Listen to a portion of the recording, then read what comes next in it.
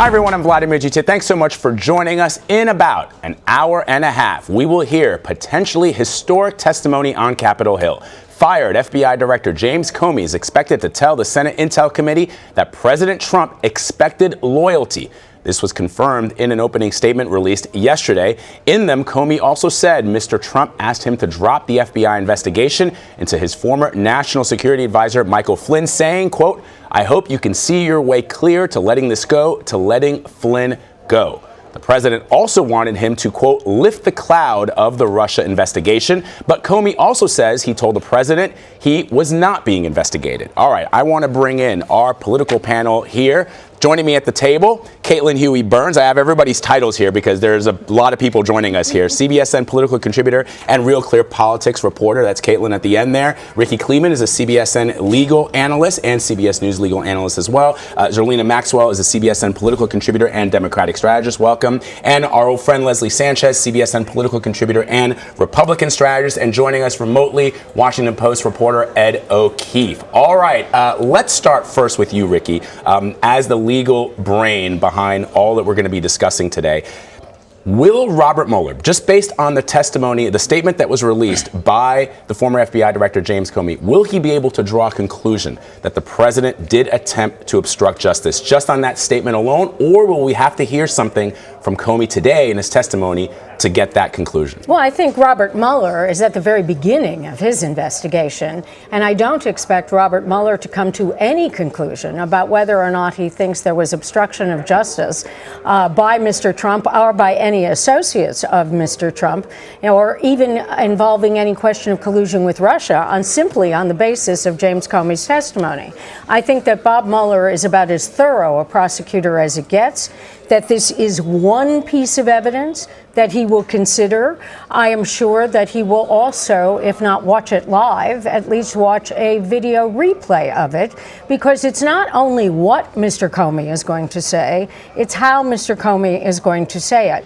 You have nuance here because the meetings of Trump and Comey, the conversations, are in and of themselves nuance. And by the way, it's not up to Mr. Comey as a witness to conclude legally if there's obstruction of justice. That's up to Mr. Mueller. And he has surrogates close to the former FBI director have said that he does not intend to offer his legal opinion as to whether or not this is obstruction of justice. He's going to leave that to the Senate and to Robert Mueller. The question is, Ricky, for you, and we should point out that you know Jim Comey and Robert Mueller in a professional setting, but the question I think a lot of people have is, just based on your many years as a lawyer, do you see obstruction of justice in what the president was doing here? Based on reading the statement that Mr. Comey released yesterday, I do not see a conclusion of obstruction of justice at this point in time. You have to remember that what you wind up with is you need the intent to corruptly influence, to impede. You need that intent. And it certainly seems from what we have read, we'll see what Mr. Comey says today, that even when Mr. Trump said about General Flynn, let it go, that was trumping Trump. That was not saying, I'm directing you to let it go. Because if it was, in fact, a direction, I would expect Mr. Comey to do something more than simply write a memo to the file. And yet, when the president says, do you like your job, when he knows that the FBI director is in office for 10 years, he asks him about his job, and he asks him to lift this cloud several times. He talked to Jim Comey about the Russia investigation, and then he fires the FBI director. Certainly for those of us who are not lawyers, we'd look and we'd say, if that happened to me at work, if a boss came to me and said, how do you like your job, and will you do this for me, and I don't necessarily do it to his liking and I get fired, wouldn't I be able to go to my HR or my lawyer and say, my boss fired me because I wouldn't carry out his action? Yes, you would. Yeah. Legally, what we have here is not simply what happened in those various conversations when you're looking for a conclusion of, is it obstruction of justice or not? From a purely legal perspective, you do have to look at the arc, and the arc does end with the firing. So whether or not there's ultimately a conclusion that this was a an intention to corruptly influence, and that when he was not going to sit down and just let everything go, and if in fact he asked for more funding and then he was fired, then you have another story. But I think looking at it at face value, which is all I can do today, because all I can do before we've heard him is look what is written or what has been written about, I don't think you quite get to obstruction of justice.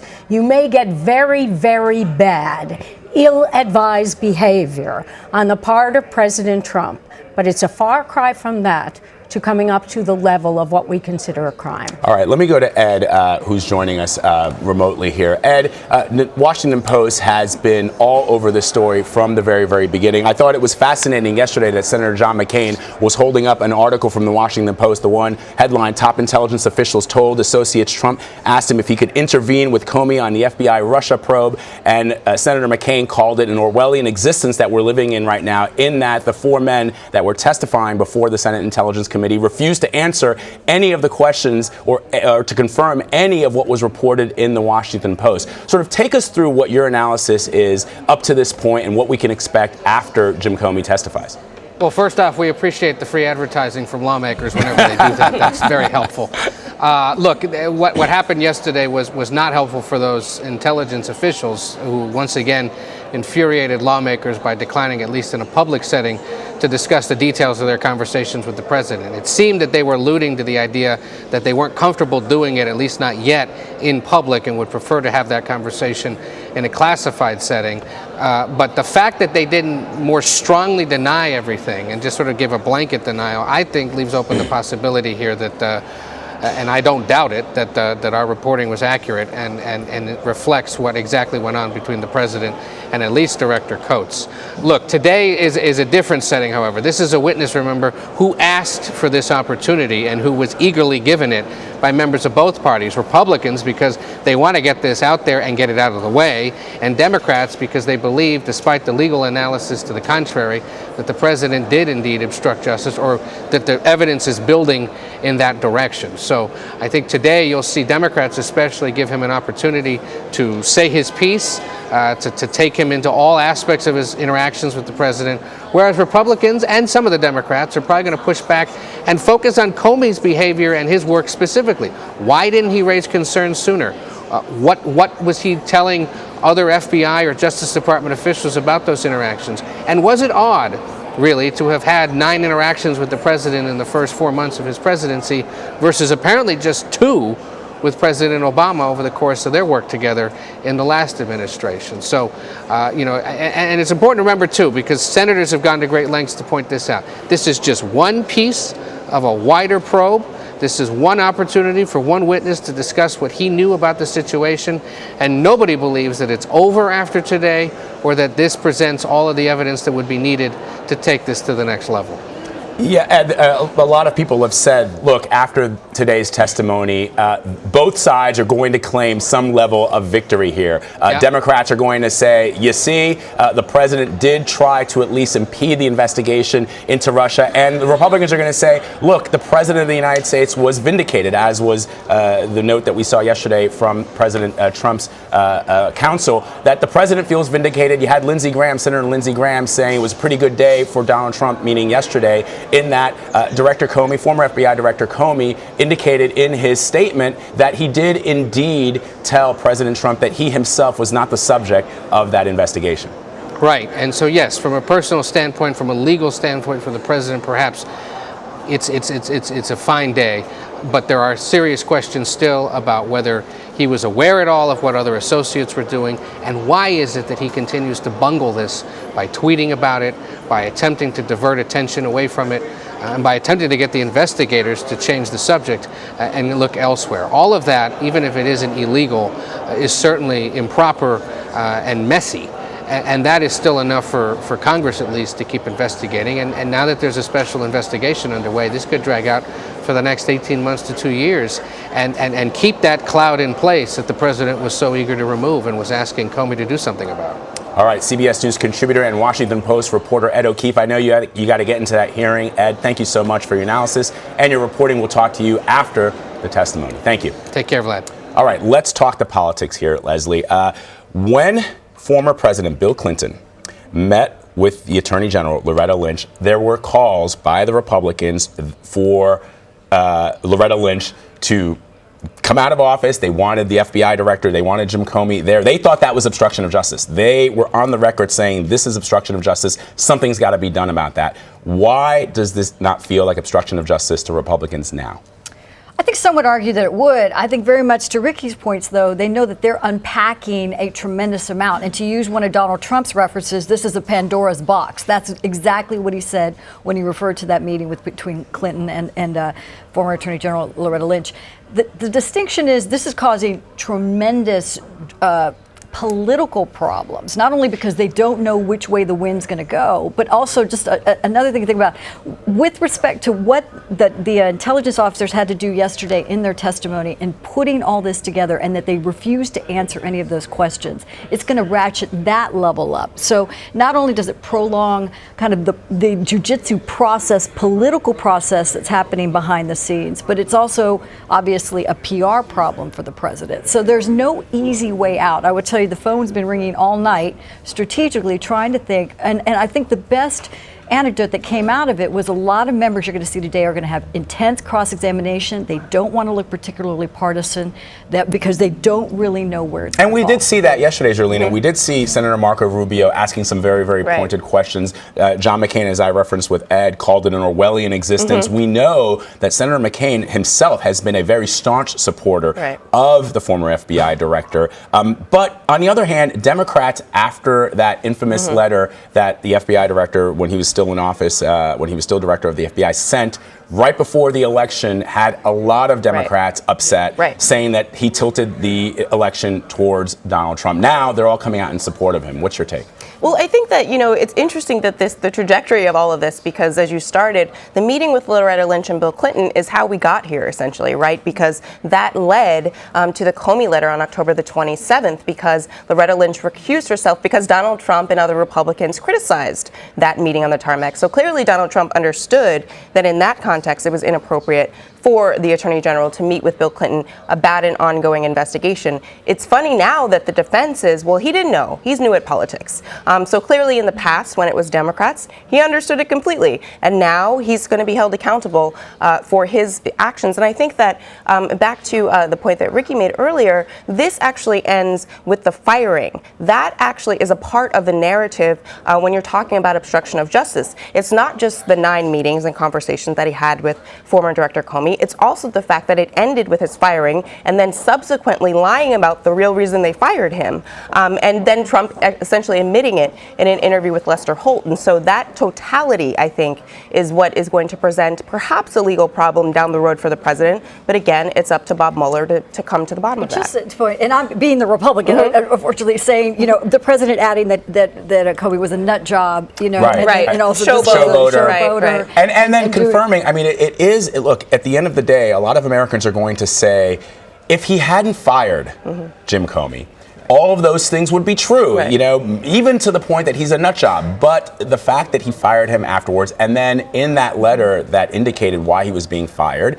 it was for being political. It was for interfering in the election. And in fact, the president then confirmed to NBC News that he fired him because of the Russia investigation. Right. So the question is going to become, is he reacting because of wounded pride and political incompetence, or is it really a deliberate action that he's taking? I don't think we're going to get to that second part, but Republicans feel like they're skating, they're walking on an icy street, trying to cross an icy street when it comes to this whole situation. And that's why I think the details will really matter here. And we have the testimony, but we don't yet have the questions from the lawmakers. And if yesterday was any indication, that is really key here, to see how some of these lawmakers react to what Comey has to say or try to get information. That will tell us a lot about where they think things are politically. And another little nugget in yesterday, in the statement released yesterday, is that Comey made sure to say, I did not even document any of my conversations with President Obama.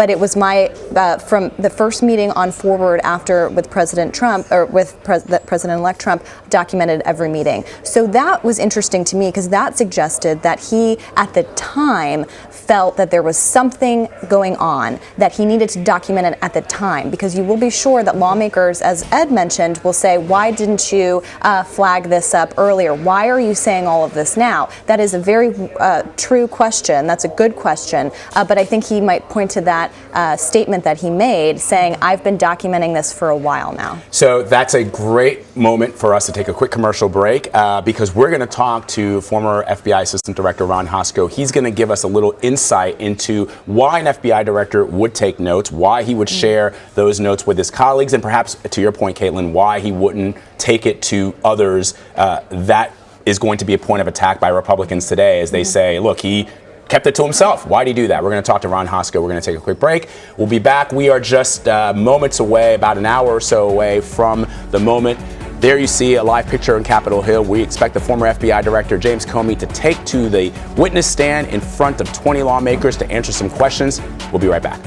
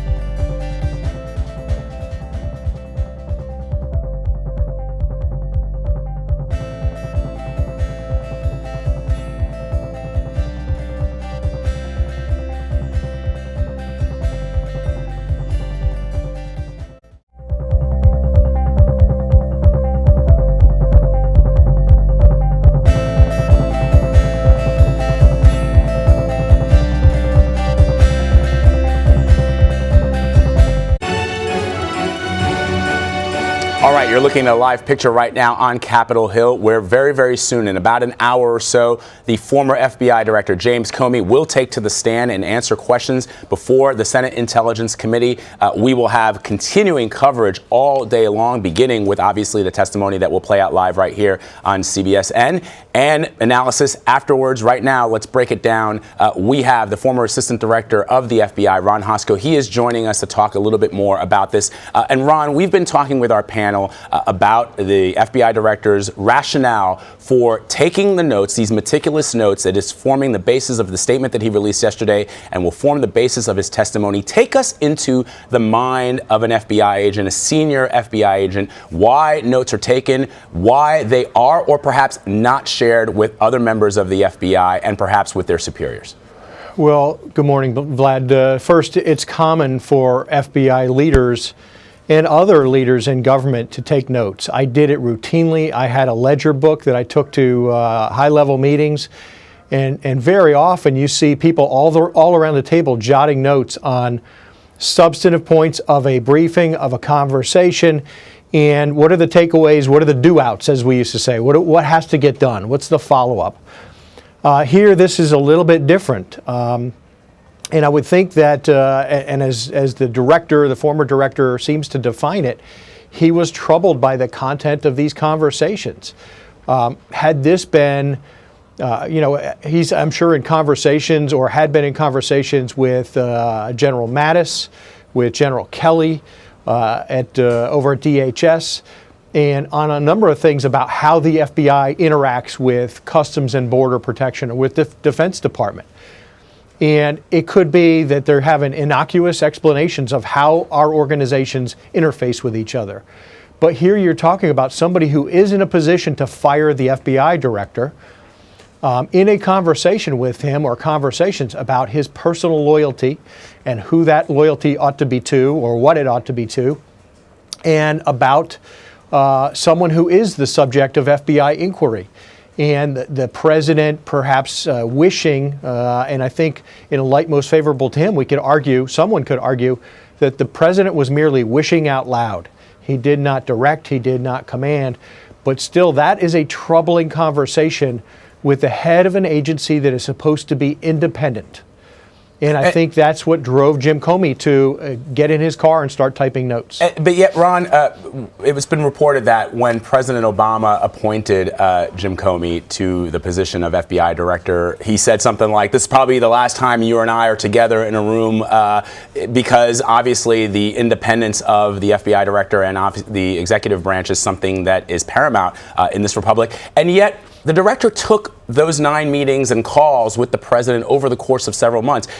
People who are perhaps troubled by that are going to say, look, that does seem in itself troubling. Why would the FBI director take so many meetings with the president if, as he has pointed out and as you're pointing out, he perhaps felt uncomfortable with what the president was asking? Well, first, the president, Jim Comey, is in his chain of command. So seldom are you given a great opportunity to say, no, I don't think I'm going to go over to the White House today. In our post 9/11 world, Bob Mueller was over at the White House on a regular basis on terrorism briefings and on a range of other issues. But it just gets into very tricky territory when the conversation starts to focus on something that is an ongoing investigative matter within the FBI and conversations with the president. And there are policies in place within DOJ to prevent that sort of thing. But remember, too, we had a DOJ that was, in a little bit of chaos as well. We did not at that time have, I think, we didn't have an attorney general. Jeff Sessions had not yet been confirmed when some of this started. Sally Yates was effectively on her way out of the door as the acting attorney general and the DAG at that time. And another gentleman, Dana Bente, was over as the actor within DOJ. So there was, kind of some moving parts within DOJ while this was happening. And Jim Comey, I think, did the prudent thing, write it down as his concerns started to grow. All right, Ron, stand by. I want to get some final thoughts from our political panel here and our reporters. So, Caitlin, what are you going to be looking for as we await the moment that Jim Comey takes to that stand? What questions remain unanswered for you? Well, a couple of things. One is the question, of course, of why didn't you bring this up earlier? Another question, too, is, the details of Comey's testimony and of the way in which he answers questions are going to be significant here. And it will also give us an idea of, while he might not be able to make a judgment about this, he's a good lawyer, right? He's a former prosecutor. He's been in this system for a long time. He also really knows how to testify and how to make some newsworthy points. So what he chooses to say and what he chooses to say, well, I can't really talk about that, that's in the realm of the Mueller investigation, will be really interesting because the two have talked and they are friends. They have longtime partners. I think that will be interesting. Zerlina, for you, this for a lot of people will not be the nail in the coffin, right, but perhaps provide a nail for Robert Mueller. What's your take? What are you looking for? What do you expect to hear?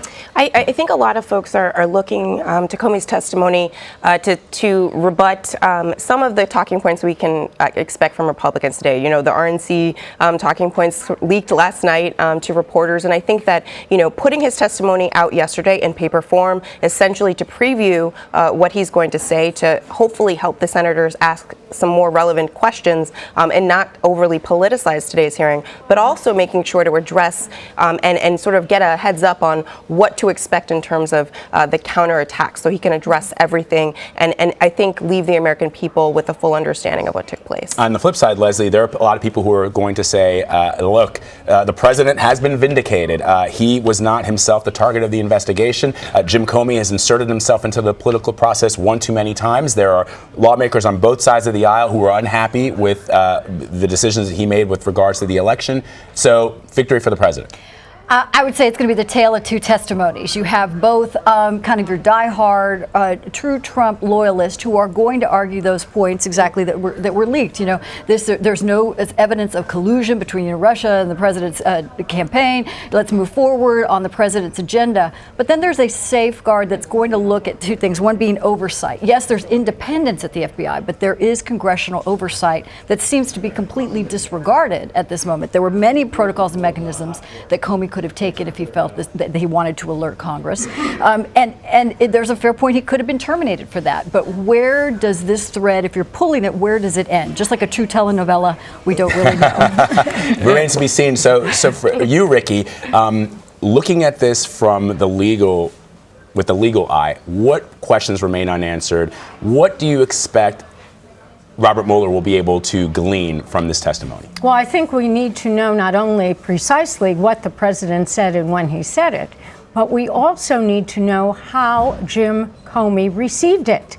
What did he think the president meant? And as a result of any statement that the president made, what did Jim Comey do or not do? So this is what building a case is all about. Another sidelight to this, which is perhaps beyond my legal expertise, but it certainly is involved in when I think about reputations of lawyers in the law. This is a possibility of the day of the rehabilitation of James Comey's reputation. This is his opportunity. We'll see how it plays out. Do we still have Ron Hosko with us real quick? Ron, we've got about 2 minutes left. I just want to ask you, the president announced via Twitter yesterday who he intends to nominate as the next director of the FBI, a lawyer who doesn't really have a lot of national security experience, Christopher Wray. Doesn't know a lot of the rank and file FBI agents. What's your take? Do you think that he will be able to raise the morale, which what we understand right now at the FBI is not at its best? I'm cautiously optimistic about this nomination. In looking at his bio, he has significant, complex investigative and prosecutive experience on complex financial crimes, on public corruption matters. And so I think someone with his depth and his prior relationships with the FBI, which I've been personally told have been very positive, both in Washington, D.C. and as a prosecutor down in Atlanta, I think he'll be warmly embraced by the workforce there, who will, very much be in a wait and see mode. They want to see what they get as an FBI director. It's a big job. It's going to take a lot of energy and a lot of focus, particularly to pull the FBI back out of this spotlight that most do not want to be in. At the very least, it may be something that both Republicans and Democrats can agree on. Somebody who comes from outside of the political world, does not have a lot of baggage. We'll be watching for that very, very soon. Ron Hosko, former Assistant Director of the FBI, we thank you so much for your analysis. As always, I want to thank the rest of our panel. Caitlin Huey-Burns, thank you. Ricky Kleeman, Zerlina Maxwell, Leslie Sanchez, thank you all for being here with us. We are all waiting the moment where Director Comey, former FBI Director Jim Comey, will take to that witness stand. You're looking looking at a live picture right now from inside that room where he will face lawmakers to answer questions not only about his written statement that he released yesterday, but what was going through his mind during those meetings with the President of the United States, Donald Trump. We're going to be watching that. CBS News special report will be coming to you in about 30 seconds, anchored by Charlie Rose, Norah O'Donnell, Gayle King, along with John Dickerson, and all of our reporters. Nancy Cordes will be joining, Jan Crawford. We're going to have all of that coverage. You are looking right now at a live picture of Jim Comey's house. Don't know how we got that camera there, but we do. Stay with us. CBS News special report, just 10 seconds away.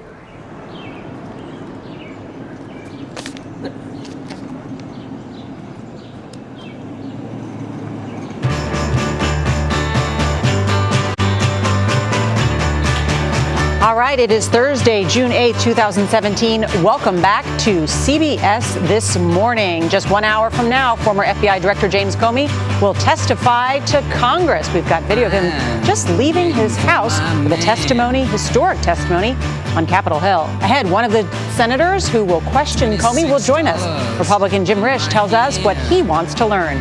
But first, here's this hour's eye-opener. It reads more like a Tom Clancy novel than your usual garden variety congressional testimony. It's a little awkward to make it so plain and so blunt, but I don't think it's particularly nefarious. If this becomes a credibility contest between the president and Director Comey, that's a contest that the president is going to lose. What is troubling is, why did he demand loyalty? Why did he ask that the investigation go away? And why was he so obsessive about the Russia investigation that he wanted the cloud cleared? What you're seeing is a president who is now learning about the way people react to what he considers to be normal New York City conversation. You don't often read a document from an FBI director taking notes that the president called me to say he didn't hang out with hookers. That is not like the normal case of events. I made a joke. The president has a hard time colluding with his staff, so I don't think he colluded with the Russians. Just give this thing the time you need, Mr. President. Stop tweeting. A bar in Washington, D.C. will offer customers a free round of drinks every time President Trump tweets about former FBI Director James Comey during his testimony tomorrow. That story again, a bar in Washington, D.C. is having a going out of business sale. This is a live look at Capitol Hill, where in 1 hour, former FBI Director James Comey will speak out for the first time since President Trump fired him. I'm Charlie Rose with Gayle King and Norah O'Donnell. James Comey has just left his house in McLean, Virginia just moments ago. He's on his way now to the Capitol. He has asked the Senate Intelligence Committee to release his opening statement yesterday, and he claims that President Trump told Comey that he needed loyalty and asked him to drop the investigation of former National Security Advisor Michael Flynn. The statement also says Comey told the president 3 different times he personally was not under investigation. James Comey started writing memos about meetings with the president after they first met in January. Comey wrote, creating written records immediately after one-on-one conversations with Mr. Trump was my practice from that point forward. This had not been my practice in the past. Our correspondents in Washington are covering this morning's hearing and getting reaction. First, we go to Nancy Cordes overlooking the hearing room on Capitol Hill. Nancy, good morning.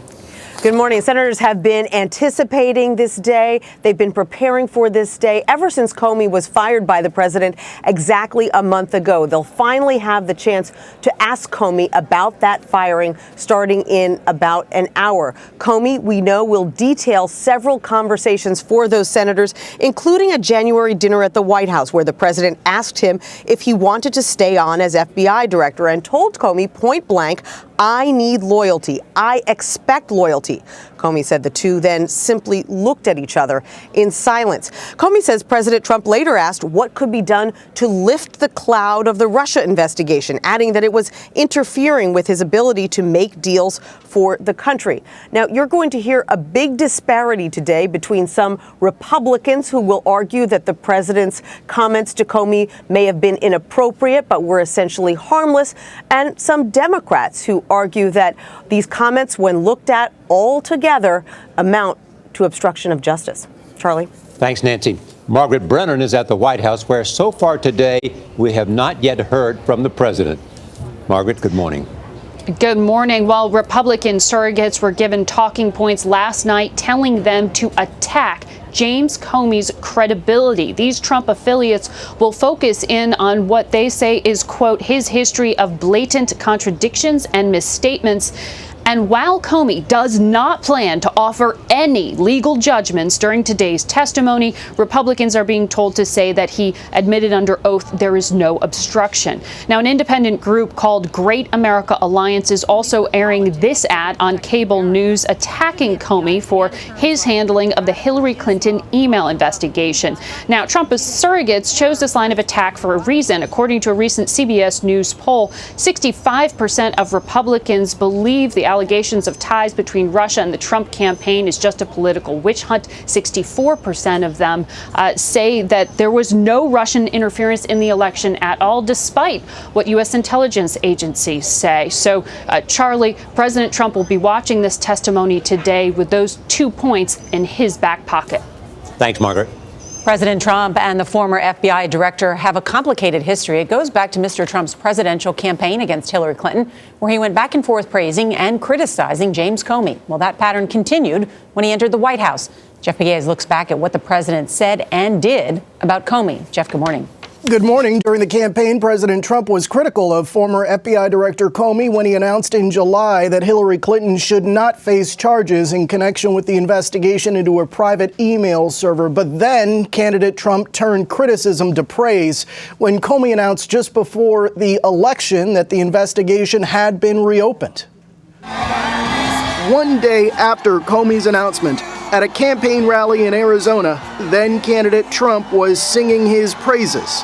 I respect the fact that Director Comey was able to come back after what he did. I respect that very much. But a month after he was sworn in, Trump blasted Comey's FBI on Twitter, saying the FBI is totally unable to stop the national security leakers, adding they can't even find the leakers within the FBI itself. Those tweets were in response to leaked media reports claiming the White House asked the FBI to debunk claims that members of Trump's campaign had been in contact with Russia. Then in mid-March, Comey confirmed that the FBI was investigating Russian meddling in the 2016 election. And that includes investigating the nature of any links between individuals associated with the Trump campaign and the Russian government.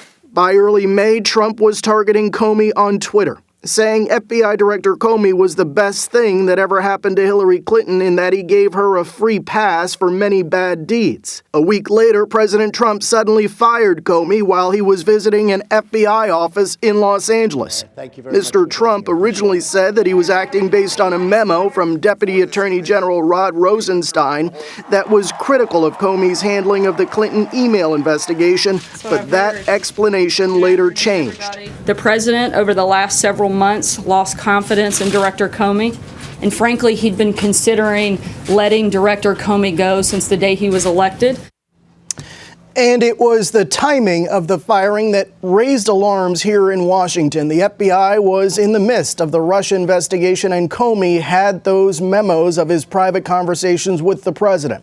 The drumbeat of calls for Comey's testimony grew louder. Charlie.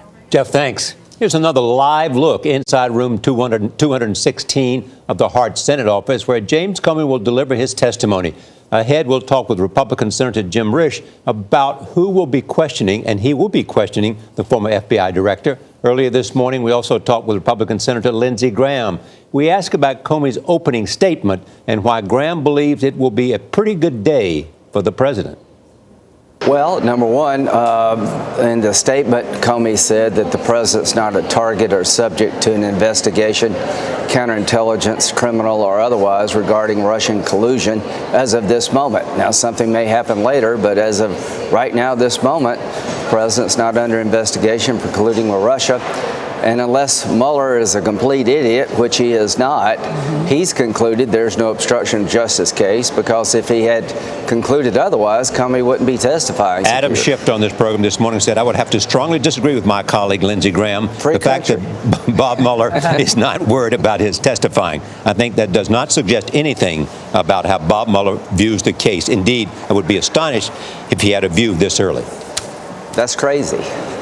I've Schiff been a is crazy? prosecutor. No, Schiff's not crazy. The analysis is crazy. You just don't do it that way. So he's concluded, I think rightly, there's no obstruction of justice here. Is it okay for the President of the United States to invite the FBI director for a private dinner, ask him does he want his job, and then say to him, I need your loyalty? Is that okay to do? No, half of what Trump does is not okay. If you're trying to convict him for being a bull in a china shop, crude and rude, you'd win.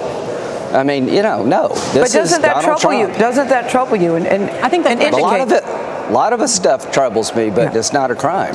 James Comey, in his testimony, specifically accuses the president of asking him to drop the investigation against Michael Flynn. Right. The president himself was asked about this on May 18th in the White House in a joint presser, where he was asked, did you in any way, shape or form ask to close down the investigation into Michael Flynn? The president responded, no. Who do you believe is lying, the former FBI director or the president of the United States? Well, I think if you look at Comey's statement, he said, well, maybe he had a different view of this than I did. I think what Trump was trying to do is help Flynn because he thought he had already been punished enough. Let me ask you this, Senator. Do you believe there was an effort by the Russians to compromise the incoming president? In other words, we learned from this opening testimony that James Comey first met Donald Trump at January 6th at Trump Tower, in which he talked about this salacious and unfair and verified document. He said he went because the head of the DNI said, I should meet with him one-on-one, privately tell him that they have this stuff on him, and they may use it to, in his words, compromise an incoming president. Does that concern you? Yeah, I saw that document long before it was you're talking about. Yeah. It was given to Senator McCain, and I looked at it and I said, oh, wow. But here, this Trump fever, people say, why are you defending Trump? I've been getting really suspicious of all things Russia here. The details of that document haven't been corroborated. As of this day, we now know nobody can prove that Trump colluded with the Russians. And Representative Schiff aside, I believe that Mueller would not let Comey come forward if he believed this was obstruction of justice. Thank you, Senator. It's great to have you. Yeah, great to have you, Senator. Thank you. 15 senators will question James Comey this morning. We'll talk to one of them coming up next, Republican Jim Risch, on what he hopes to learn from the former FBI director. But first, it's 9/11. Time to check your local weather. A little baby.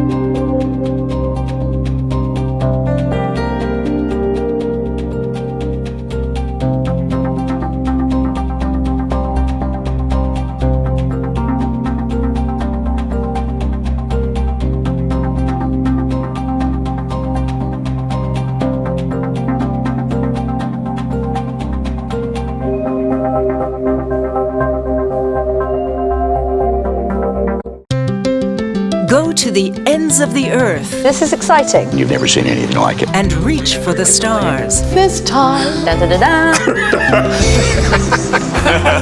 Hey, this is pretty fun. Look through a telescope and go, wow. Experience thought-provoking, innovative, and truly original reporting. Stand back. Because there's always something new under the sun. On CBS Sunday morning. You search, share, post, pin, tumble, you message, you snap, and you chat, and then you click and know for sure. We're getting some breaking news into the newsroom. Here's the latest. The free, easy, real news app that makes you that friend. CBSN, CBS News, always on. James Comey will begin his testimony under oath before the Senate Intelligence Committee in less than an hour now. Republican Jim Risch of Idaho is one of the 15 senators who will question him today. So here's a look at the seating chart for this morning's hearing. Risch, as you can see, will be seated right next to the chairman. He's been a member of the Senate Intelligence Committee since 2009, and he joins us now from Capitol Hill. Senator, big day today. Listen, big doings, no question about it. Big doings is right. There are reports that several of your colleagues either rewrote or revised their questions after seeing Comey's opening statements. Were you one of those? No, I didn't have any questions written down before that. But what's your focus today? I think that was very. I'm sorry. Go ahead. No, you go ahead. You go ahead. Well, first of all, I was glad to get that 7 pages. I mean, it's clear, it's concise. Jim Comey did an excellent job in putting that together, and it's going to make it a lot easier for people questioning him today. Mm-hmm. So what will be your focus today? What are you mostly interested in now that you've heard what he has to say? Well, obviously, I'm interested in in him confirming what he said in the 7 pages. I'm sure he's not going to vary from that, really, probably in any way, shape, or form. He's a bright guy. He's a person that's highly respected. He's a good lawyer. I'm an old prosecutor. He's an old prosecutor. This is not unfamiliar ground for either of us. I've been through 1,000 investigations. While I was a prosecutor and charging decisions. So, look, we're going to try to get to laying this thing out for the American people, and I think his 7 pages have answered a lot of questions. There were 9 reported one-on-one meetings between the President of the United States and his FBI director. Highly unusual. What questions does that raise for you? Well, first of all, this is an unorthodox presidency. So when things like this happen, I guess it's the way that the president does business. And certainly he is not prohibited from meeting with people who work for him. Indeed, I would think that most people who have people working for them, particularly their management team, particularly people high up, you'd want to meet with relatively frequently to talk about things that are important. So, well, the former FBI director, the number, I guess what I'm getting at is the number doesn't bother me. The former FBI director thought it was unusual, and that's why he details that he started to take memos of each of those meetings, including a dinner that occurred inside the White House, just the 2 of them on January 27th. And Mr. Comey writes in his letter that he thought that the dinner was, at least in part, an effort to have me ask for my job and create some sort of patronage relationship. Would that be appropriate to have a patronage relationship between the president and the FBI director? Well, I don't know what I read the conclusion, and I didn't hear all the words that were spoken at the dinner, so I don't know how that conclusion was reached. But certainly the president employs that position along with all other positions. So again, I think we're going to hear more about it today, and I'm reluctant to either criticize or defend without hearing more about it. But Senator, if it's all correct in turn, he confirms everything that's in that opening statement. What question does that raise for you? I think more importantly, it doesn't raise the questions as much as it confirms answers to questions that I've had. I want to drill down a little bit on some of those to make sure that I'm understanding right of exactly what he's saying. Got it. Thank you. Thank you, Senator Risch. Appreciate it. Thank you. President Trump will be closely following James Comey's testimony ahead. How some senior White House staff believe the president could react on Twitter. You're watching CBS This Morning.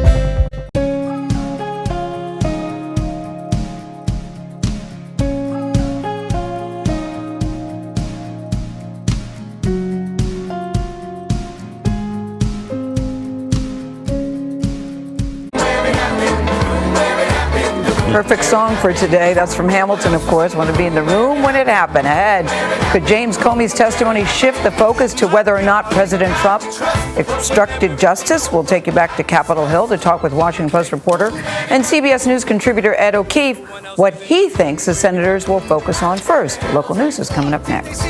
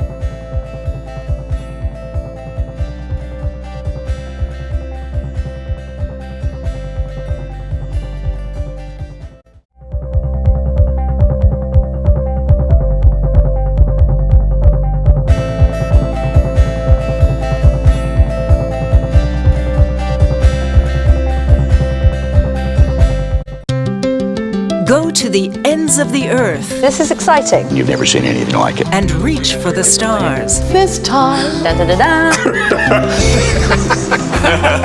Hey, this is pretty fun. Look through a telescope and go, wow. Experience thought-provoking, innovative, and truly original reporting. Stand back. Because there's always something new under the sun. On CBS Sunday Morning.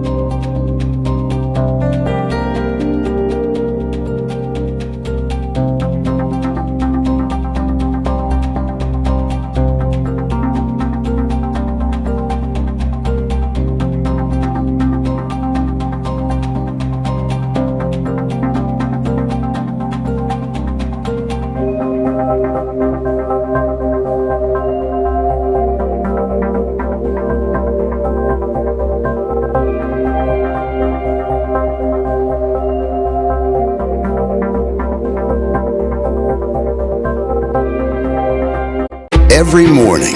More and more people are choosing to start their day with more real news. And at CBS This Morning, we just wanted to say thanks. You're looking at live pictures from a Senate hearing room on Capitol Hill. We're more than 30 minutes away from James Comey's first public comments since he was fired. Comey will testify before the Senate Intelligence Committee. We will bring you live coverage of the hearing.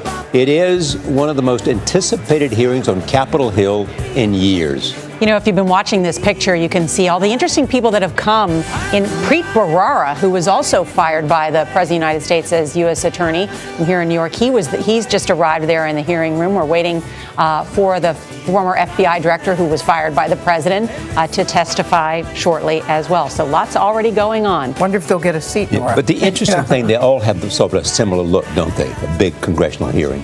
Oh, yes. Yes, they absolutely. do. They do. Those are all tables behind, by the way, that's the desk where the FBI director, former FBI director, will be testifying. Those tables behind it are all reserved for reporters. Right. So reporters all have a seat there right inside the room. It's the Hart 216 building is one of the most iconic kind of buildings on Capitol Hill. The hottest ticket in town. Yeah, absolutely.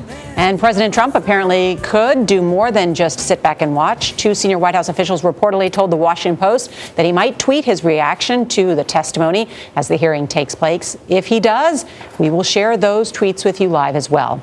And James Comey's opening statement was released yesterday about conversations the president and Comey had between January and April. He described a private White House dinner in January where the president demanded his loyalty. And Comey believed that the president wanted to create a patronage relationship between the two. Mr. Trump's attorney said the president feels vindicated. That's because Comey said he told the president he was not personally under investigation. Chip Reed is on Capitol Hill, where people have been lining up outside the hearing room for hours. Chip, good morning. Good morning, Charlie. That's exactly right. In fact, they've been lining up since 5 a.m. And as you mentioned, the hearing room here, 216 in the Hart Building, which was built in the 1980s, was literally made for TV. It was built to accommodate growing crowds of onlookers and also a growing media presence here in Washington. There are sliding panels that hide TV cameras so the senators and witnesses won't be distracted. It even has a ring of suites overlooking the hearing room, many of them for the media, kind of like skyboxes at a sports arena. Now, as the senators are arriving here this morning, there are a couple to keep an eye on. Actually, there are quite a few, but let me mention two. One is Florida Senator Marco Rubio, who yesterday grilled the Director of National Intelligence, Dan Coats, and also the NSA Director, Mike Rogers, on whether they were pressured by the White House to try to influence an ongoing investigation. Rubio has voiced concerns over Russian meddling in the election. And another one to keep an eye on is Richard Burr of North Carolina. He announced last year, after he narrowly won re-election, he had 51.1%, that he's not going to run for re-election. So as the Republican chairman of this committee, he doesn't have to worry about the swing state politics of North Carolina. And he and Mark Warner, the Democratic vice chairman of this committee, work very well together on a bipartisan basis. Nora? All right, Chip Reed, thank you so much. And we're awaiting the arrival of James Comey. He left his home in McLean, Virginia, about a half an hour ago. CBS News contributor Ed O'Keefe is the Washington Post congressional reporter. His front page story this morning explores how the Comey testimony could turn congressional probes on Russia toward the question of obstruction of justice and possibly impeachment. He joins us now from Capitol Hill. Ed, good morning. I saw your piece right there on the front page of the Washington Post. It's got that headline, did the president obstruct justice right there? That's the question. So what would constitute obstruction of justice? Well, it would essentially be examples like what Comey is suggesting here, and perhaps a more methodical attempt by either the president or those close to him to try to impede the ongoing FBI investigation. The initial read of this from legal observers and from senators who've been monitoring this closely suggests that he didn't necessarily obstruct justice, or there's no evidence of that just yet. But everyone seems to agree he was certainly untoward or improper in making these kinds of requests to the director. But Ed, what do you make of Chris Christie's theory that, listen, he's a political novice, that he said some things that were... He described it as a New York kind of conversation, that he didn't really understand the significance of some of the conversations he was having. Do you buy that? On-the-job training is an excuse or an explanation we've heard from supporters of the president for quite some time. But I think, if you look at polling, if you talk to lawmakers up here, there's really no tolerance for that at this point. And I think that today may indeed confirm that was all it was. But that is going to be seen again as improper by members of Congress. And in fact, as you know, Ed, there's an expression that lawyers use called ignorance of the law is no excuse. Right. Exactly. What's necessary, though, back to the question of obstruction of justice, what's necessary to make what we have heard obstruction of justice? What is the missing element here, intent or something else?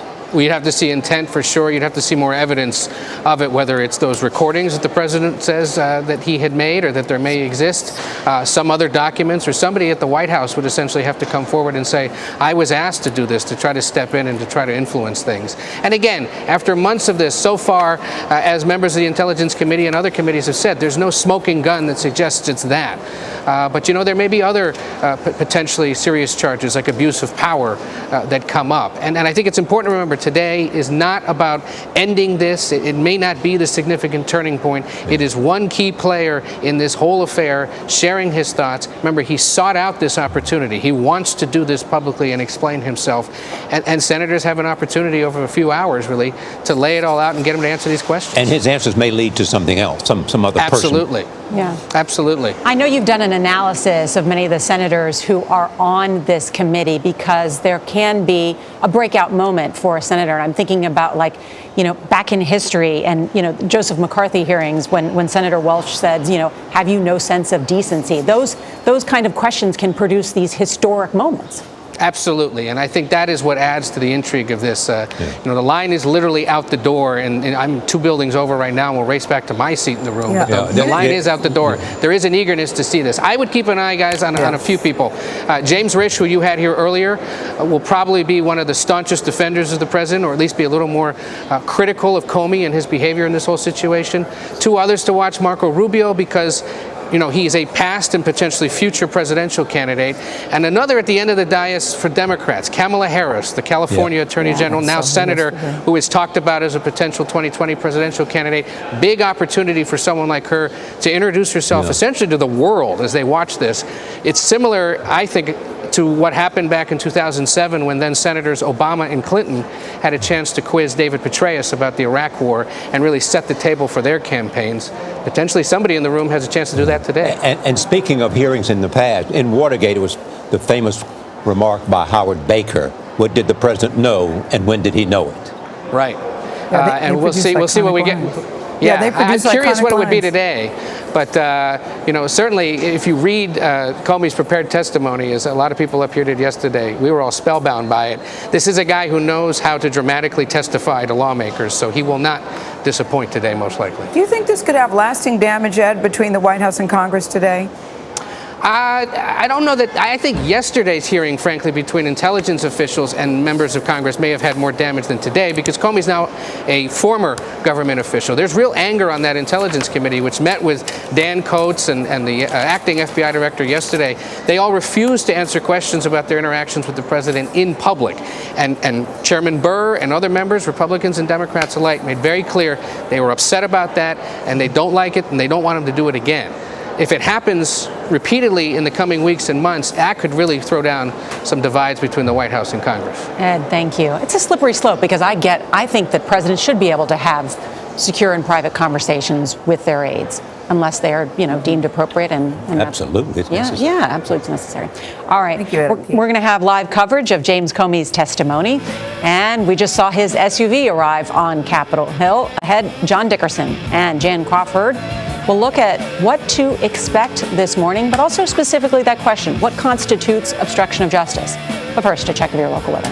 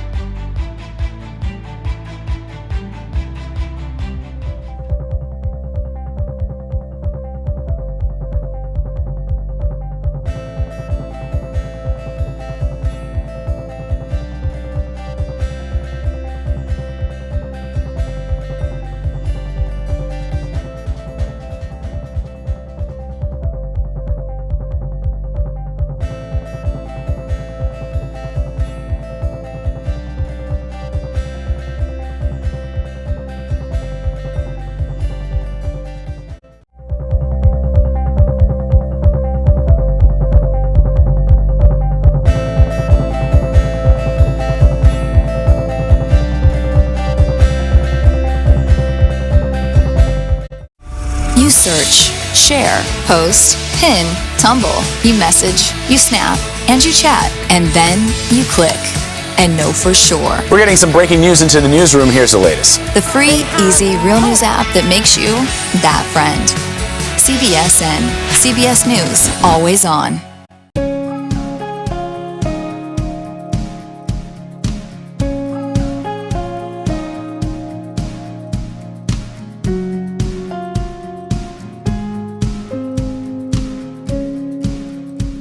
Every morning, more and more people are choosing to start their day with more real news. And at CBS This Morning, we just wanted to say thanks.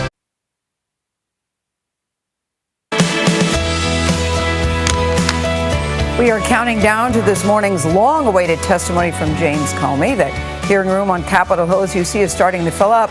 When the Senate Intelligence Committee begins, we'll bring it to you live at 10 o'clock. Nancy Cordes is overlooking the hearing room right now. Nancy, good morning.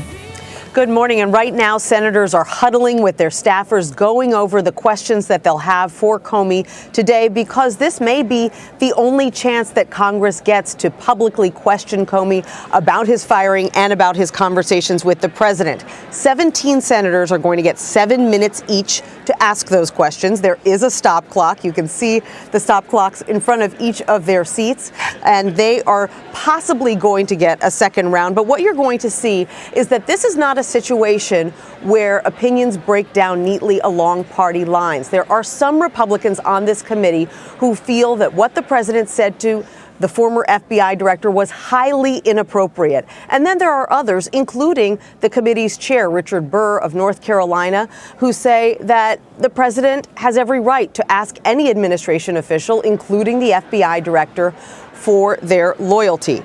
Based on his prepared remarks, we know that Comey is going to say that he found the president's comments, quote, awkward, strange, and very concerning.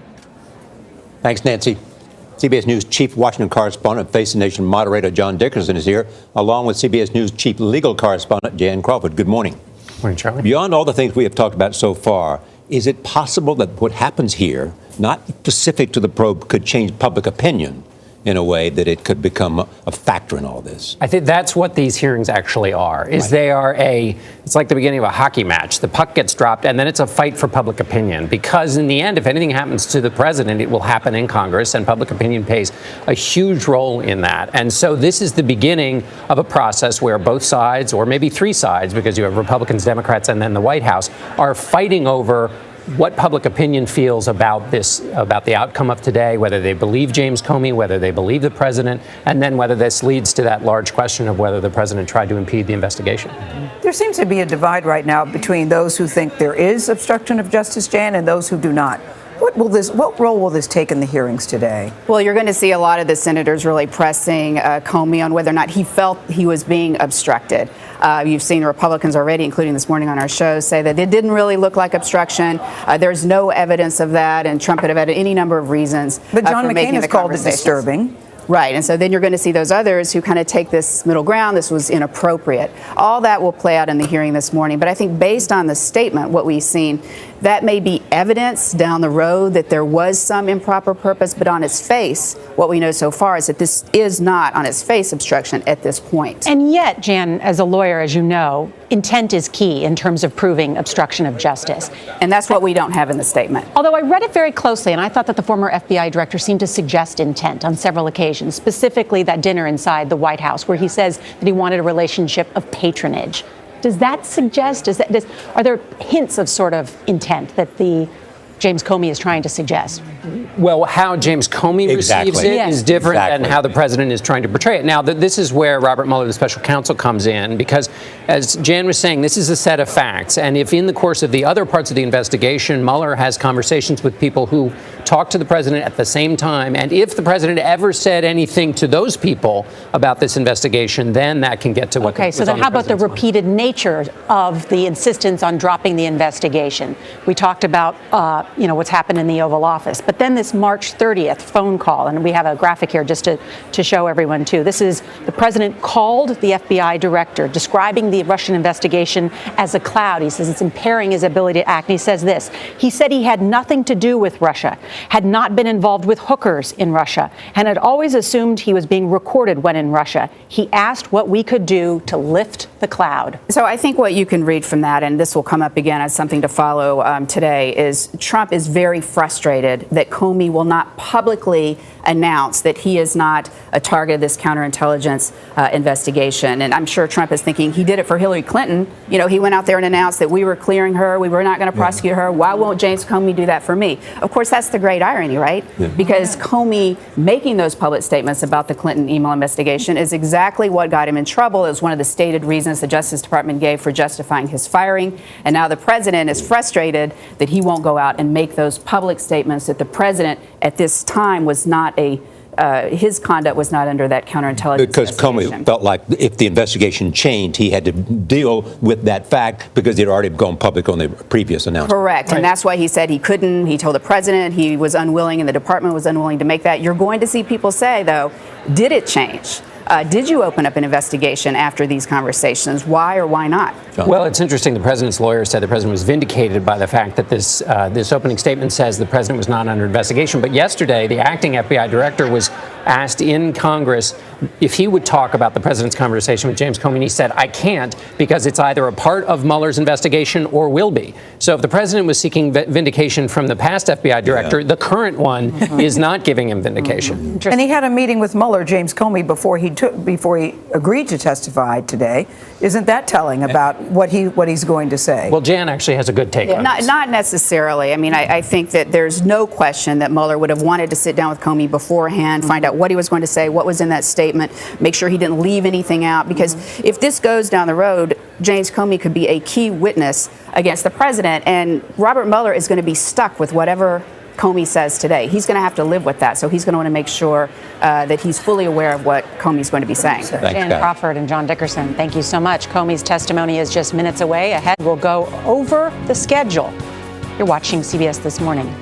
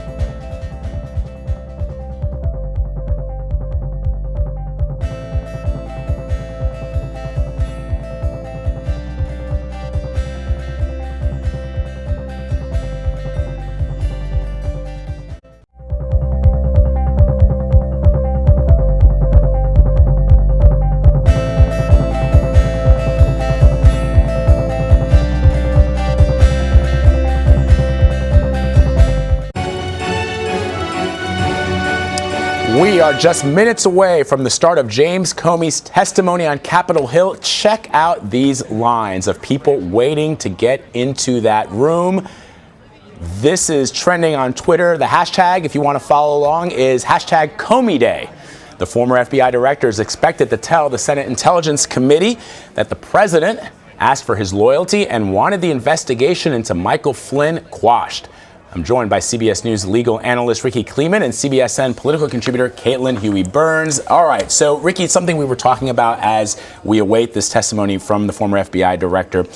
A lot of the president's surrogates, a lot of members of the GOP have come out in the last day or so and said, based on the testimony, the statement that Director Comey provided yesterday, the president has been vindicated. That is the word from his counsel, the president's counsel. The president has been vindicated because during the firing of James Comey, he indicated that the director told him he himself, President Trump, was not under investigation 3 separate times. That is what Comey says in his statement. But what I want to know is that was never really the question. The investigation into the Russian hacking of our election is not perhaps focused solely on President Trump, is it? No, of course not. I really am amused by the idea of feeling vindicated at the very beginning of an investigation, as opposed to, we think of vindication usually at the end of a trial when it's over. When it's over. In this particular stage, what we do have to remember is the broad base of looking at these issues, not only within the Congress, but also certainly for Robert Mueller,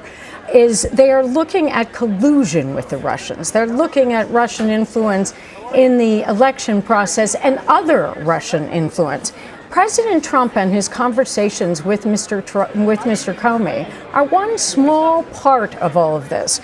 So the fact that James Comey may have, in fact, said to President Trump, you, President Trump, are not being investigated personally, does not mean that his associates or representatives are not being investigated. They're two completely different things.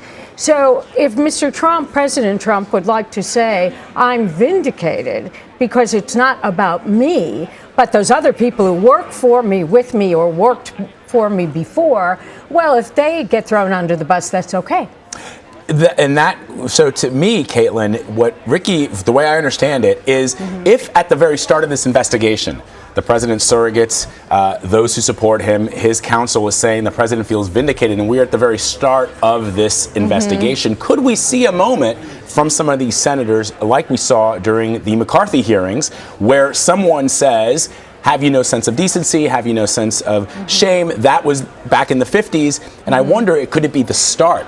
Not the end, where they're saying we're vindicated and we're just at the start of the investigation. Somebody could say, look, this is the very beginning of the end. Well, a couple of different things. First, think of the impact of Comey releasing this, the committee and Comey deciding to release this testimony yesterday. That means that lawmakers have had many hours to go over this information, to prepare their questions with the information that they know. So that's one part of this. And the other thing is that we saw during the investigation into the Clinton emails, be very careful by making a judgment about what the FBI has done or said to you, right?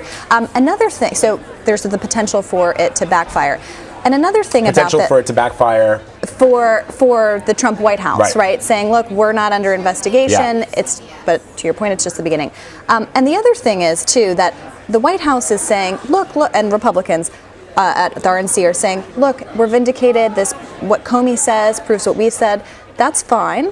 But that means that everything else that he says then also has to be true, right? So it's going to be interesting to see how the RNC, how the White House kind of picks and chooses what information that Comey says that they think is true, that fits their case, and what information they say that's dismissed. Ricky, the president has called this a witch hunt. Is it? No.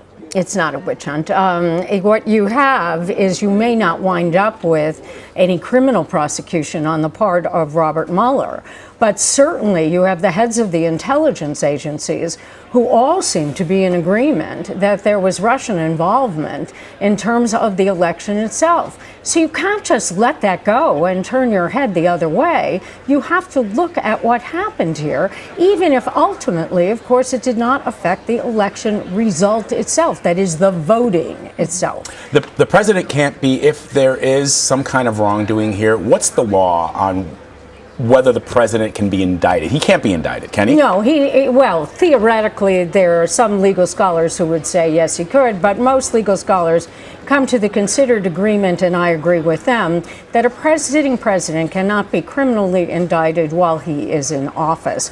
The remedy for criminal wrongdoing of a president of the United States is the impeachment process. And of course, we have seen that, or many of us have seen that in our lifetimes, with the issues involving President Clinton, and of course, going back to the time of President Nixon. So that's the way, that's the avenue. But these other people who may have been associated with President Trump and then before the election with Mr. Trump, if they have criminal responsibility, according to Bob Mueller's result in his investigation, which may or may not happen, then of course they could be prosecuted criminally. We are just 2 minutes away from the moment that the former FBI director will take to the witness stand before the members of Congress. Caitlin, last question to you. We've been hearing also from the president's surrogates, look, this is how the New York, Chris Christie said that, this is how it works in New York City. You know, we sit down with somebody and we say, hey, lay off my pal.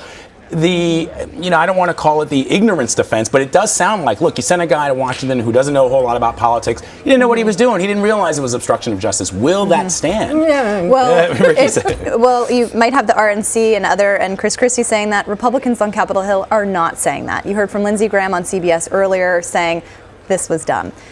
He should have known better, essentially. And Zerlina on the earlier panel brought up a really important point, which is, if you didn't know, why did you call the meeting between Clinton, former President Clinton, and the head of justice at the time, Loretta Lynch?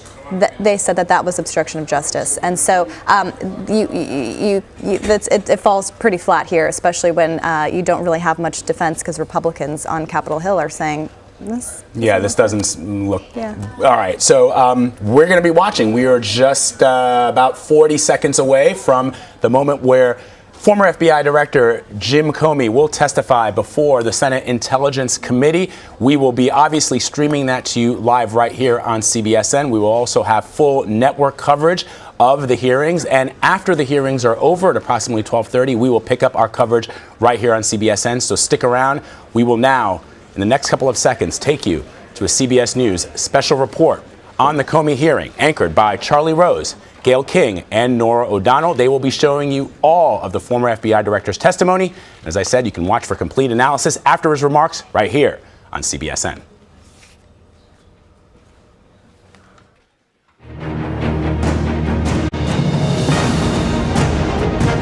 This is a CBS News special report. James Comey's testimony on Capitol Hill. The FBI director fired by President Trump is about to talk to Congress about his dealings with the president. These are live pictures from the hearing room where the Senate Intelligence Committee is about to meet. James Comey's testimony could be some of the most significant heard by Congress in recent memory. I'm Charlie Rose with Norah O'Donnell and Gayle King in New York. Face the Nation anchor John Dickerson and Jan Crawford are with us here as well. Lots to discuss this morning. James Comey has arrived on Capitol Hill. He was fired nearly 1 month ago, right in the middle of the FBI's investigation of Russian election meddling. Members of Congress quickly called for Comey to testify. Our correspondents are spread out across Washington, getting reaction from Capitol Hill and the White House. Let's get right to Nancy Cordes, who's overlooking the hearing room, room 216. Nancy, what are the main questions you think that the senators are going to have for Mr. Comey today? Well, they're going to want to know what it was about that initial meeting that Comey had with the president-elect back in January at Trump Tower that led him to start taking these notes after every discussion that he had with the president. They're going to want to know what the attorney general did after Comey went to him and said that he was very uncomfortable about these one-on-one conversations that the president was seeking out with him, and that he wanted the attorney general to do anything he could to keep him out of a situation like that. They're probably going to ask him if he thinks that he was fired because he wasn't willing to do what the president had asked him to do, which was to try to somehow lift the cloud of this Russia investigation that was hanging over his presidency. And they will most likely ask him point blank whether he thinks that the president's comments to him amounted to obstruction of justice. Now, we've been told that Comey will probably avoid weighing in on that specific legal question. He'll say that that's for others to determine, but he certainly made it clear in his opening remarks released to this committee yesterday that he found the president's entreaties to be awkward, strange, and very concerning. Now, some Republicans are going to want to know, if Comey was so concerned about what the president was saying to him, why didn't he go public sooner, before he was fired by President Trump? But if you read Comey's written statement, you'll see that he did go to other FBI officials, inform them about what he was hearing, and there you see him now coming into the hearing room. There is James Comey arriving in the hearing room right now. This is his first public testimony since being fired by the President of the United States. And we're going to hear from him describe these 9 different occasions where the two of them spoke in just 4 months, in which the former FBI director describes what he called as pressure to drop the investigation of Michael Flynn, who was the president's national security advisor and was also fired by President And Trump. great anticipation as to what he might add to what he's already said in his opening statement. Jan? And is The this moment we waited for. a lot at stake for James Comey today, is it not? Well, absolutely. I mean, this is his chance to really rehabilitate his own reputation. Remember, he was vilified by all sides for his handling of the email investigation for Hillary Clinton during the presidential campaign. Now he's almost like riding into Washington. Mr. Smith goes to Washington. He's like Jimmy Stewart out here. He could be known as the man who was fired by the president for not ending an investigation, as opposed to the man who put Donald Trump in the White House. You know, some Democrats accuse him of being the man who led to Hillary Clinton's defeat. Could he be the man that leads to President Trump being pushed out of the White House? Well, the battle here, you can see why the Republican sources, those who support the president, are trying so hard to bring up that old history, all the bad things the Democrats said about James Comey, in order to counterbalance. John, just beginning.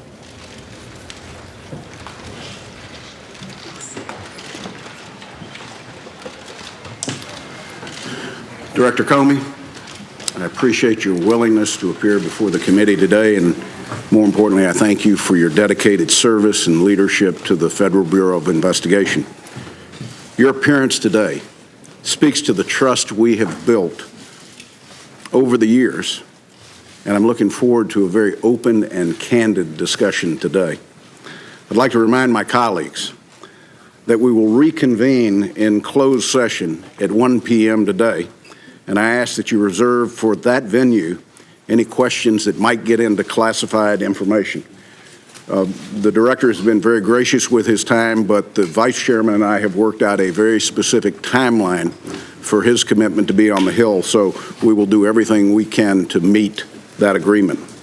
The Senate Select Committee on Intelligence exists to certify for the other 85 members of the United States Senate and the American people that the intelligence community is operating lawfully and has the necessary authorities and tools to accomplish its mission and keep America safe.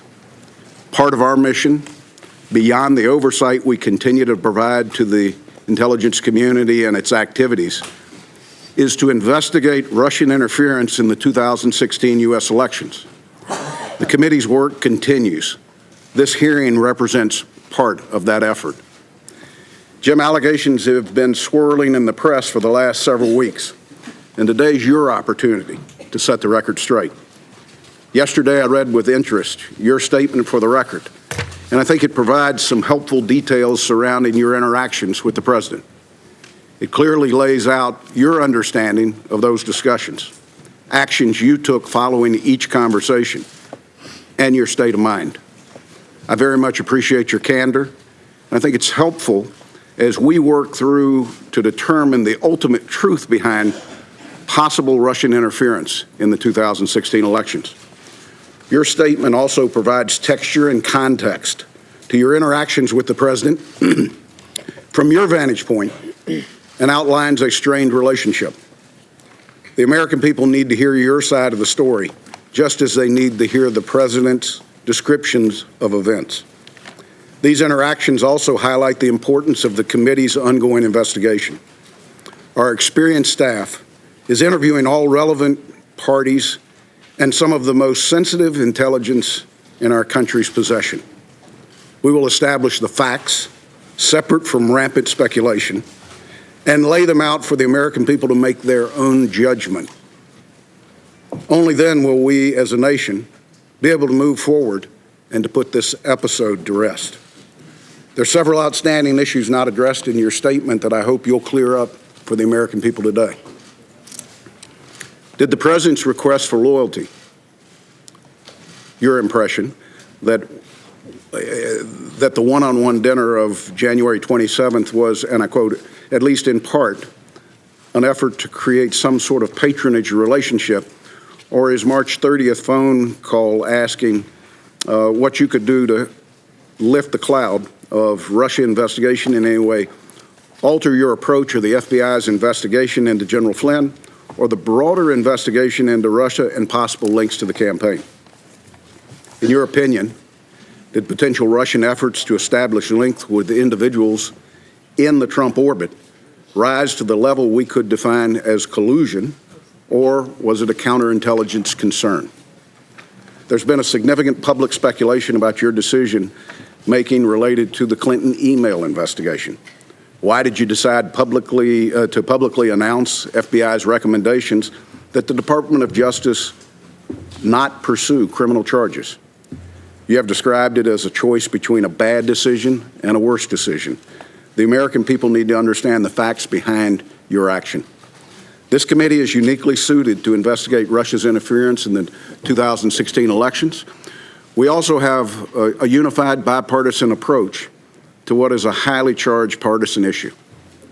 Russian activities during 2016 election may have been aimed at one party's candidate, but as my colleague Senator Rubio says frequently, in 2018 and 2020, it could be aimed at anyone, at home or abroad. My colleague Senator Warner and I have worked to stay in lockstep on this investigation.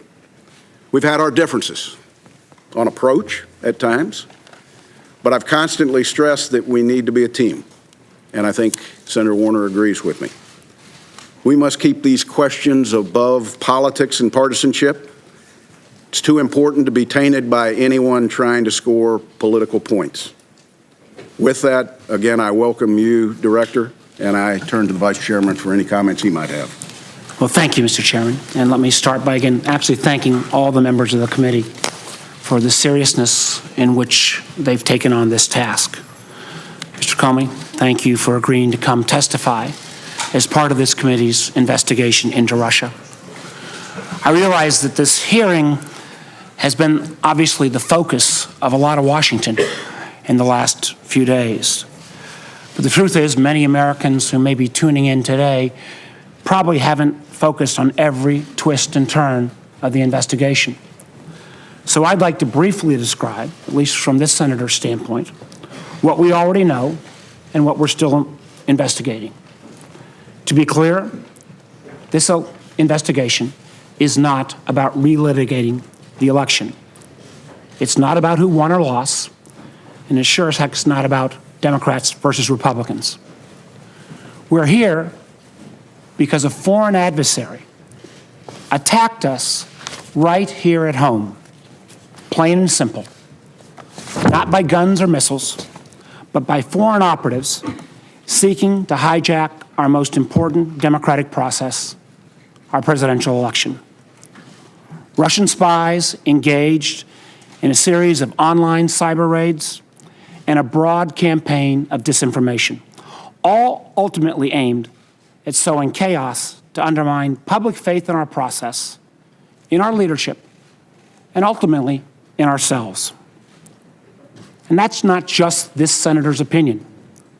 It is the unanimous determination of the entire U.S. intelligence community. So we must find out the full story. What the Russians did, and candidly, as some other colleagues have mentioned, why they were so successful. And more importantly, we must determine the necessary steps to take to protect our democracy and ensure they can't do it again. Chairman mentioned elections in 2018 and 2020. In my home state of Virginia, we have elections this year in 2017.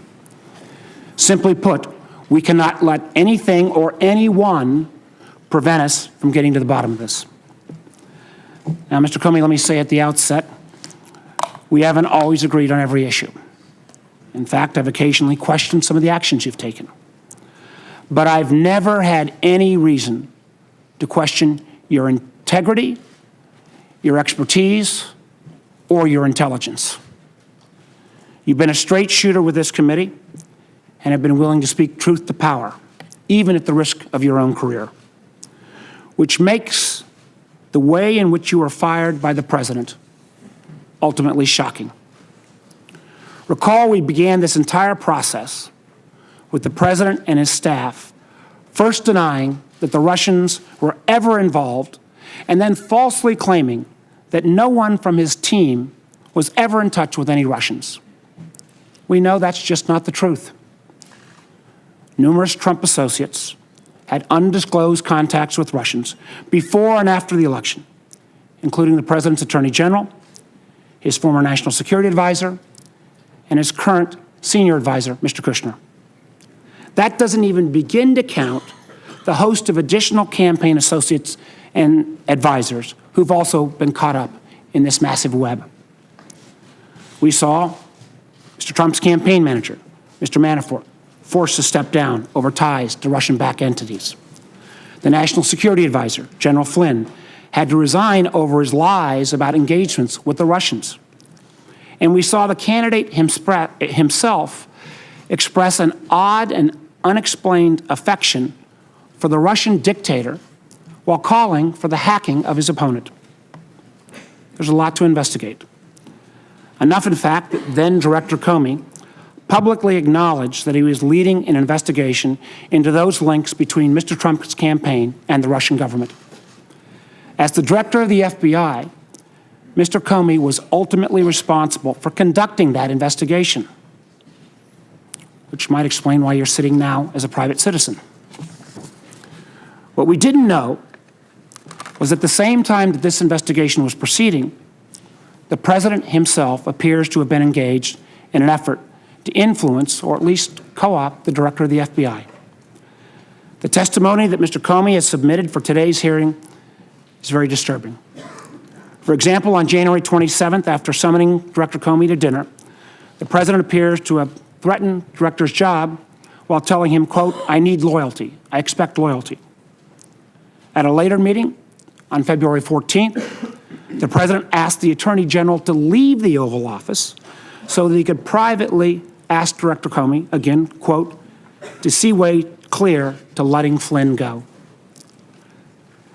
That is a statement that Director Comey interpreted as a request that he drop the investigation connected to General Flynn's false statements. Think about it. The President of the United States asking the FBI director to drop an ongoing investigation. And after that, the President called the FBI director on 2 additional occasions, March 30th and April 11th, and asked him again, quote, to lift the cloud on the Russia investigation. Now, Director Comey denied each of these improper requests. The loyalty pledge, the admonition to drop the Flynn investigation, the request to lift the cloud on the Russia investigation. Of course, after his refusals, Director Comey was fired. The initial explanation for the firing didn't pass any smell test. Somehow Director Comey was fired because he didn't treat Hillary Clinton appropriately. Of course, that explanation lasted about a day because the president himself then made very clear that he was thinking about Russia when he decided to fire Director Comey. Shockingly, reports suggest that the president admitted as much in an Oval Office meeting with the Russians the day after Director Comey was fired. Disparaging our country's top law enforcement official as a quote-unquote nut job, the president allegedly suggested that his firing relieved great pressure on his feelings about Russia. This is not happening in isolation. At the same time the president was engaged in these efforts with Director Comey, he was also, at least allegedly, asking senior leaders of the intelligence community to downplay the Russian investigation or to intervene with the director. Yesterday, we had DNI Director Coates and NSA Director Admiral Rogers, who were offered a number of opportunities to flatly deny those press reports. They expressed their opinions, but they did not take that opportunity to deny those reports. They did not take advantage of that opportunity. In my belief, that's not how the President of the United States should behave. Regardless of the outcome of our investigation into the Russia links, Director Comey's firing and his testimony raise separate and troubling questions that we must get to the bottom of. Again, as I said at the outset, I've seen firsthand how seriously every member of this committee is taking his work. I'm proud of the committee's efforts so far. But let me be clear. This is not a witch hunt. This is not fake news. It is an effort to protect our country from a new threat that, quite honestly, will not go away anytime soon. So, Mr. Comey, your testimony here today will help us move towards that goal. I look forward to that testimony. Thank you, Mr. Chairman. Thank you, Vice Chairman. Director, as discussed, when you agreed to appear before the committee, it would be under oath. I'd ask you to please stand, raise your right hand. Do you solemnly swear to tell the truth, the whole truth, and nothing but the truth, so help you God? Please be seated. Director Comey, you're now under oath. And I would just note to members, you will be recognized by seniority for a period up to 7 minutes. And again, it is the intent to move to a closed session no later than 1 p.m. With that, Director Comey, you are recognized. You have the floor for as long as you might need. Thank you, Mr. Chairman. Ranking Member Warner, members of the committee, thank you for inviting me here to testify today. I've submitted my statement for the record, and I'm not going to repeat it here this morning. I thought I would just offer some very brief introductory remarks, and then I would welcome your questions. When I was appointed FBI Director in 2013, I understood that I served at the pleasure of the President. Even though I was appointed to a 10-year term, which Congress created in order to underscore the importance of the FBI being outside of politics and independent, I understood that I could be fired by a president for any reason or for no reason at all. And on May the 9th, when I learned that I had been fired, for that reason, I immediately came home as a private citizen.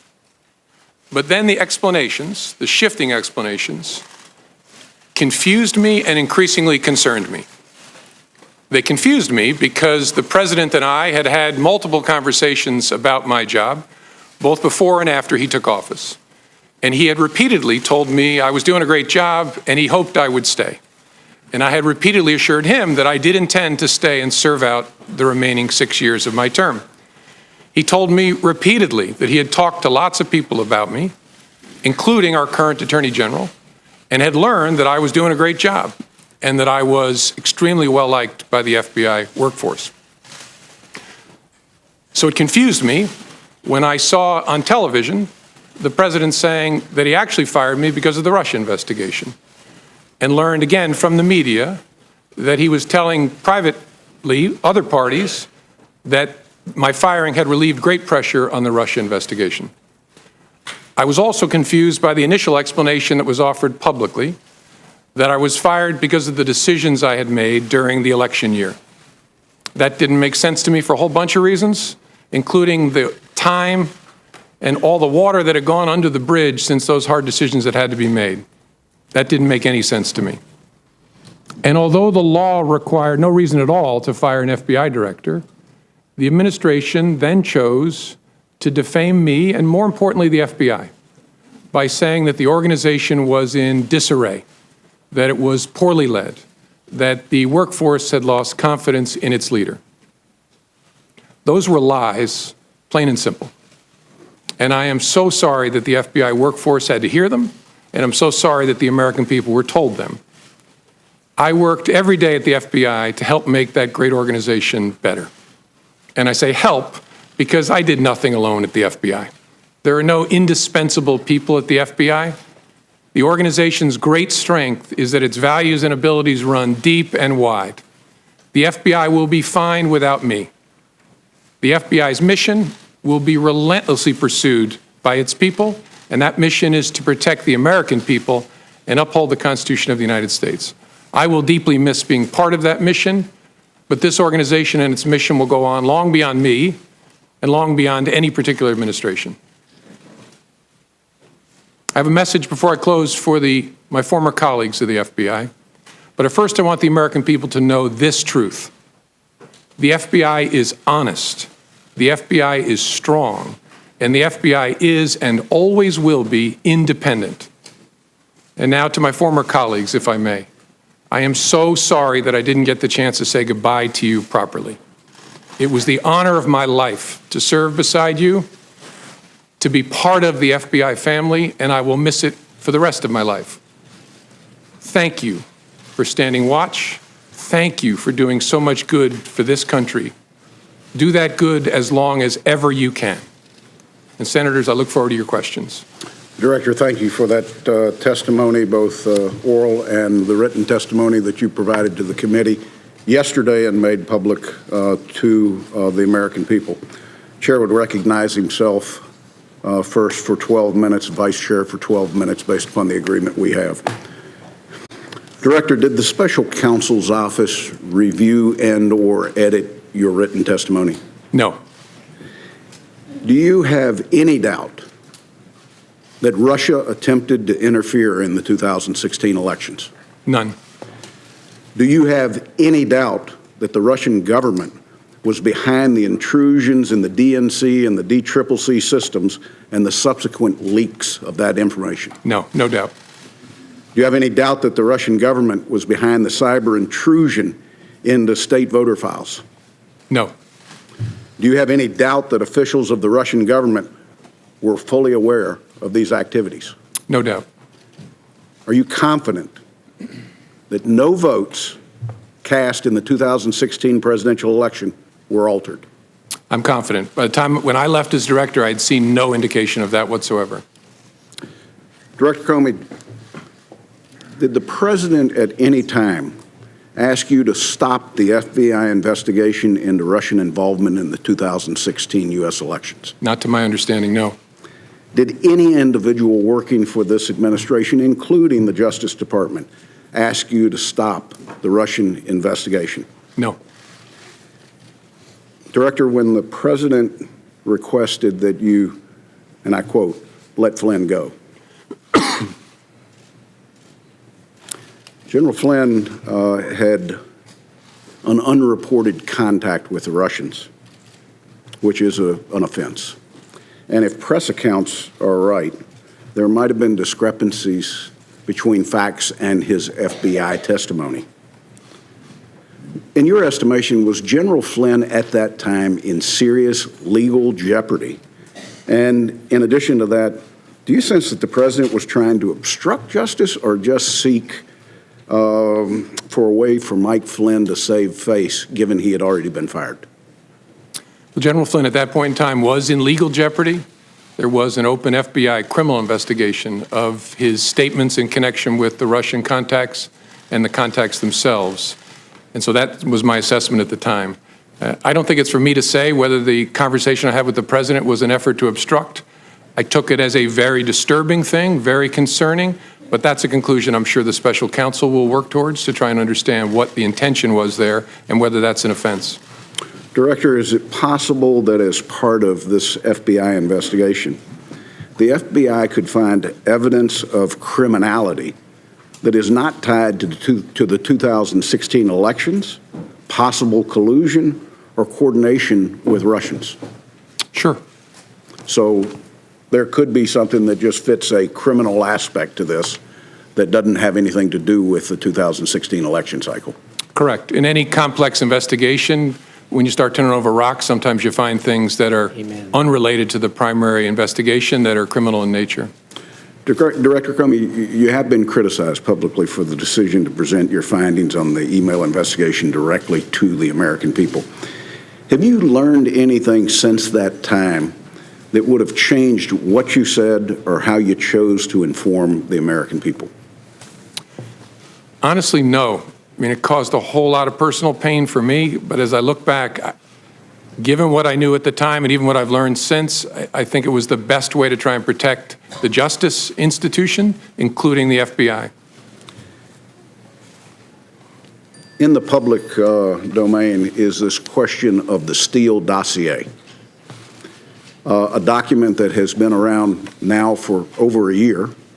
I'm not sure when the FBI first took possession of it, but the media had it before you had it and we had it. At the time of your departure from the FBI, was the FBI able to confirm any criminal allegations contained in the Steele document? Mr. Chairman, I don't think that's a question I can answer in an open setting because it goes into the details of the investigation.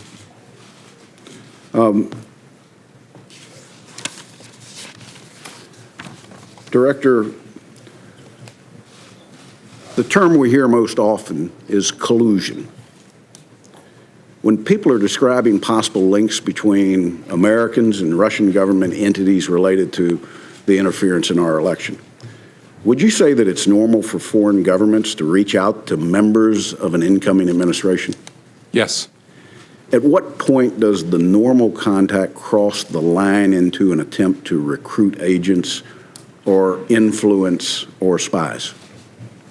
Difficult to say in the abstract. It depends upon the context, whether there's an effort to keep it covert, what the nature of the requests made of the American by the foreign government are. It's a judgment call based on a whole lot of facts.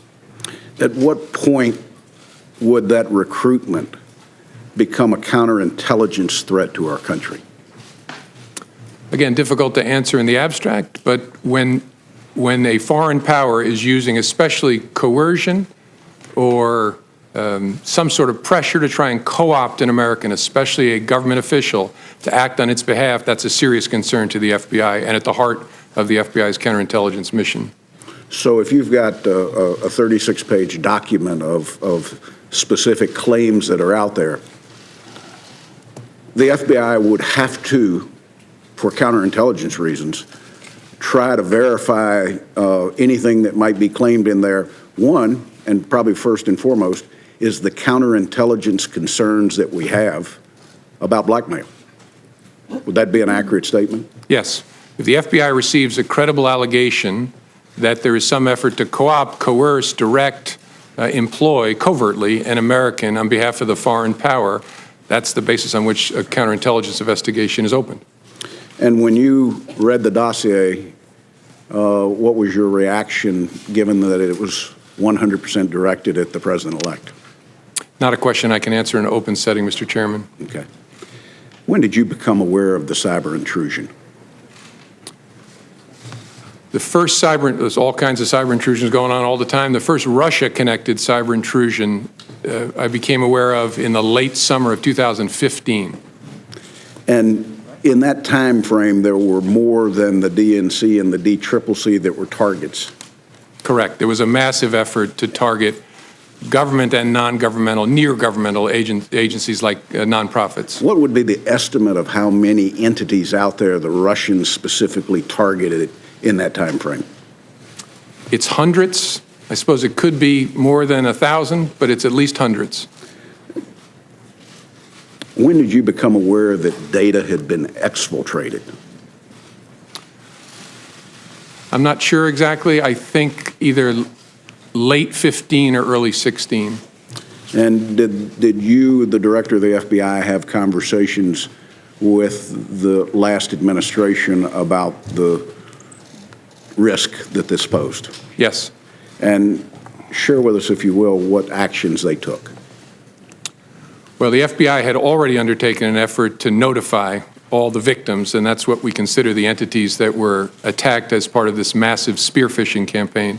And so we notified them in an effort to disrupt what might be ongoing. And then there was a series of continuing interactions with entities through the rest of 15 into 16. And then throughout 16, the administration was trying to decide how to respond to the intrusion activity that it saw. And the FBI in this case, unlike other cases that you might investigate, did you ever have access to the actual hardware that was hacked, or did you have to rely on a third party to provide you the data that they had collected? In the case of the DNC, and I believe the DCCC, but I'm sure the DNC, we did not have access to the devices themselves. We got relevant forensic information from a private party, a high-class entity that had done the work, but we didn't get direct access. But no content? Correct. Isn't content an important part of the forensics from a counterintelligence standpoint?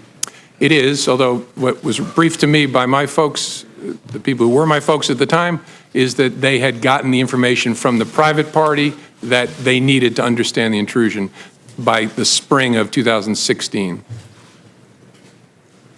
Let me go back, if I can, very briefly, to the decision to publicly go out with your results on the email. Was your decision influenced by the Attorney General's tarmac meeting with the former President Bill Clinton? Yes, in a ultimately conclusive way. That was the thing that capped it for me, that I had to do something separately to protect the credibility of the investigation, which meant both the FBI and the Justice Department.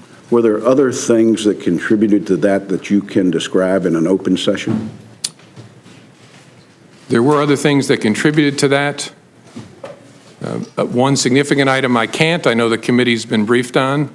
There's been some public accounts of it which are nonsense, but I understand the committee's been briefed on the classified facts. Probably the only other consideration that I guess I can talk about in an open setting is that at one point the Attorney General had directed me not to call it an investigation, but instead to call it a matter, which confused me and concerned me. But that was one of the bricks in the load that led me to conclude I have to step away from the department if we're to close this case credibly. Director, my last question. You're not only a seasoned prosecutor, you've led the FBI for years. You understand the investigative process. You've worked with this committee closely, and we're grateful to you because I think we've mutually built trust in what your organization does and what we do. Is there any doubt in your mind that this committee can carry out its oversight role in the 2016 Russian involvement in the elections in parallel with the now special counsel that's been set up? No, no doubt. It can be done. It requires lots of conversations, but Bob Mueller is one of this country's great pros, and I'm sure you all will be able to work it out with him to run it in parallel. I want to thank you once again. I want to turn to the Vice Chairman.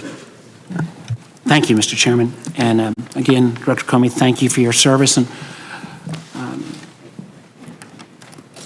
your comments to your FBI family, I know were heartfelt. Know that even though there are some in the administration who've tried to smear your reputation, you had Acting Director McCabe in public testimony a few weeks back and in public testimony yesterday reaffirm that the vast majority of the FBI community had great trust in your leadership and obviously trust in your integrity. I want to go through a number of the meetings that you referenced in your testimony. And let's start with the January 6th meeting in Trump Tower, where you went up with a series of officials to brief the president-elect on the Russia investigation. My understanding is you remained afterwards to brief him on, again, quote, some personally sensitive aspects of the information you relayed.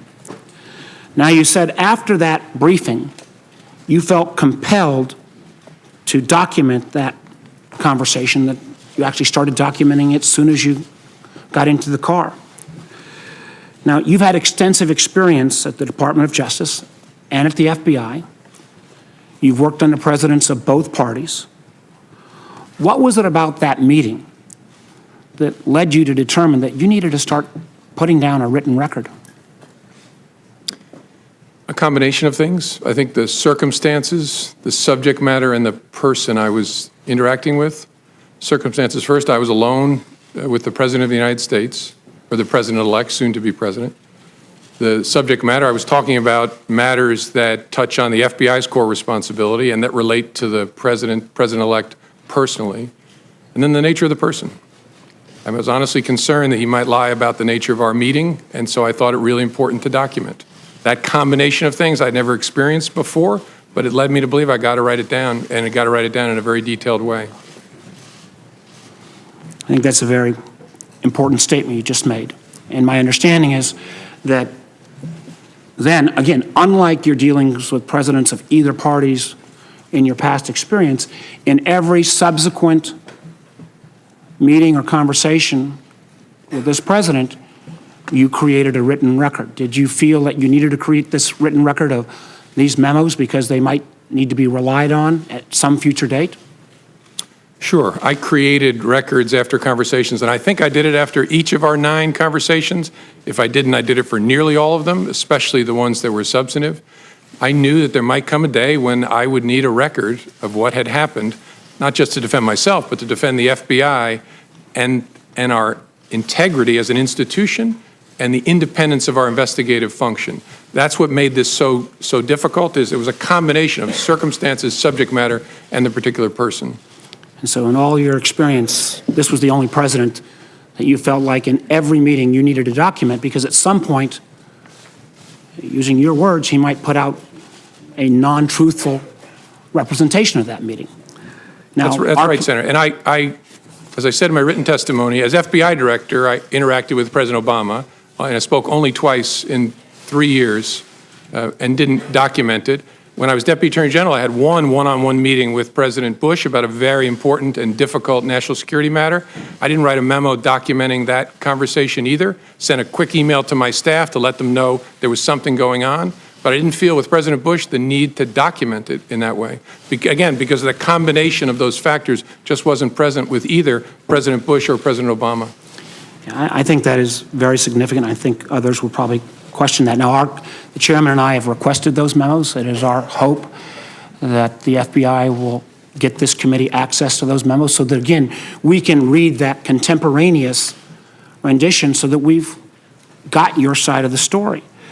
Now, I know members have said and press have said that if you were, a great deal has been made of whether the president, you are asked to, in effect, indicate whether the president was the subject of any investigation.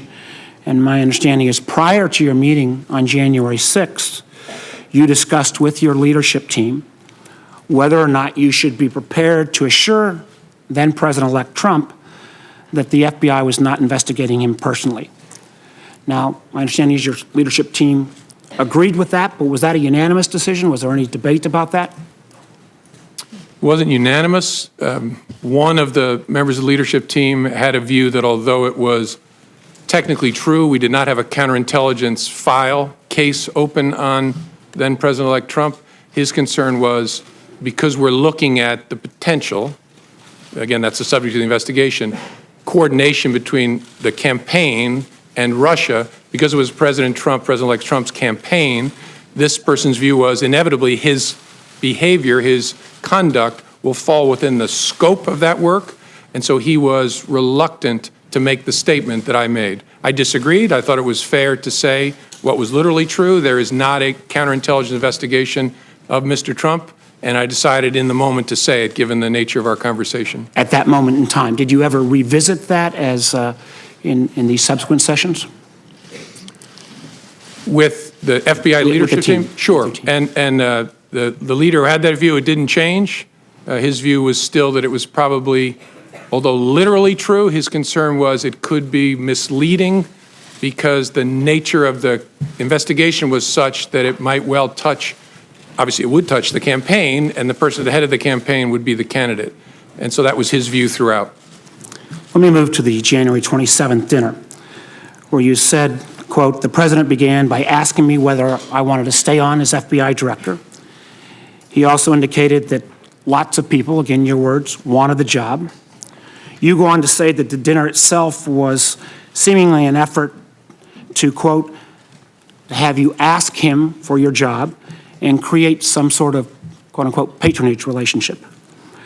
The president seems, from my reading of your memo, to be holding your job or your possibility of continuing in your job over your head in a fairly direct way. What was your impression, and what did you mean by this notion of a patronage relationship? Well, my impression, and again, it's my impression, I could always be wrong, but my common sense told me that what was going on is either he had concluded or someone had told him that you've already asked Comey to stay and you didn't get anything for it. And that the dinner was an effort to build a relationship, in fact, he asked specifically, of loyalty in the context of asking me to stay.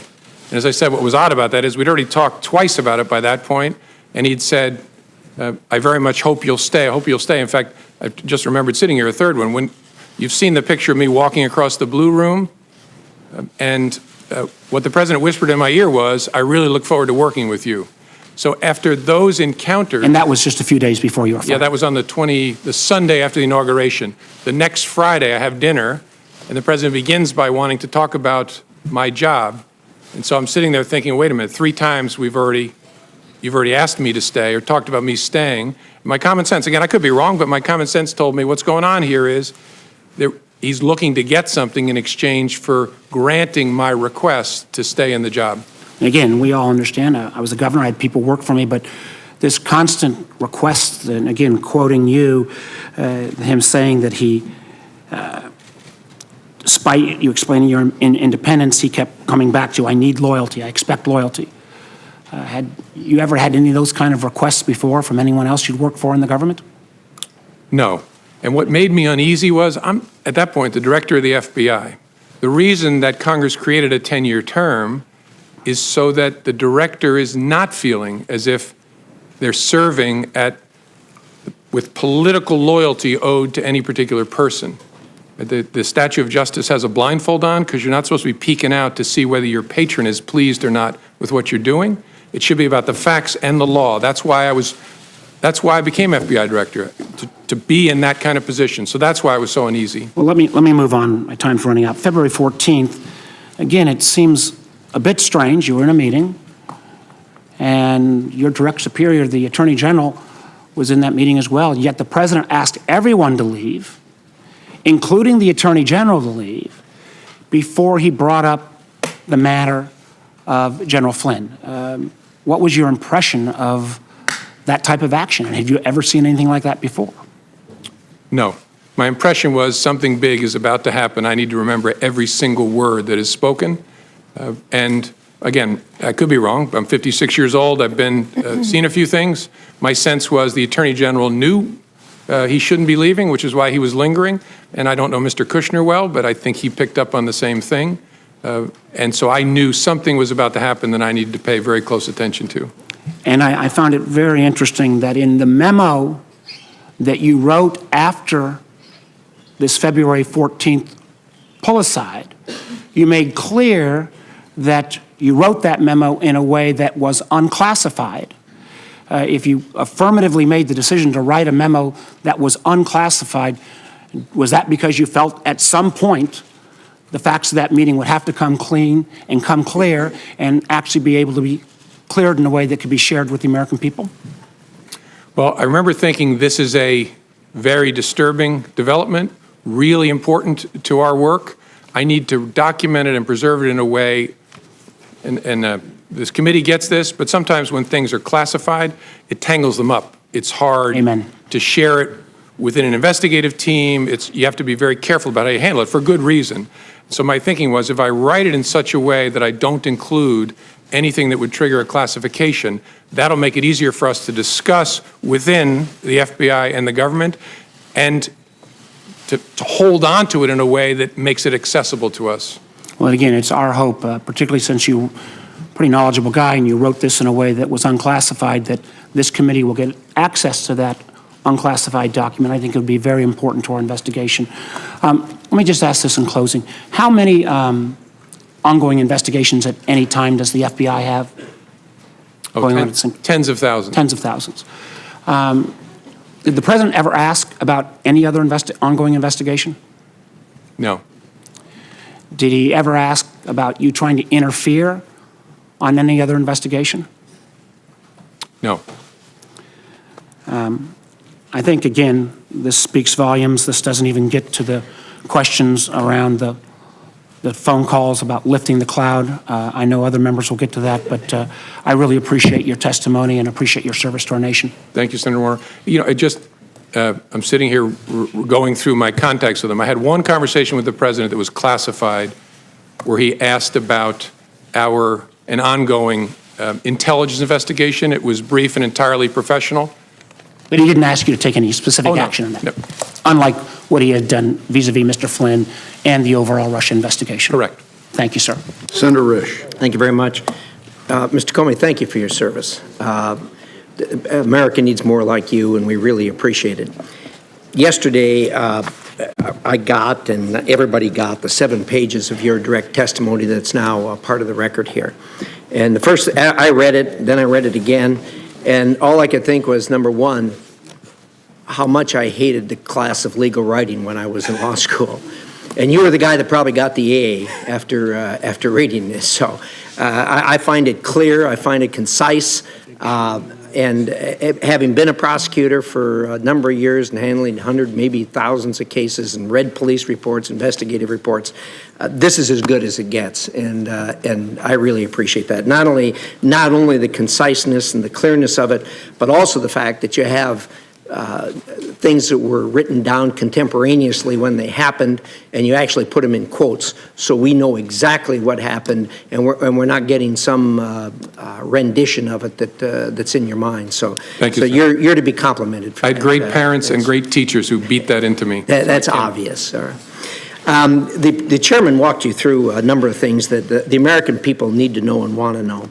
Number one, obviously, we all know about the active measures that the Russians have taken. I think a lot of people were surprised at this. Those of us that work in the intelligence community, it didn't come as a surprise, but now the American people know this, and it's good they know this because this is serious and it's a problem. I think, secondly, I gather from all this that you're willing to say now that while you were director, the President of the United States was not under investigation. Is that a fair statement? That's correct. All right. So that's a fact that we can rely on at this Yes, time. sir. Okay. I remember you talked with us shortly after February 14th when the New York Times wrote an article that suggested that the Trump campaign was colluding with the Russians. You remember reading that article when it first came out? I do. It was about allegedly extensive electronic surveillance. Correct. Communications. Yes. And that upset you to the point where you actually went out and surveyed the intelligence community to see whether you were missing something in that. Is that correct? That's correct. I want to be careful in open setting. I'm not going to go any further than that Okay. with it, so thank you. In addition to that, after that, you sought out both Republican and Democrat senators to tell them that, hey, I don't know where this is coming from, but this is not the case. This is not factual. Do you recall that? Yes. Okay. So again, so the American people can understand this, that report by the New York Times was not true. Is that a fair statement? Yeah, in the main, it was not true. And again, all of you know this, maybe the American people don't. The challenge, and I'm not picking on reporters, about writing stories about classified information is the people talking about it often don't really know what's going on, and those of us who actually know what's going on are not talking about it. And we don't call the press to say, hey, you got that thing wrong about this sensitive topic. We just have to leave it there. I mentioned to the chairman the nonsense around what influenced me to make the July 5th statement. Nonsense, but I can't go explaining how it's nonsense. Thank you. All right, so those three things we now know regarding the active measures with the president's under investigation and the collusion between the Trump campaign and the Russians. I want to drill right down, as my time is limited, to the most recent dust-up regarding allegations that the President of the United States obstructed justice. And boy, you nailed this down on page 5, paragraph 3. You put this in quotes. Words matter. You wrote down the words so we can all have the words in front of us now. There's 28 words there that are in quotes, and it says, quote, I hope, this is the president speaking, I hope you can see your way clear to letting this go, to letting Flynn go. He is a good guy. I hope you can let this go. Now, those are his exact words. Is that correct? Correct. And you wrote them here and you put them in quotes? Correct. Okay. Thank you for that. He did not direct you to let it go. Not in his words, no. He did not order you to let it go. Again, those words are not an order. No. He said, I hope. Now, like me, you probably did hundreds of cases, maybe thousands of cases, charging people with criminal offenses. And of course, you have knowledge of the thousands of cases out there that where people have been charged. Do you know of any case where a person has been charged for obstruction of justice, or for that matter, any other criminal offense, where they said or thought they hoped for an outcome? I don't know well enough to answer. And the reason I keep saying his words is I took it as a direction. Right. I mean, this is the President of the United States with me alone saying, I hope this. I took it as this is what he wants me to do. Now, I didn't obey that, but that's the way I took it. You may have taken it as a direction, but that's not what he said. Correct. That's why he said, I hope. Those are exact words, correct. You don't know of anyone that's ever been charged for hoping something. Is that a fair statement? I don't as I sit here. Yeah, thank you. Thank you, Mr. Chairman. Senator Feinstein. Thanks very much, Mr. Chairman. Mr. Comey, I just want you to know that I have great respect for you. Senator Cornyn and I sit on the Judiciary Committee, so we have occasion to have you before us. And I know that you're a man of strength and integrity. And I really regret the situation that we all find ourselves in. I just want to say that. Let me begin with one overarching question. Why do you believe you were fired? I guess I don't know for sure. I believe I take the president at his word that I was fired because of the Russia investigation. Something about the way I was conducting it, the president felt created pressure on him that he wanted to relieve. Again, I didn't know that at the time, but I've watched his interview. I've read the press accounts of his conversations, so I take him at his word there. Now, look, I could be wrong. Maybe he's saying something that's not true, but I take him at his word, at least based on what I know now. Talk for a moment about his request that you pledge loyalty and your response to that and what impact you believe that had. I don't know for sure because I don't know the president well enough to read him well. I think it was, first of all, our relationship didn't get off to a great start, given the conversation I had to have on January 6th. This was not, this didn't improve the relationship because it was very, very awkward. He was asking for something and I was refusing to give it. But again, I don't know him well enough to know how he reacted to that exactly. Do you believe the Russia investigation played a role? And why I was fired? Yes. Yes, because I've seen the president say so. Let's go to the Flynn issue. Senator Risch outlined, I hope you could see your way to letting Flynn go. He's a good guy. I hope you can let this go. But you also said in your written remarks, and I quote, that you had understood the president to be requesting that we drop any investigation of Flynn in connection with false statements about his conversations with the Russian ambassador in December, end quote. Please go into that with more detail. Well, the context and the president's words are what led me to that conclusion. As I said in my statement, I could be wrong, but Flynn had been forced to resign the day before. And the controversy around General Flynn at that point in time was centered on whether he had lied to the vice president about the nature of his conversations with the Russians, whether he had been candid with others in the course of that. And so that happens on the day before. On the 14th, the president makes specific reference to that. And so that's why I understood him to be saying that what he wanted me to do was drop any investigation connected to Flynn's account of his conversations with the Russians. Now, here's the question. You're big, you're strong. I know the Oval Office, and I know what happens to people when they walk in. There is a certain amount of intimidation. But why didn't you stop and say, Mr. President, this is wrong. I cannot discuss this with you? It's a great question. Maybe if I were stronger, I would have. I was so stunned by the conversation that I just took it in. And the only thing I could think to say, because I was playing in my mind, because I was going to remember every word he said, I was playing in my mind, what should my response be? And that's why I very carefully chose the words. And look, I've seen the tweet about tapes. Lordy, I hope there are tapes. I remember saying, I agree he's a good guy, as a way of saying I'm not agreeing with what you just asked me to do. Again, maybe other people would be stronger in that circumstance, but that's how I conducted myself. I hope I'll never have another opportunity. Maybe if I did it again, I would do it better. You described 2 phone calls that you received from President Trump, one on March 30 and one on April 11, where he, quote, described the Russia investigation as a cloud that was impairing his ability, end quote, as president, and asked you, quote, to lift the cloud, end quote. How did you interpret that? And what did you believe he wanted you to do?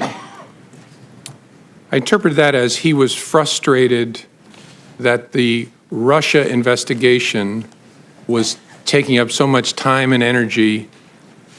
I think he meant of the executive branch, but in the public square in general, and it was making it difficult for him to focus on other priorities of his. But what he asked me was actually narrower than that. So I think what he meant by the cloud, and again, I could be wrong, but what I think he meant by the cloud was the entire investigation is taking up oxygen and making it hard for me to focus on the things I want to focus on. The ask was to get it out that I, the president, am not personally under investigation. After April 11th, did he ask you more ever about the Russia investigation? Did he ask you any questions? We never spoke again after April 11th. You told the president, I would see what we could do. What did you mean? That was kind of a slightly cowardly way of trying to avoid telling him we're not going to do that, that I would see what we could do. It was a way of kind of getting off the phone, frankly. And then I turned and handed it to the acting Deputy Attorney General, Mr. Bente. So I wanted to go into that. Who did you talk with about that, lifting the cloud, stopping the investigation back at the FBI, and what was their response? Well, the FBI, during one of the 2 conversations, I'm not remembering exactly, I think the first, my chief of staff was actually sitting in front of me and heard my end of the conversation because the president's call was a surprise. And I discussed the lifting the cloud and the request with the senior leadership team, who typically, and I think in all these circumstances, was the deputy director, my chief of staff, the general counsel, the deputy director's chief counsel, and I think in a number of circumstances, the number 3 in the FBI, and a few of the conversations included the head of the National Security Branch. So that group of us that lead the FBI when it comes to national security. Okay, you have the President of the United States asking you to stop an investigation that's an important investigation. What was the response of your colleagues? I think they were as shocked and troubled by it as I was. Some said things that led me to believe that. I don't remember exactly, but the reaction was similar to mine. They're all experienced people who had never experienced such a thing. So they were very concerned. And then the conversation turned to about, so what should we do with this information? And that was a struggle for us because we are the leaders of the FBI, so it's been reported to us in that I heard it and now I've shared it with the leaders of the FBI. Our conversation was, should we share this with any senior officials at the Justice Department? Our absolute primary concern was we can't infect the investigative team. We don't want the agents and analysts working on this to know the President of the United States has asked, and when it comes from the President, I took it as a direction to get rid of this investigation because we're not going to follow that request. And so we decided we got to keep it away from our troops. But is there anybody else we ought to tell at the Justice Department? And as I laid out in my statement, we considered whether to tell the Attorney General, decided that didn't make sense because we believed, rightly, that he was shortly going to recuse. There were no other Senate-confirmed leaders in the Justice Department at that point. The Deputy Attorney General was Mr. Bente, who was acting and going to be shortly in that seat And we decided the best move would be to hold it, keep it in a box, document it as we had already done, and then this investigation is going to go on, figure out what to do with it down the road. Is there a way to corroborate this? Our view at the time was, look, it's your word against the president's. There's no way to corroborate this. My view of that changed when the prospect of tapes was raised, but that's how we thought about it then. Thank you, Mr. Chairman. Senator Rubio. Thank you. Director Comey, the meeting in the Oval Office where he made the request about Mike Flynn, was that the only time he asked you to hopefully let it go? Yes. And in that meeting, as you understood it, he was asking not about the general Russia investigation. He was asking very specifically about the jeopardy that Flynn was in himself. That's how I understood it, yes, sir. And as you perceived it, while it was a request that you hoped you did away with it, you perceived it as an order, given his position, the setting, and the like, and some of the circumstances. Yes.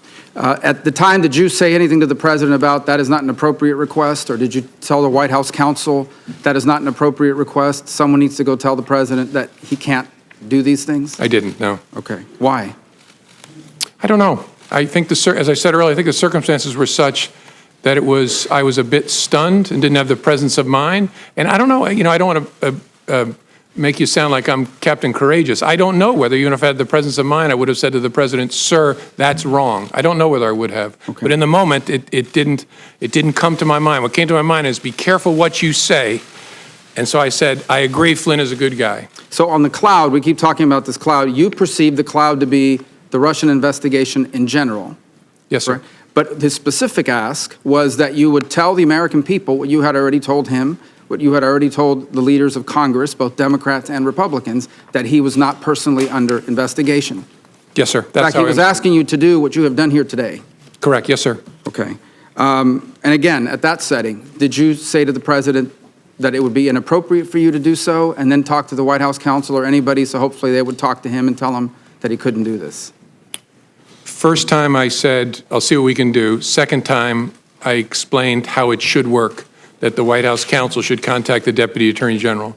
You told him the president said, okay, then I think that's what I'll do. And just to be clear, for you to make a public statement that he was not under investigation would not have been illegal, but you felt it made no sense because it could potentially create a duty to correct if circumstances changed. Yes, sir. We wrestled with it before my testimony where I confirmed that there was an investigation, and there were two primary concerns. One was it creates a duty to correct, which I've lived before, and you want to be very careful about doing that.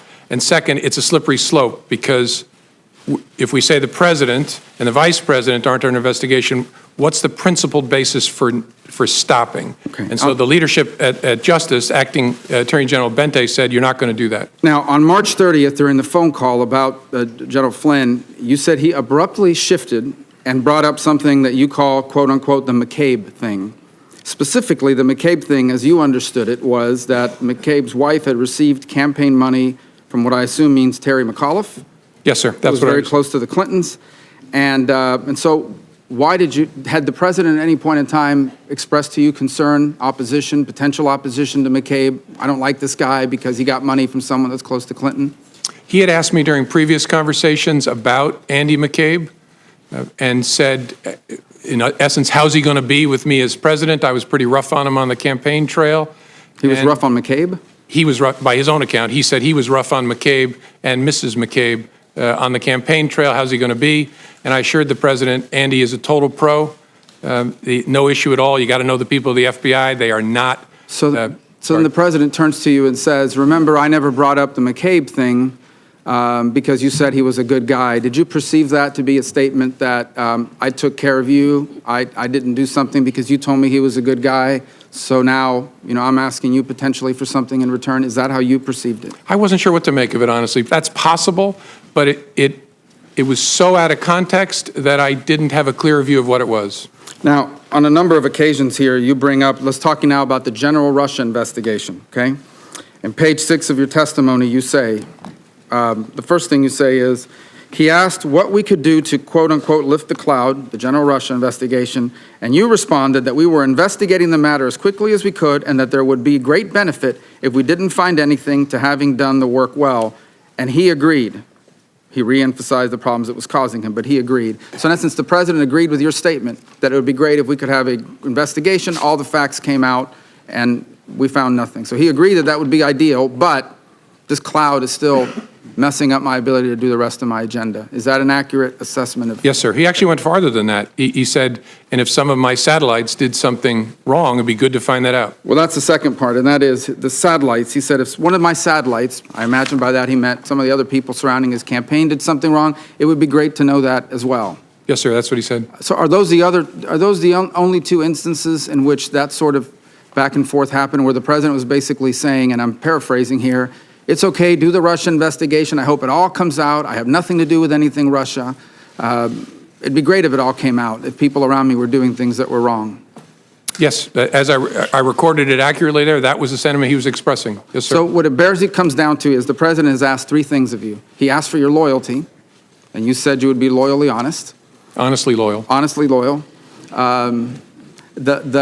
He asked you on one occasion to let the Mike Flynn thing go because he was a good guy. By the way, you're aware that he said the exact same thing in the press the next day. He's a good guy, he's been treated unfairly, et cetera, et cetera.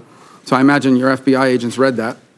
I'm sure they did. The president's wishes were known to them, certainly by the next day when he had a press conference with the prime minister. But going back, the three requests were, number one, be loyal. Number two, let the Mike Flynn thing go. He's a good guy. He's been treated unfairly. And number three, can you please tell the American people what these leaders in Congress already know, what you already know, what you've told me 3 times, that I'm not personally under investigation? Those are the three things he asked. Yes, sir.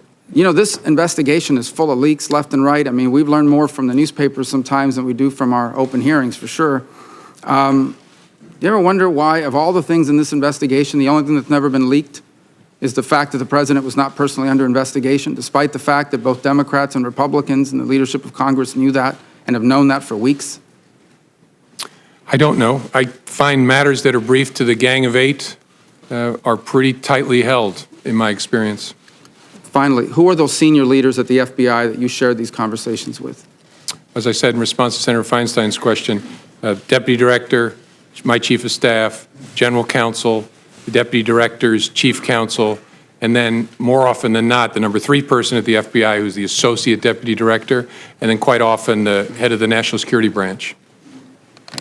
Senator Wyden. Thank you, Mr. Chairman. Mr. Comey, welcome. You and I have had significant policy differences over the years, particularly protecting Americans' access to secure encryption. But I believe the timing of your firing stinks. And yesterday you put on the record testimony that demonstrates why the odor of presidential abuse of power is so strong. Now to my questions. In talking to Senator Warner about this dinner that you had with the president, I believe January 27th, all in one dinner, the president raised your job prospects, he asked for your loyalty, and denied allegations against him. All took place over one supper. Now, you told Senator Warner that the president was looking to, quote, get something. Looking back, did that dinner suggest that your job might be contingent on how you handled the investigation? I don't know that I'd go that far. I got the sense my job would be contingent upon how he felt I, excuse me, how he felt I conducted myself and whether I demonstrated loyalty. But I don't know whether I go so far as to connect it to the investigation. You said the president was trying to create some sort of patronage relationship. In a patronage relationship, isn't the underling expected to behave in a manner consistent with the wishes of the boss? Yes. Okay. Or at least consider how what you're doing will affect the boss as a significant consideration. Let me turn to the Attorney General. In your statement, you said that you and the FBI leadership team decided not to discuss the president's actions with Attorney General Sessions, even though he had not recused himself. What was it about the Attorney General's own interactions with the Russians or his behavior with regard to the investigation that would have led the entire leadership of the FBI to make this decision? Our judgment, as I recall, was that he was very close to and inevitably going to recuse himself for a variety of reasons. We also were aware of facts that I can't discuss in an open setting that would make his continued engagement in a Russia-related investigation problematic. And so we were convinced, and in fact, I think we'd already heard that the career people were recommending that he recuse himself, that he was not going to be in contact with Russia-related matters much longer. And that turned out to be the case. How would you characterize Attorney General Sessions' adherence to his recusal, in particular with regard to his involvement in your firing, which the President has acknowledged was because of the Russian investigation? That's a question I can't answer. I think it's a reasonable question. If, as the President said, I was fired because of the Russia investigation, why was the Attorney General involved in that chain? I don't know. And so I don't have an answer for the question. Your testimony was that the President's request about Flynn could infect the investigation. Had the President got what he wanted and what he asked of you, what would have been the effect on the investigation? But we would have closed any investigation of General Flynn in connection with his statements about and encounters with Russians in the late part of December. So we would have dropped an open criminal investigation. So, in effect, when you talk about infecting the enterprise, you would have dropped something major that would have spoken to the overall ability of the American people to get the facts. Correct. And as good as our people are, our judgment was we don't want them hearing that the President of the United States wants this to go away because it might have an effect on their ability to be fair and impartial and aggressive. Now, the acting Attorney General Yates found out that Michael Flynn could be blackmailed by the Russians, and she went immediately to warn the White House. Flynn is gone, but other individuals with contacts with the Russians are still in extremely important positions of power. Should the American people have the same sense of urgency now with respect to them? I think all I can say, Senator, is the special counsel's investigation is very important. Understanding what efforts there were or are by the Russian government to influence our government is a critical part of the FBI's mission. So, and you've got the right person in Bob Mueller to lead it. So it's a very important piece of work. Vice President Pence was the head of the transition. To your knowledge, was he aware of the concerns about Michael Flynn prior to or during General Flynn's tenure as National Security Advisor?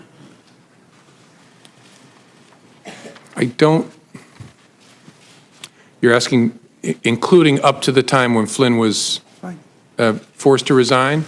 My understanding is that he was, and I'm trying to remember where I get that understanding from. I think from Acting Attorney General Yates.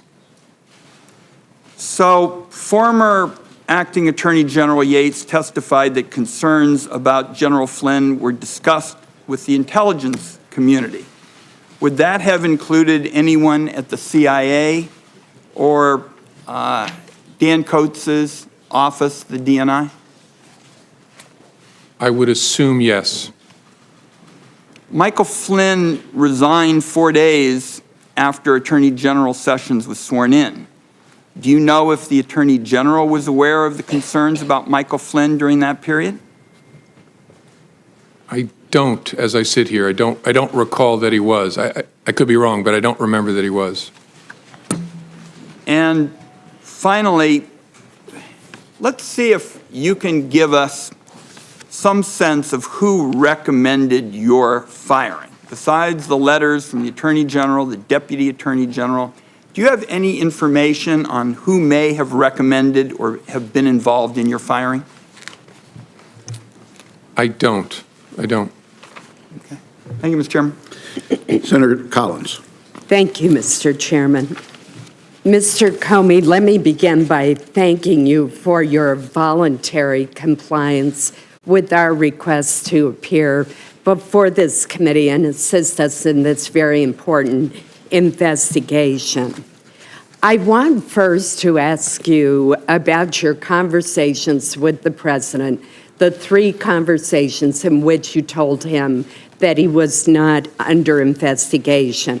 The first was during your January 6th meeting, according to your testimony, in which it appears that you actually volunteered that assurance. Is that correct? That's correct. Did you limit that statement to counterintelligence investigations, or were you talking about any kind of FBI investigation? I didn't use the term counterintelligence. I was speaking to him and briefing him about some salacious and unverified material. It was in the context of that he had a strong and defensive reaction about that not being true. And my reading of it was important for me to assure him we were not personally investigating him. And so the context then was actually narrower, focused on what I just talked to him about. That was very important because it was first true, and second, I was worried very much about being in kind of a J. Edgar Hoover type situation. I didn't want him thinking that I was briefing him on this to sort of hang it over him in some way. I was briefing him on it because we had been told by the media it was about to launch. We didn't want to be keeping that from him, and if there was he needed to know this was being said.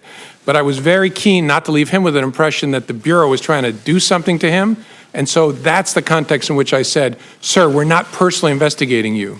And then and that's why you volunteered the information. Yes, ma'am. Correct. Then on the January 27th dinner, you told the president that he should be careful about asking you to investigate because, quote, you might create a narrative that we are investigating him personally, which we weren't. Again, were you limiting that statement to counterintelligence investigations or more broadly, such as a criminal investigation? The context was very similar. I didn't modify the word investigation. It was, again, he was reacting strongly again to that unverified material, saying, I'm tempted to order you to investigate it. And that, in the context of that, I said, sir, you want to be careful about that because it might create a narrative we're investigating you personally. And then there was the March 30th phone call with the president in which you reminded him that congressional leaders have been briefed that we were not personally, the FBI was not personally investigating President Trump. And again, was that statement to congressional leaders and to the president limited to counterintelligence investigations, or was it a broader statement? I'm trying to understand whether there was any kind of investigation of the president underway. No, I'm sorry. And if I misunderstood, I apologize. We briefed the congressional leadership about what Americans we had opened counterintelligence investigation cases on, and we specifically said the president is not one of those Americans, but that there was no other investigation of the president that we were not mentioning at that time. What the context was counterintelligence, but I wasn't trying to hide some criminal investigation of the president. And was the president under investigation at the time of your dismissal on May 9th? No. I'd like to now turn to the conversations with the president about Michael Flynn, which have been discussed at great length.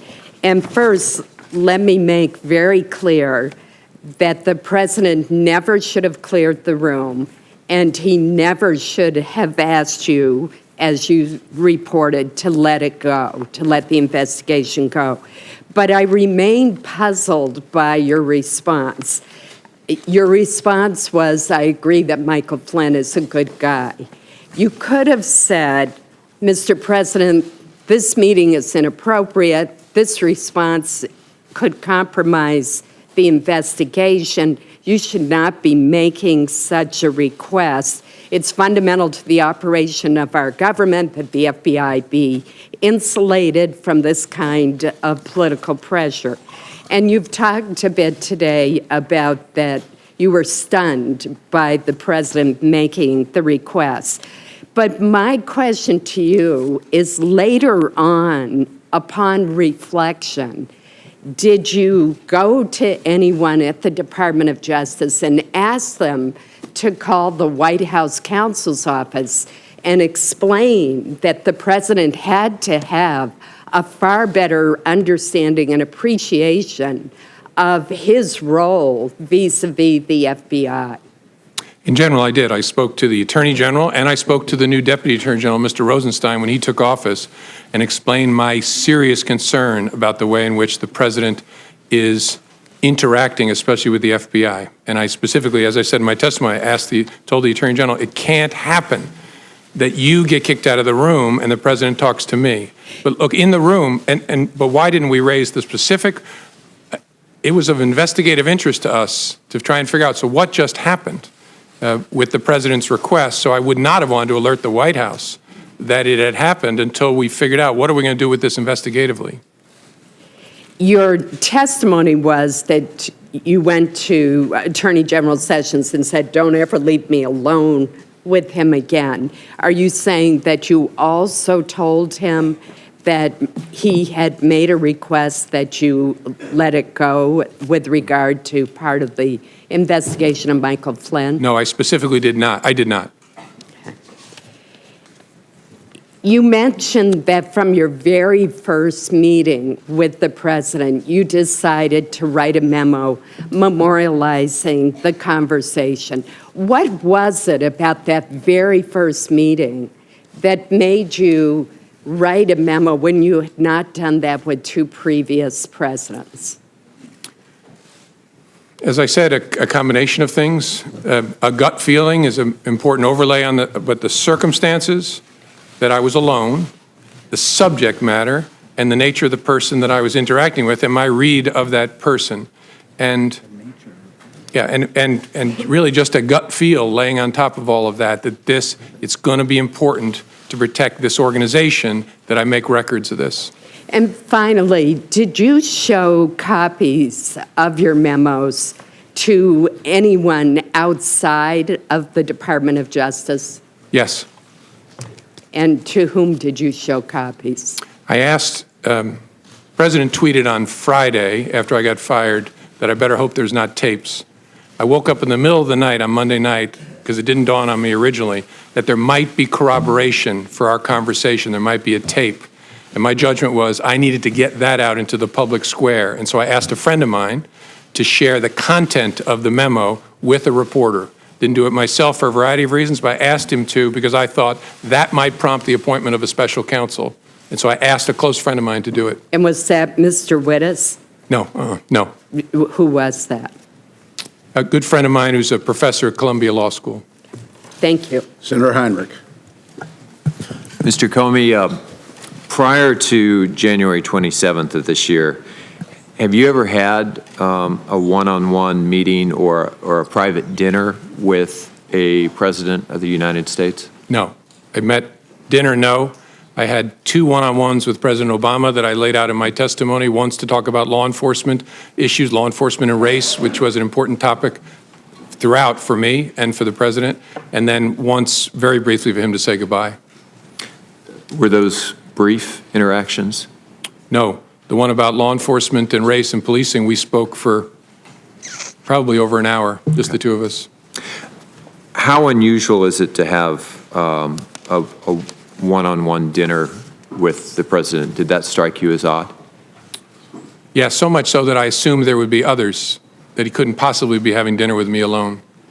Do you have an impression that if you had found, if you had behaved differently in that dinner, and I am quite pleased that you did not, but if you had found a way to express some sort of expression of loyalty, or given some suggestion that the Flynn criminal investigation might be pursued less vigorously, do you think you would have still been fired? I don't know. It's impossible to say looking back. I don't know. But you felt like those two things were directly relevant to your the kind of relationship that the president was seeking to establish with you? Sure, yes. Yeah. The president has repeatedly talked about the Russian investigation into the U.S. Or Russia's involvement in the U.S. election cycle as a hoax and as fake news. Can you talk a little bit about what you saw as FBI director, and obviously only the parts that you can share in this setting, that demonstrate how serious this action actually was and why there was an investigation in the first place? Yes, sir. There should be no fuzz on this whatsoever. The Russians interfered in our election during the 2016 cycle. They did it with purpose, they did it with sophistication, they did it with overwhelming technical efforts, and it was an active measures campaign driven from the top of that government. There is no fuzz on that. It is a high confidence judgment of the entire intelligence community, and the members of this committee have seen the intelligence. It's not a close call. That happened. That's about as unfake as you can possibly get, and is very, very serious, which is why it's so refreshing to see a bipartisan focus on that, because this is about America, not about any particular party. So that was a hostile act by the Russian government against this country? Yes, sir. Did the president, in any of those interactions that you've shared with us today, ask you what you should be doing or what our government should be doing or the intelligence community to protect America against Russian interference in our election system? I don't recall a conversation like that. Never? No. Do you find it odd? Not with President Trump. Right. I attended a fair number of meetings on that with President Obama. Do you find it odd that the president seemed unconcerned by Russia's actions in our election? I can't answer that because I don't know what other conversations he had with other advisors or other intelligence community leaders. So I just don't know sitting here. Did you have any interactions with the president that suggested he was taking that hostile action seriously? I don't remember any interactions with the president other than the initial briefing on January the 6th. I don't remember, could be wrong, but I don't remember any conversations with him at all about that. As you're very aware, it was only the two of you in the room for that dinner. You've told us that the president asked you to back off the Flynn investigation. The president told a reporter. Not in that dinner. Fair enough. Told the reporter he never did that. You've testified that the president asked for your loyalty in that dinner. The White House denies that. A lot of this comes down to who should we believe? Do you want to say anything as to why we should believe you? Probably, my mother raised me not to say things like this about myself, so I'm not gonna. I think people should look at the whole body of my testimony. Mm-hmm. Because as I used to say to juries, that when I talked about a witness, you can't cherry pick it. You can't say, I like these things he said, but on this, he's a dirty, rotten liar. Right. You got to take it all together, and I've tried to be open and fair and transparent and accurate. A really significant fact to me is, so why did he kick everybody out of the Oval Office? Why would you kick the Attorney General, the President, the Chief of Staff out to talk to me if it was about something else? And so that to me, as an investigator, is a very significant fact. And as we look at testimony or as communication from both of you, we should probably be looking for consistency. Well, in looking at any witness, you look at consistency, track record, demeanor, record over time, that sort of thing. Thank you. So there are reports that the incoming Trump administration, either during the transition and or after the inauguration, attempted to set up a sort of backdoor communication channel with the Russian government using their infrastructure, their devices or facilities. What would be the risks, particularly for a transition, someone not actually in the office of the president yet, to setting up unauthorized channels with a hostile foreign government, especially if they were to evade our own American intelligence services? I'm not going to comment on whether that happened in an open setting, but the primary risk is obvious. You spare the Russians the cost and effort of having to break into our communications channels by using theirs. And so you make it a whole lot easier for them to capture all of your conversations and then to use those to the benefit of Russia against the United States. The memos that you wrote, did you write all 9 of them in a way that was designed to prevent them from needing classification? No. And on a few of the occasions I sent emails to my chief of staff or others on some of the brief phone conversations that I recall. The first one was a classified briefing. Although it wasn't in a SCIF, it was in a conference room at Trump Tower. It was a classified briefing, and so I wrote that on a classified device. The one I started typing in the car, that was a classified laptop that I started working on. Any reason in a classified environment, in a SCIF, that this committee it would not be appropriate to see those communications from, at least from your perspective as the author? No. Thank you, Mr. Chairman. Senator Blunt. Thank you, Mr. Chairman. Mr. Comey, when you were terminated at the FBI, I said and still continue to feel that you have provided years of great service to the country. I also said that I'd had significant questions over the last year about some of the decisions you made. If the president hadn't terminated your service, would you still be, in your opinion, the director of the FBI today? Yes, sir. So you took as a direction from the president something that you thought was serious and troublesome, but continued to show up for work the next day. Yes, sir. And 6 weeks later, we're telling the president on March the 30th that he was not personally the target of any investigation.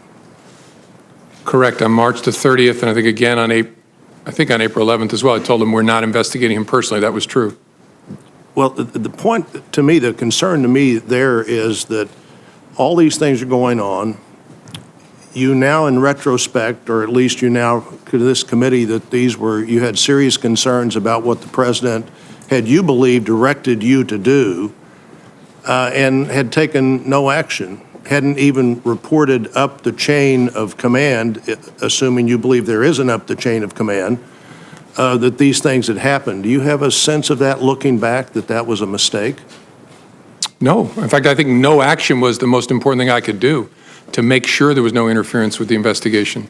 And on the Flynn issue specifically, I believe you said earlier that you believe the president was suggesting you drop any investigation of Flynn's account of his conversation with the Russian ambassador, which was essentially misleading the vice president and others? Correct. And I'm not going to go into the details, but whether there were false statements made to government investigators as well. Any suggestion that General Flynn had violated the Logan Act, I always find pretty incredible. The Logan Act's been on the books for over 200 years. Nobody's ever been prosecuted for violating the Logan Act. My sense would be that the discussion, not the problem, misleading investigators or the vice president might have been. That's fair. Yes, sir.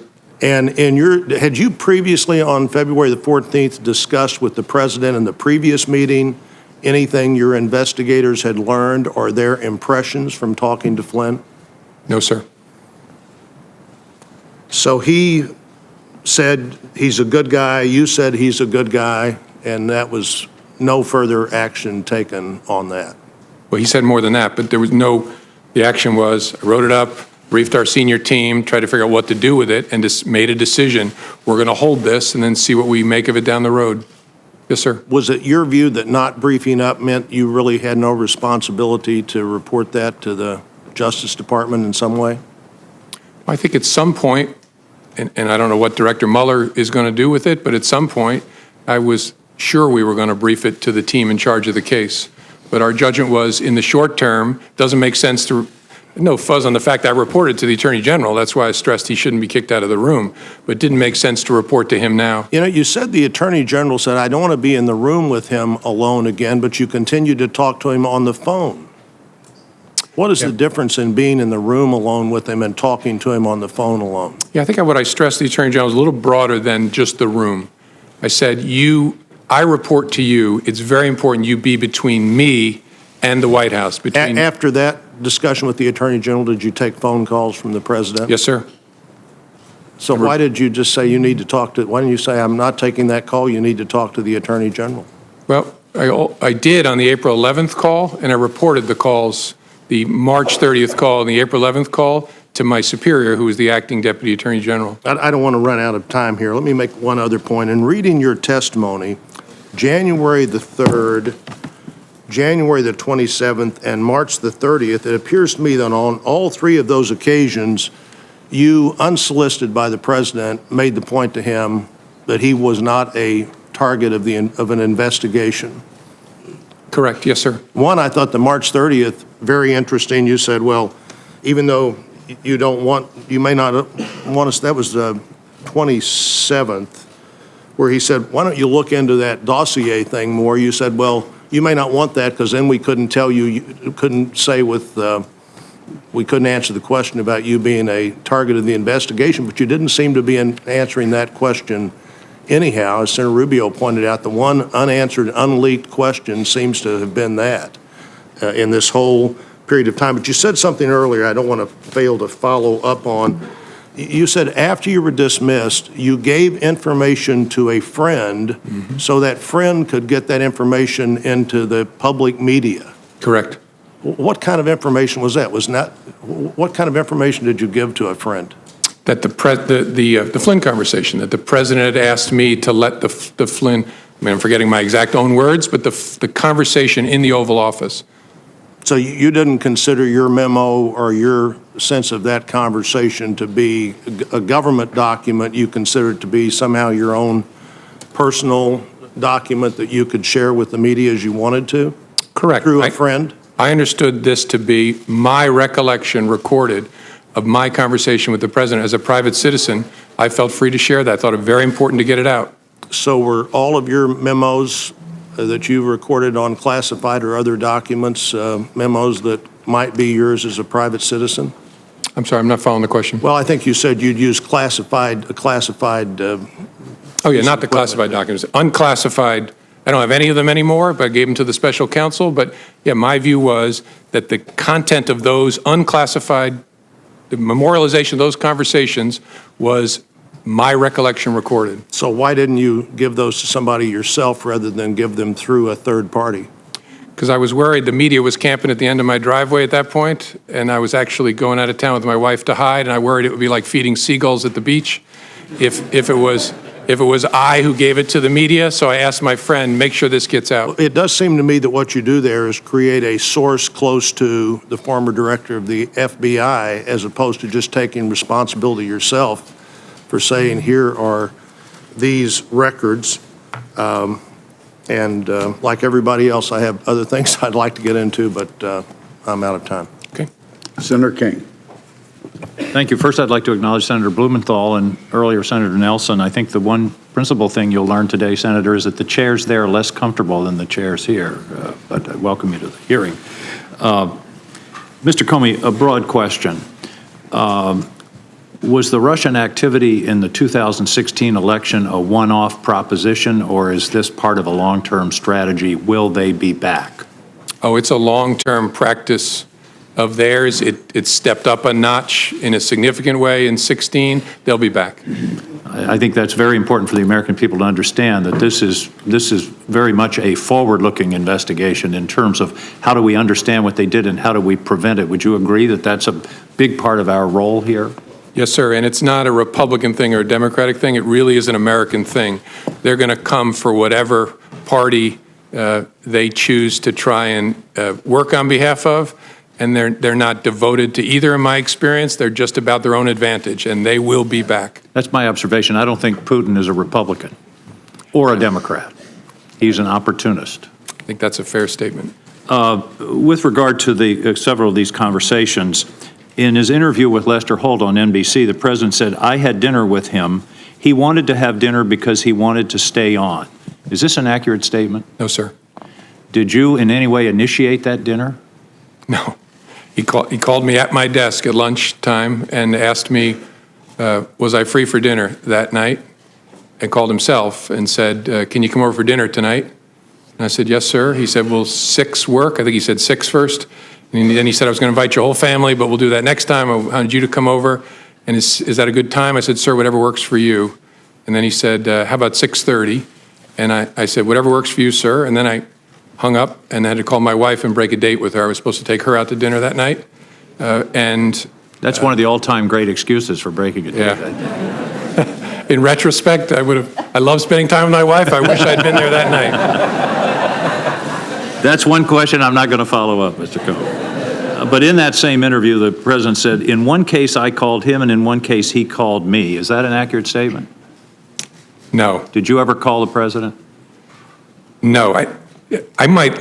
The only reason I'm hesitating is I think there was at least one conversation where I was asked to call the White House switchboard to be connected to him, but I never initiated a communication with the president. And in his press conference on May 18th, the president was asked whether he had urged you to shut down the investigation into Michael Flynn. The president responded, quote, no, no. Next question. Is that an accurate statement? I don't believe it is. Thank you. With regard to the question of him being personally under investigation, does that mean that the dossier is not being reviewed or investigated or followed up on in any way?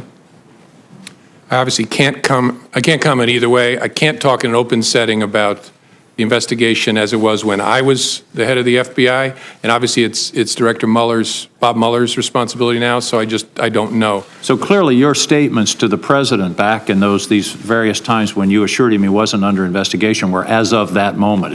That correct, is it not?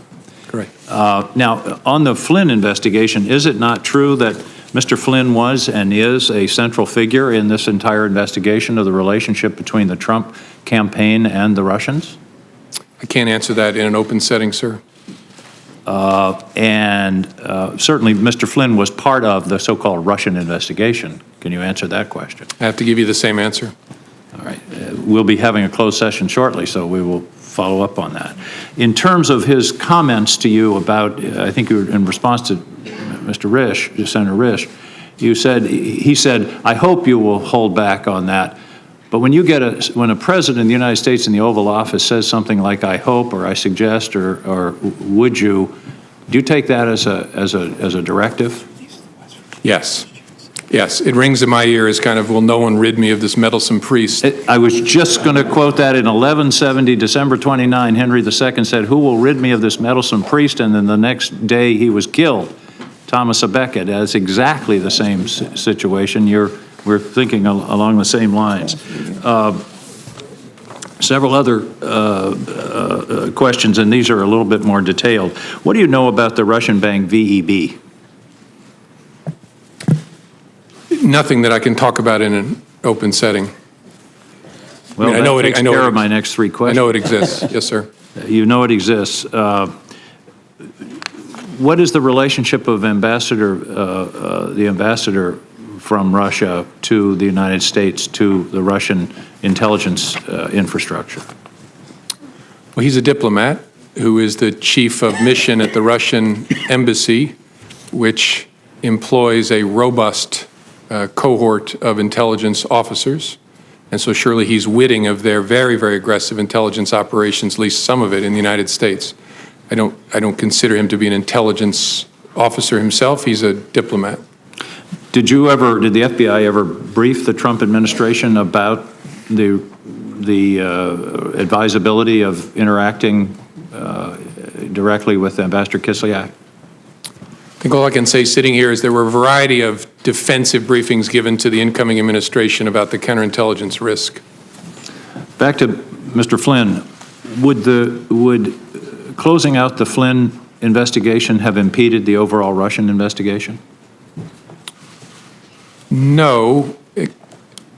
Well, unlikely, except to the extent, there's always a possibility if you have a criminal case against someone and you bring it and squeeze them, you flip them, and they give you information about something else. But I saw the two as touching each other, but separate. With regard to your memos, isn't it true that in a court case when you're weighing evidence, contemporaneous memos and contemporaneous statements to third parties are considered probative in terms of the validity of testimony? Yes. Thank you. Thank you, Mr. Chairman. Senator Cotton. Oh, excuse me, Senator Langford. Well, Director Comey, good to see you again. You too. We've had multiple opportunities to be able to visit, as everyone on this dais has, and I appreciate you and your service and what you have done for the nation for a long time, what you've continued to do. I've told you before, in the heat of last year, when we had the opportunity to visit personally, that I pray for you and for your family, because you do carry a tremendous amount of stress, and that is still true today. Thank you. Let me walk through a couple of things with you. Your notes are obviously exceptionally important because they give a very rapid account of what you wrote down and what you perceived happened in those different meetings. Have you had the opportunity to be able to reference those notes when you were preparing the written statement that you put for us today? Yes. Yes. I think nearly all of my written recordings of my conversations, I had a chance to review them before filing my statement. Do you have a copy of any of those notes personally? I don't. I turned them over to Bob Mueller's investigators. The individual that you told about your memos that then was sent on to the New York Times, did they have a copy of those memos, or were they told orally of those memos? Had a copy. I had a copy at the time. Do they still have a copy of those memos? It's a good question. I think so. I guess I can't say for sure sitting here, but I guess I don't know, but I think so. So the question is, could you ask them to hand that copy right back to you so you could hand them over to this committee? Potentially. I would like to move that from potential to see if we can ask that question so we can have a copy of those. Obviously, those notes are exceptionally important to us to be able to go through the process so we can continue to get to the facts as we see it. As you know, the written documents are exceptionally important. Yeah. Are there other documents that we need to be aware of that you used in your preparation for your written statement that we should also have that would assist us in helping with this? Not that I'm aware of, no. Past the February the 14th meeting, which is a very important meeting, obviously, as we discuss the conversations here about Michael Flynn. When the president asked you about he hopes that you would let this go, and the conversation back and forth about being a good guy, after that time, did the president ever bring up anything about Michael Flynn again to you? You had multiple other conversations you have documented with the president. No, I don't remember him ever bringing it up again. Did any member of the White House staff ever come to you and talk to you about letting go of the Michael Flynn case or dropping it or anything referring to that? No, nope. Did the Director of National Intelligence come to you and talk to you about that? No. Did anyone from the Attorney General's office, the Department of Justice, ask you about that? No. Did the head of NSA talk to you about that? No. The key aspect here is if this seems to be something the president's trying to get you to drop it, this seems like a pretty light touch to drop it, to bring it up at that moment, the day after he had just fired Flynn, to come back in and say, I hope we can let this go, but then it never reappears again. Did it slow down your investigation or any investigation that may or may not be occurring with Michael Flynn? No, although I don't know there are any manifestations, outward manifestations of the investigation between February 14th and when I was fired. So I don't know that the president would have any way of knowing whether it was effective or not. Okay, that's fair enough. If the president wanted to stop an investigation, how would he do that? Knowing it's an ongoing criminal investigation or counterintelligence investigation, would that be a matter of trying to go to you perceive, and to say you make it stop because he doesn't have the authority to stop? Or how would the president make an ongoing investigation stop? Again, I'm not a legal scholar, so smarter people answer this better, but I think as a legal matter, the president is the head of the executive branch and could direct, in theory, we have important norms against this, but direct that anybody be investigated or anybody not be investigated. I think he has the legal authority because all of us ultimately report in the executive branch up to the president. Okay. Would that be to you? Would that be to the Attorney General? Would that be to who that would do that? Suppose he could do it to, if he wanted to issue a direct order, could do it in any way. Could do it through the Attorney General or issue it directly to me. Well, is there any question that the president is not real fond of this investigation? I can think of multiple 140-word character expressions that he's done publicly to express he's not fond of the investigations. I've heard you share before in this conversation that you're trying to keep the agents that are working on it away from any comment the president might have made. Quite frankly, the president has informed around 6 billion people that he's not real fond of this investigation. Do you think there's a difference in that? Yes.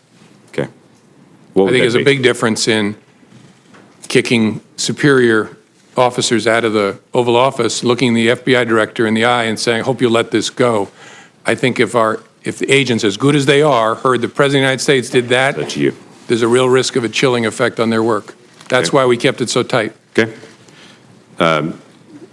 You had mentioned before about some news stories and news accounts. Without having to go into all the names and the specific times and to be able to dip into all that, have there been news accounts about the Russia investigation, about collusion, about this whole event, or accusations that as you read the story, you were stunned about how wrong they got the facts? Yes, there have been many, many stories purportedly based on classified information about lots of stuff, but especially about Russia, that are just dead wrong. I was interested in your comment that you made as well, that the president said to you, if there were some satellite associates of his that did something wrong, it would be good to find that out. That the president seemed to talk to you specifically on March the 30th and say, I'm frustrated that the word is not getting out that I'm not under investigation, but if there are people that are in my circle that are, let's finish the investigation. Is that how you took it as well? Yes, sir. Yes.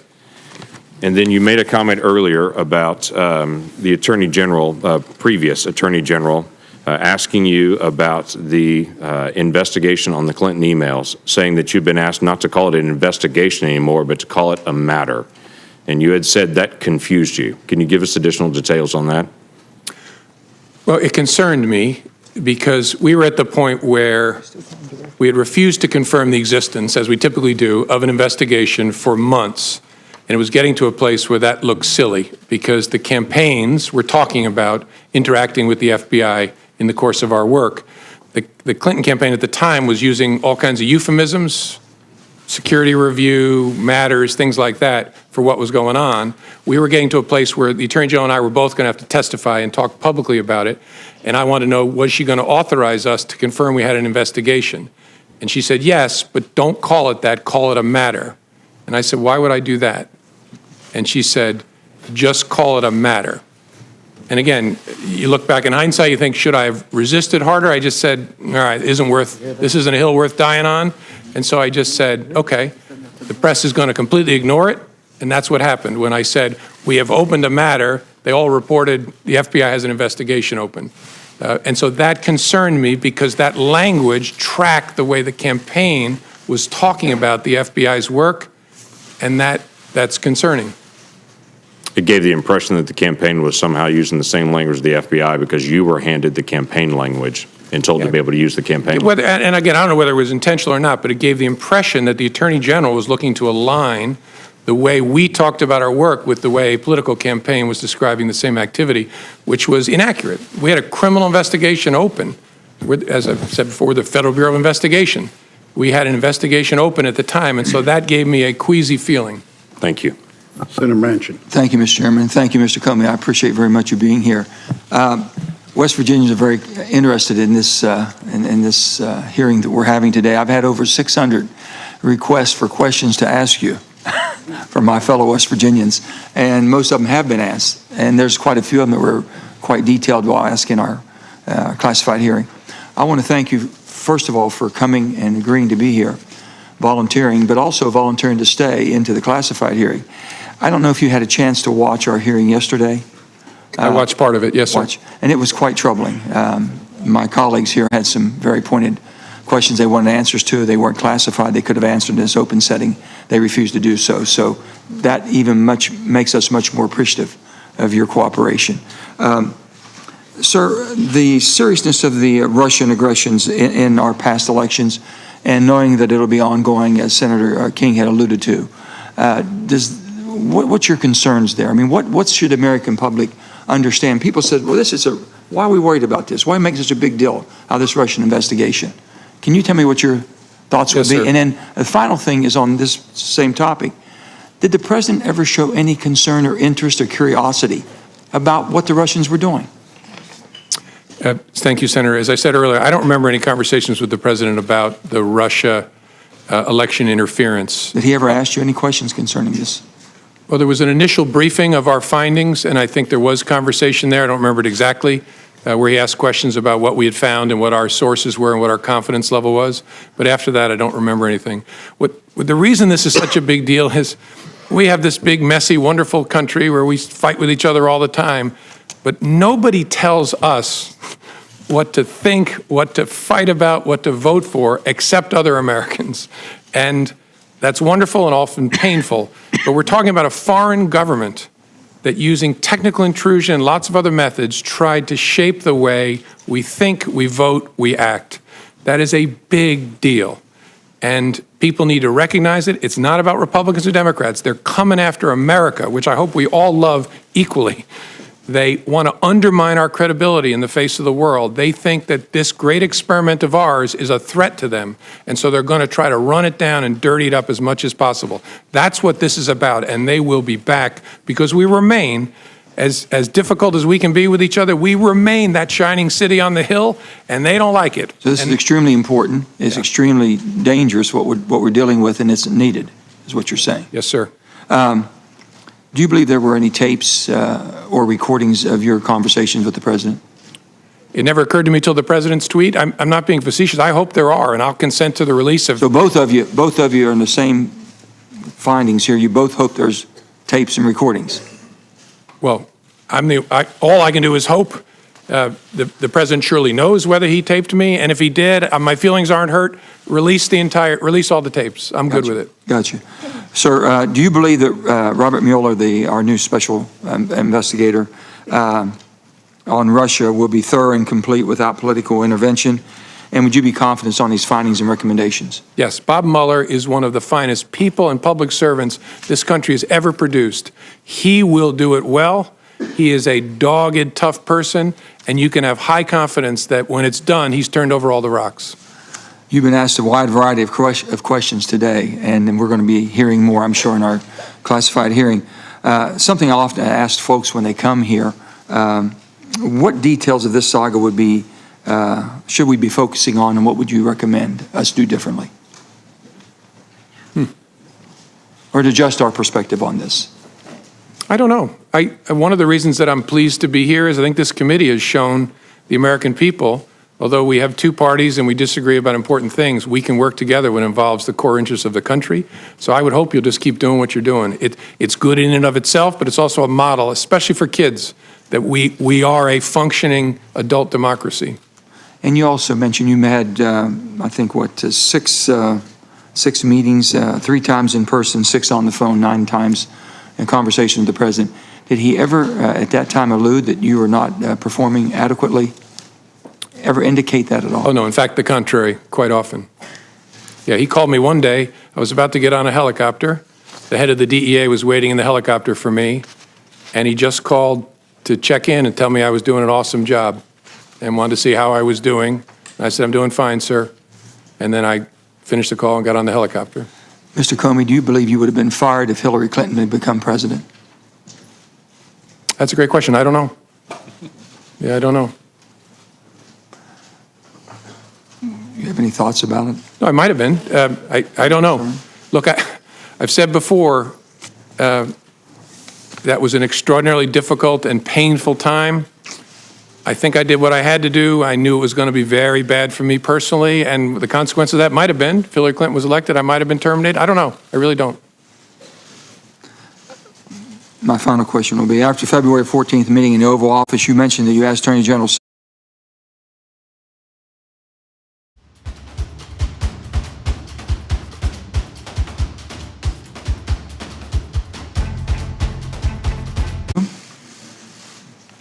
Oh, sure.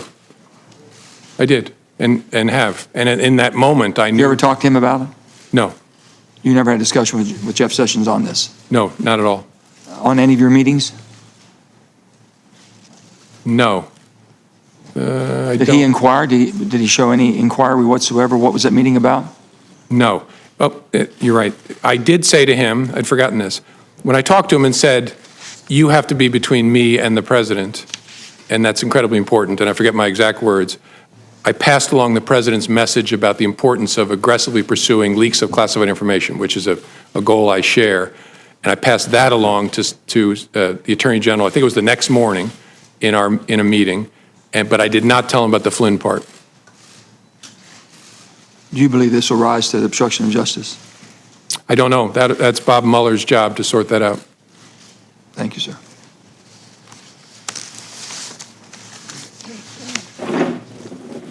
Mr. Chairman. Senator Cotton. Mr. Comey, you encouraged the president to release the tapes. Will you encourage the Department of Justice or your friend at Columbia, or Mr. Mueller, to release your memos? Sure. You said that you did not record your conversations with President Obama or President Bush in memos. Did you do so with Attorney General Sessions or any other senior member of the Trump Department of Justice? No. Did you? I'm sorry. Did you record conversations and memos with Attorney General Lynch or any other senior member of the Obama Department of Justice? No, not that I recall. In your statement for the record, you cite 9 private conversations with the president, 3 meetings, and 2 phone calls. There are 4 phone calls that are not discussed in your statement for the record. What happened in those phone calls? The president called me, I believe, shortly before he was inaugurated as a follow-up to our private conversation on January the 6th. He just wanted to reiterate his rejection of the allegation and talk about he'd thought about it more and why he thought it wasn't true, the verified and unverified and salacious parts. And during that call, he asked me, again, hope you're going to stay, you're doing a great job. And I told him that I intended to. There was another phone call that I mentioned, I think was, could have the date wrong, March the 1st, where he called just to check in with me as I was about to get on the helicopter.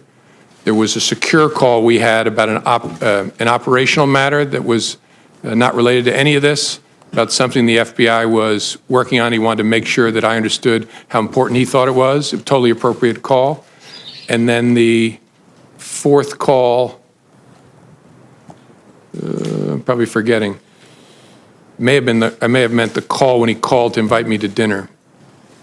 I'll think about it as I'm answering other questions, but I think I got that right. Let's turn our attention to the underlying activity at issue here, Russia's hacking into those emails and releasing them, and the allegations of collusion.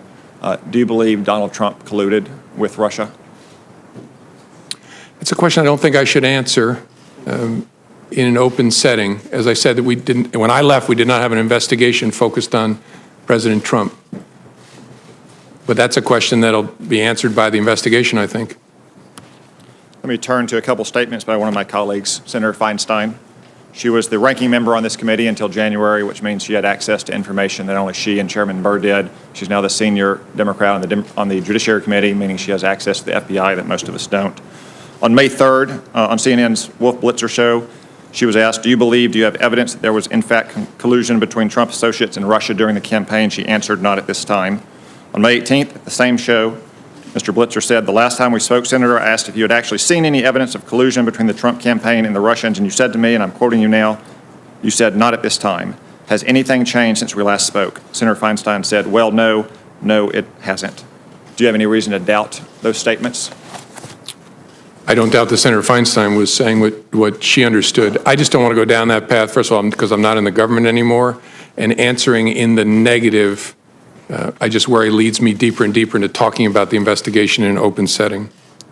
I'm always trying to be fair. I don't want to be unfair to President Trump. I'm not trying to suggest by my answer something nefarious, but I don't want to get into the business of saying not as to this person, not as to that person.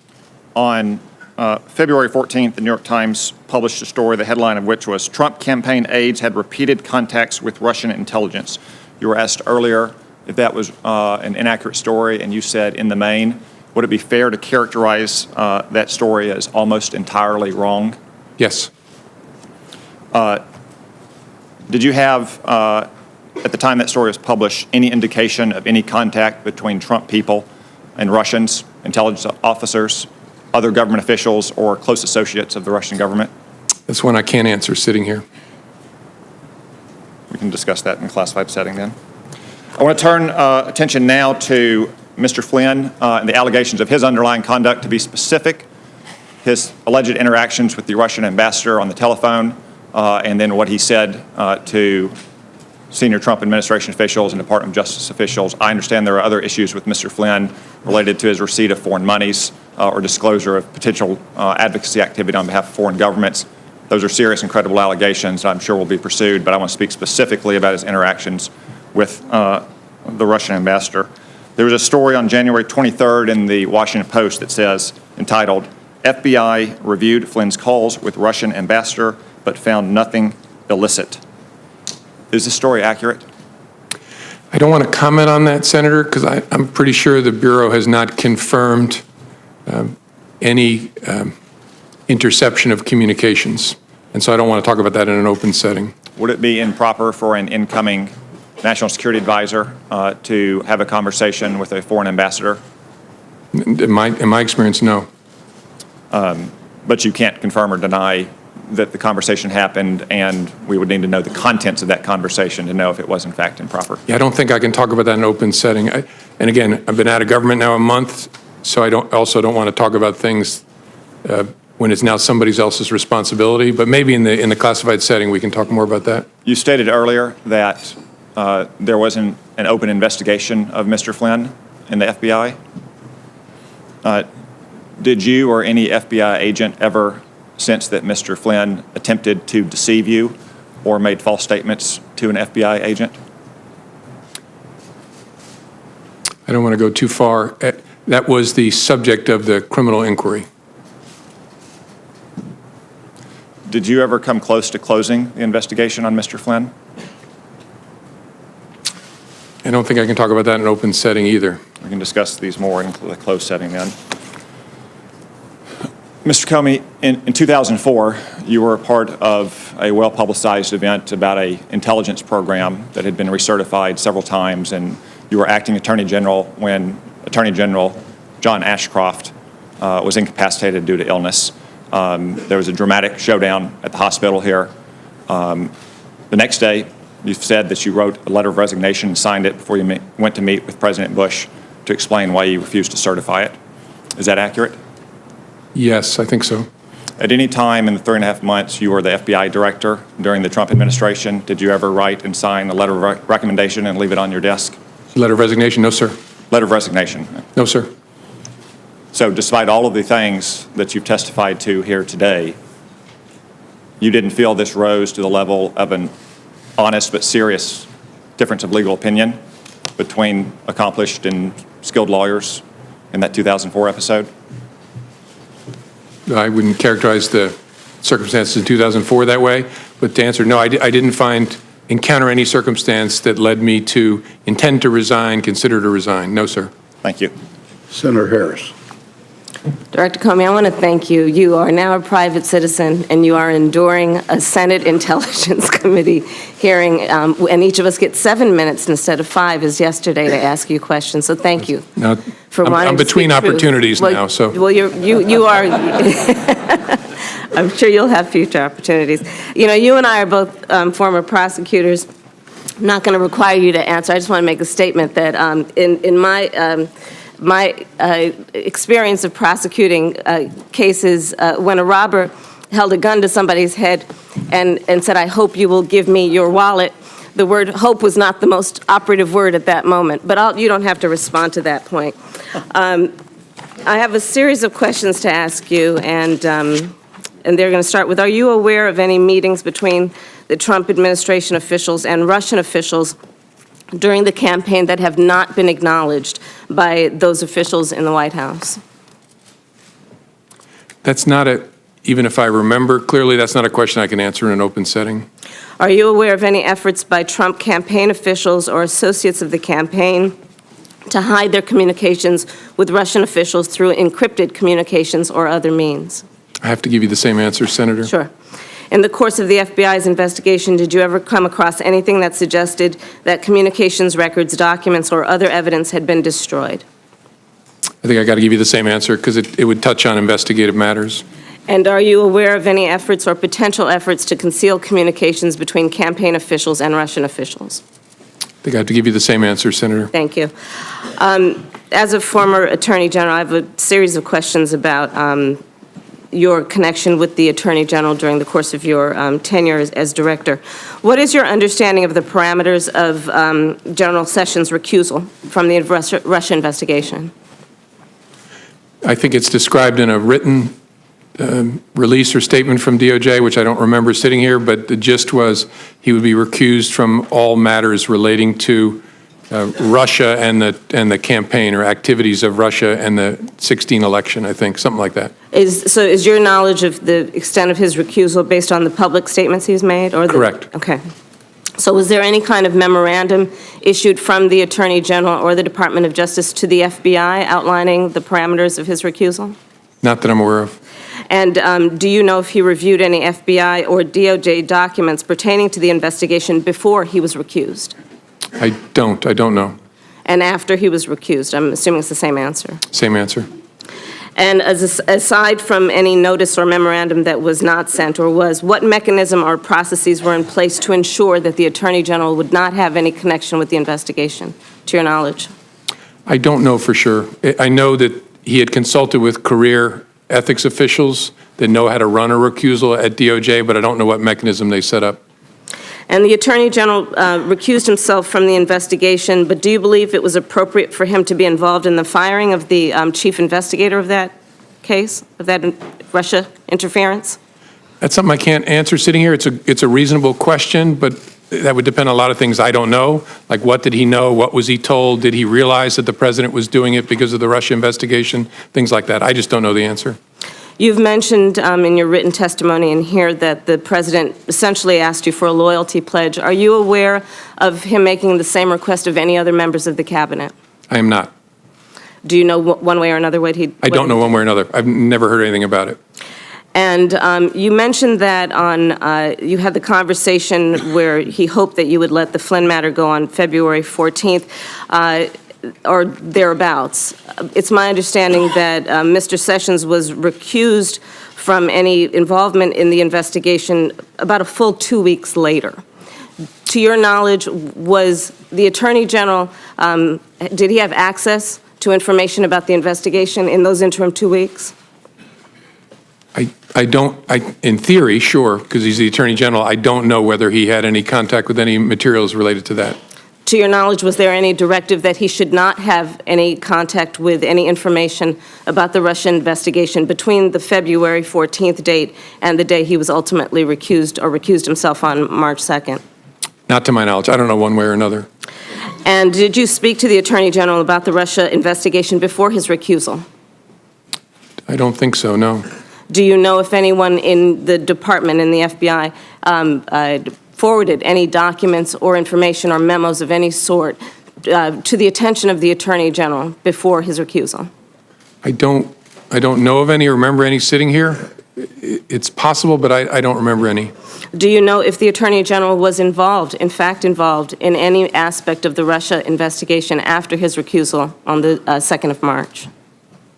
I don't. I would assume not, but I don't.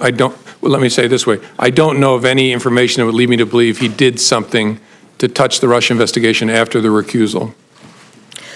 In your written testimony, you indicate that after you were left alone with the president, you mentioned that it was inappropriate and should never happen again to the Attorney General. And apparently, he did not reply, and you write that he did not reply. What did he do, if anything? Did he just look at you? Was there a pause for a moment? What happened? I don't remember real clearly. I have a recollection of him just kind of looking at me, and there's a danger here I'm projecting onto him, so this may be a faulty memory, but I kind of got, his body language gave me the sense like, what am I going to do? Did he shrug? I don't remember clearly. I think the reason I have that impression is I have some recollection of almost imperceptible, like, what am I going to do? But I don't have a clear recollection of that. He didn't say anything. And on that same February 14th meeting, you said you understood the president to be requesting that you drop the investigation. After that meeting, however, you received 2 calls from the president, March 30th and April 11th, where the president talked about a cloud over his presidency. Has anything you've learned in the months since your February 14th meeting changed your understanding of the president's request? I guess it would be what he has said in public documents or public interviews? Correct. Okay.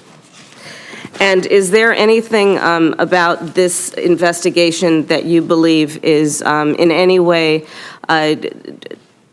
biased or is not being informed by a process of seeking the truth? No. The appointment of a special counsel should offer great, especially given who that person is, great comfort to Americans, no matter what your political affiliation is, that this will be done independently, competently, and honestly. And do you believe that he should have full authority, Mr. Mueller, to be able to pursue that investigation?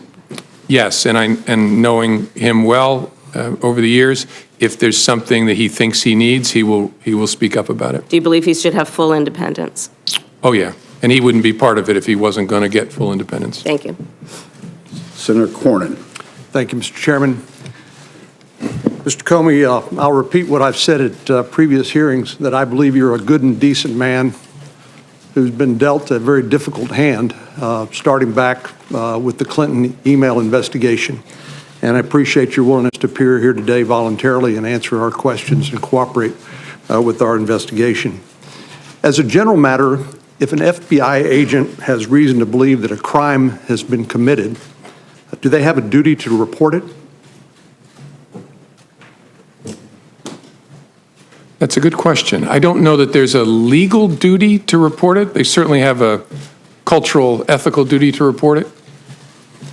You're unsure whether they would have a legal duty?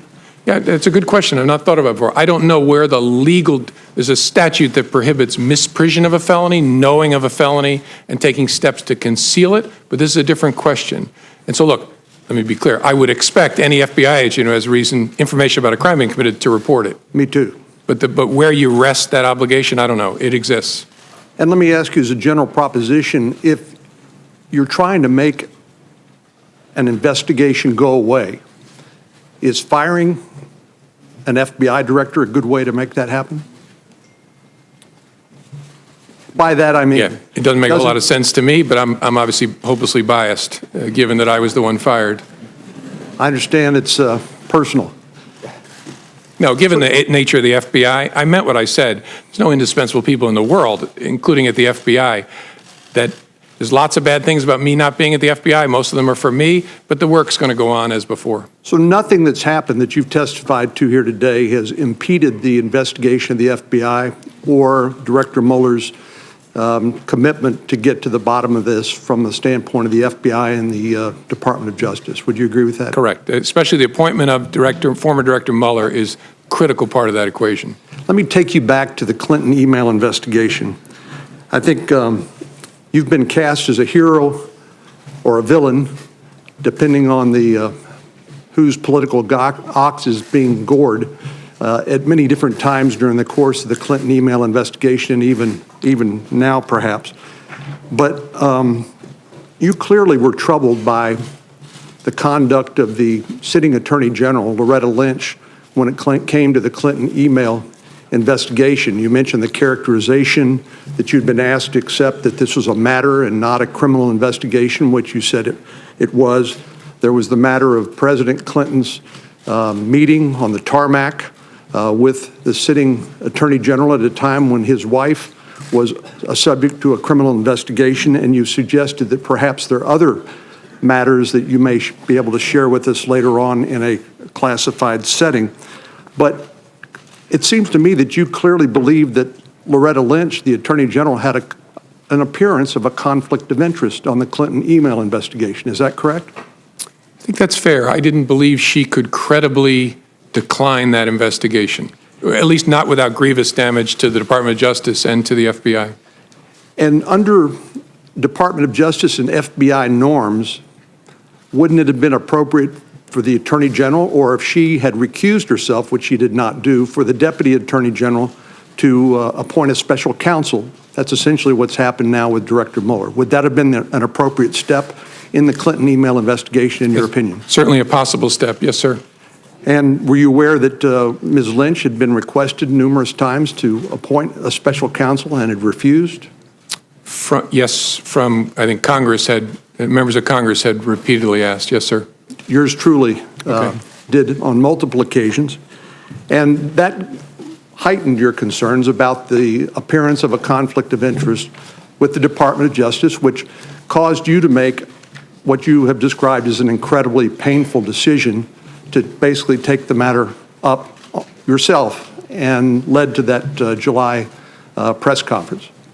Yes, sir. I can say after the former President Clinton, met on the plane with the Attorney General, I considered whether I should call for the appointment of a special counsel, and I decided that that would be an unfair thing to do because I knew there was no case there. We had investigated it very, very thoroughly. I know this is a subject of passionate disagreement, but I knew there was no case there, and calling for the appointment of special counsel would be brutally unfair because it would send the message, aha, there's something here. That was my judgment. Again, lots of people have different views of it, but that's how I thought about it. Well, if a special counsel had been appointed, they could have made that determination that there was nothing there and declined to pursue it, right? Sure, but it would have been many months later or a year later. Let me just ask you to, given the experience of the Clinton email investigation and what happened there, do you think it's unreasonable for anyone,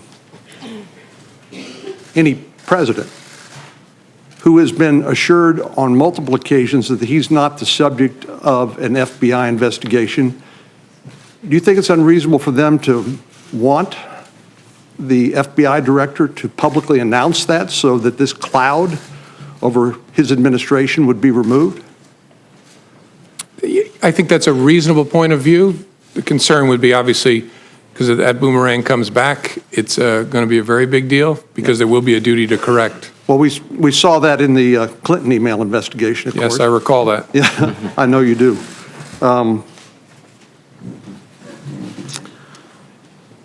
So let me ask you finally in the minute that we have left, there was this conversation back and forth about loyalty, and I think we all appreciate the fact that an FBI director is a unique public official in the sense that he's a political appointee in one sense, but he has a duty of independence to pursue the law pursuant to the constitutional laws of the United States.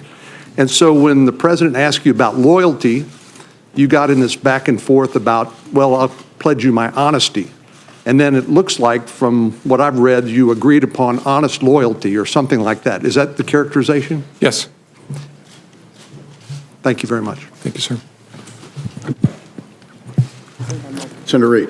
Thank you, Mr. Chairman. Thank you, Director Comey.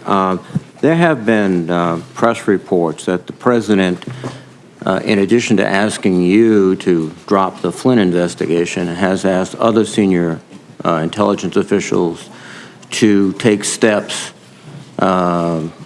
which would tend to undermine the investigation into Russia. There's been reports that he's asked DNI Coates and Admiral Rogers to make public statements exonerating him or taking the pressure off him, and also reports about Admiral Rogers and Director Pompeo to intervene and reach out to the FBI and ask them. Are you aware of any of these, or do you have any information with respect to any of these allegations? I don't. I'm aware of the public reporting, but I had no contact, no conversation with any of those leaders about that subject. Thank you. You have testified that you interpret the discussion with the president about Flynn as a direction to stop the investigation. Is that correct? Yes. You've testified that the president asked you to lift the cloud by essentially making public statements exonerating him and perhaps others. You refused, correct? I didn't do it. I didn't refuse the president. I told him we would see what we could do, and then the second time he called, I told him in substance, that's something your lawyer will have to take up with the Justice Department. And part of the underlying logic was that we've discussed many times throughout this morning is the duty to correct.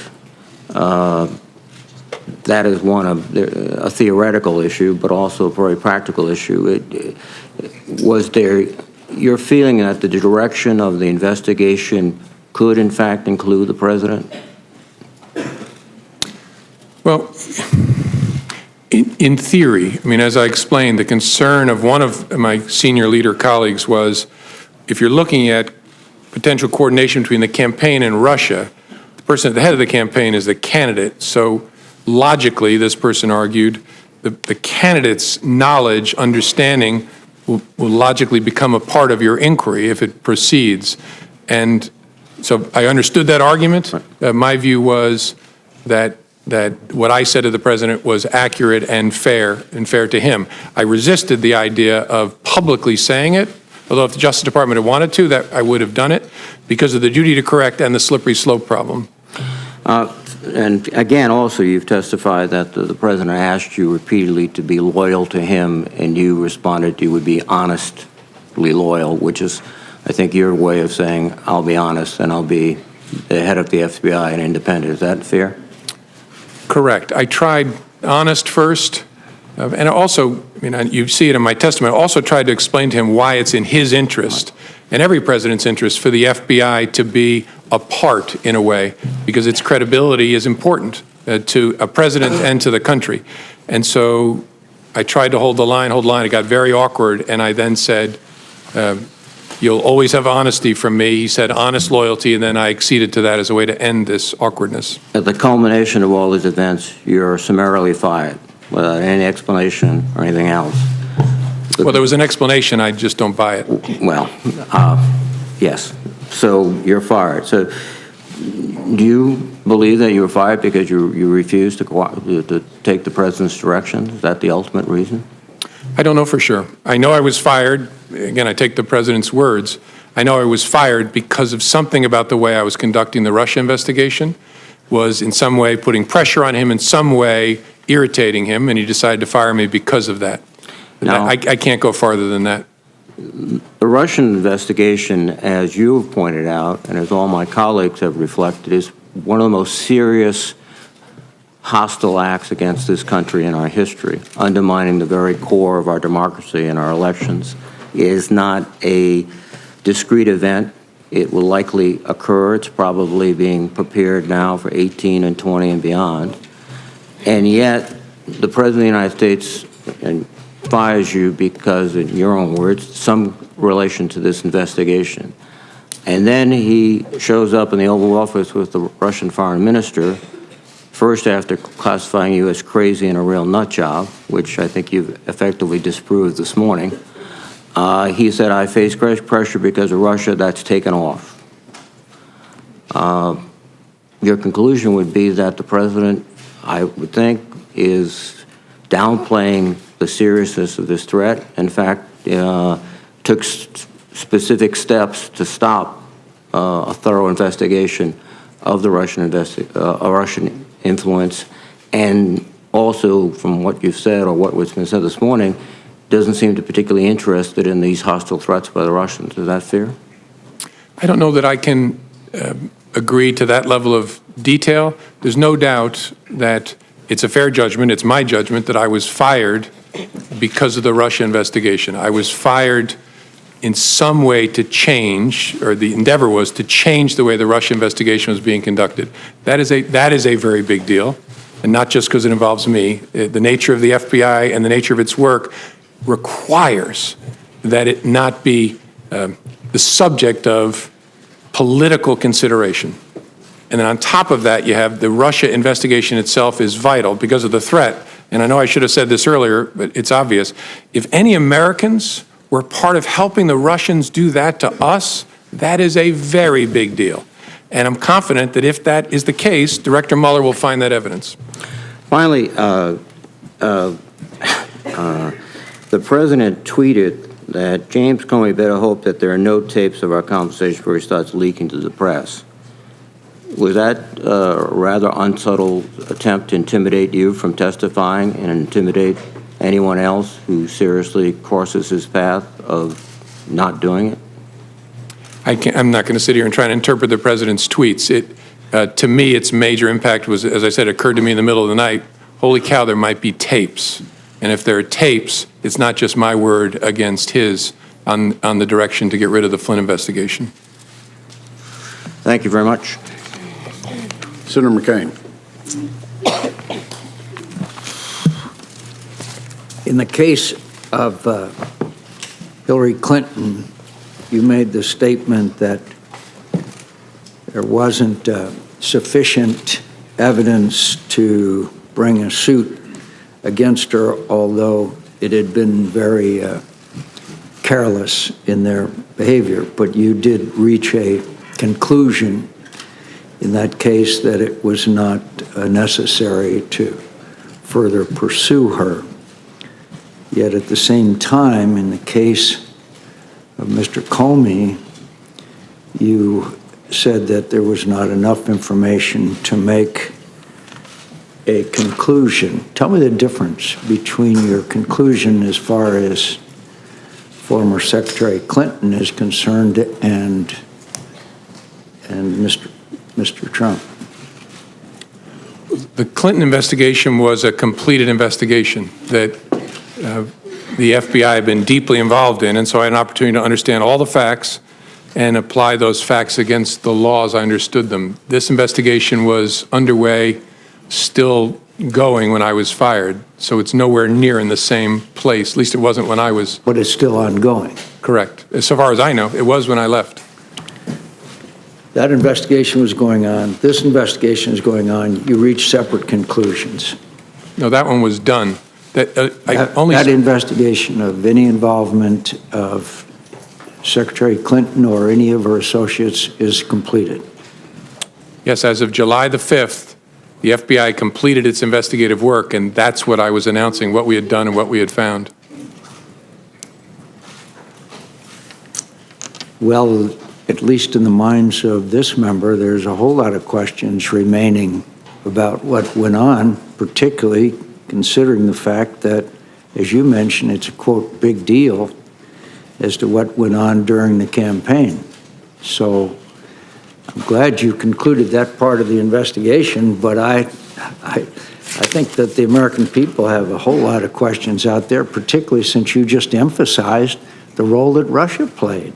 And obviously, she was a candidate for president at the time, so she was clearly involved in this whole situation where fake news, as you just described it, big deal, took place. You're going to have to help me out here. In other words, we're complete the investigation of anything that former Secretary Clinton had to do with the campaign is over and we don't have to worry about it anymore? With respect to Secretary, I'm a little confused, Senator. With respect to Secretary Clinton, we investigated criminal investigation in connection with her use of a personal email server. I understand. And that's the investigation I announced the conclusion of on July 5th. So, but at the same time, you made the announcement there would be no charges brought against then Secretary Clinton for any activities involved in the Russia involvement in our engagement in our election. I don't quite understand how you could be done with that, but not done with the whole investigation of their attempt to affect the outcome of our election. No, I'm sorry. We're not, at least when I left, when I was fired on May the 9th, there was still an open, active investigation to understand the Russian efforts and whether any Americans work with them. But you reached the conclusion that there was no reason to bring charges against Secretary Clinton. So you reached a conclusion. In the case of Mr. Comey, the President Comey, excuse me, in the case of President Trump, you have an ongoing investigation. So you got one candidate who you're done with and another candidate that you have a long way to go. Is that correct? I don't know how far the FBI has to go, but yes, that the Clinton email investigation was completed, the investigation of Russia's efforts in connection with the election, and whether there was any coordination, and if so, with whom, between Russia and the campaign, was ongoing when I left. You just made it clear in what you said. This is a, quote, big deal, unquote. I think it's hard to reconcile. In one case, you reach a complete conclusion, and the other side, you have not. And you've, in fact, obviously, there's a lot more there, as we know, as you called it, a, quote, big deal. She's one of the candidates. But in her case, you say there would be no charges, and in the case of President Trump, the investigation continues. What has been brought out in this hearing is more and more emphasis on the Russian engagement and involvement in this campaign. How serious do you think this was? Very serious, but I want to say something, be clear. We have not announced, and there was no predication to announce, an investigation of whether the Russians may have coordinated with Secretary Clinton's campaign. Secretary Clinton's campaign. No, but they may not have been involved with their campaign. They were involved with the entire presidential campaign, obviously. Of course. Yes, sir. And that is an investigation that began last summer, and so far as I'm aware, continues. So both President Trump and former candidate Clinton are both involved in the investigation, yet one of them, you said there's going to be no charges, and the other one, the investigation continues. Well, I think there's a double standard there, to tell you the truth. Then when the president said to you, you talked about the April 11th phone call, and he said, quote, because I've been very loyal to you, very loyal. We had that thing, you know. Did that arouse your curiosity as what, quote, that thing was? Yes. Why didn't you ask him? It didn't seem to me to be important for the conversation we were having to understand it. I took it to be an effort to communicate to me that there is a relationship between us where I've been good to you, you should be good to me. Yeah, but I think it would intensely arouse my curiosity if the President of the United States said, we had that thing, you know. I'd like to know what the hell that thing is, particularly if I'm the director of the FBI. Yeah, I get that, Senator. Honestly, I'll tell you what, this is speculation, but what I concluded at the time is in his memory, he was searching back to our encounter at the dinner and was preparing himself to say, I offered loyalty to you, you promised loyalty to me, and all of a sudden, his memory showed him that did not happen, and I think he pulled up short. That's just a guess, but I've a lot of conversations with humans over the years. I think I would have had some curiosity if it had been about me, to be honest with you. So are you aware anything that would believe you to believe that the president or the members of the administration or members of the campaign could potentially be used to coerce or blackmail the administration? That's a subject for investigations, not something I can comment on sitting here. But you reached that conclusion as far as Secretary Clinton was concerned. But you're not reaching a conclusion as far as this administration is concerned. Are you aware of anything that would lead you to believe that information exists that could coerce members of the administration or blackmail the administration? That's not a question I can answer, Senator. Senator's time's expired. Thank you. All time's expired for the hearing. Can I say for members, we'll reconvene promptly at 1 p.m. In the hearing room. We have a vote scheduled for 1:45. I would suggest that all members promptly be there at 1 o'clock. We have about 3 minutes. I'd like to have order. Photographers return to where you were, please. This hearing's not adjourned yet. Either that or we'll remove you. To members, we have about 3 minutes of updates that we would love to cover as soon as we get into the closed session before we have an opportunity to spend some time with Director Comey. Based on our agreement, it would be my intentions to adjourn that closed hearing between 2 and 2:10 so that members can go vote, and I would urge you to eat at that time. Jim, several of us on this committee have had the opportunity to work with you since you walked in the door. I want to say personally on behalf of all the committee members, we're grateful to you for your service to your country, not just in the capacity as FBI director, but as prosecutor, and more importantly, being somebody that loves this country enough to tell it like it is. I want to say to your workforce that we're grateful to them with the level of cooperation that they have shown us, with the trust we've built between both organizations, the Congress and the Bureau. We couldn't do our job if it wasn't for their willingness to share candidly with us the work that we need to see. This hearing's the 9th public hearing this committee has had this year. That is twice the historical year-long average of this committee. I think the Vice Chairman and my biggest challenge when this investigation has concluded is to return our hearings to the secrecy of a closed hearing, to encourage our members not to freely talk about intelligence matters publicly, and to respect the fact that we have a huge job, and that's to represent the entire body of the United States Senate and the American people, to make sure that we work with the intelligence community to provide you the tools to keep America safe, and that you do it within the legal limit or those limits that are set by the executive branch. We could not do it if it wasn't for trusted partnership that you have been able to lead and others before you. So as we depart from this is a pivotal hearing in our investigation. We're grateful to you for the professionalism you've shown and your willingness. I will turn to the Vice Chairman. I simply want to echo, one again, the thanks for your appearance. And there clearly still remain a number of questions. And the one thing I want to commit to you, and more importantly, I think, Chairman, I want to commit to all those who are still potentially watching and following.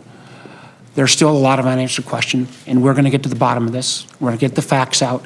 The American people deserve to know. There's the questions around implications of Trump officials and the Russians, but there's also the macro issue of what the Russians did and continue to do. And I think it is very important that all Americans realize that threat is real.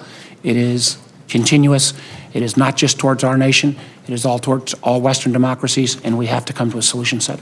Thank you, Mr. Chairman. Director Comey, thank you once again on behalf of the committee. This hearing is adjourned. This is a CBS News special report of the testimony of James Comey in front of the Senate Intelligence Committee. The committee just wrapped up its public session. It will now question the former FBI director in a private session where classified information can be discussed. It has been a historic hearing, definitely, and we are expected to hear a response to Comey in the next hour from President Trump's personal lawyer. When Mark Kasowitz speaks, we will bring it to you in a CBS News special report. Right now, the president is addressing the Faith and Freedom Coalition Road to Majority Conference.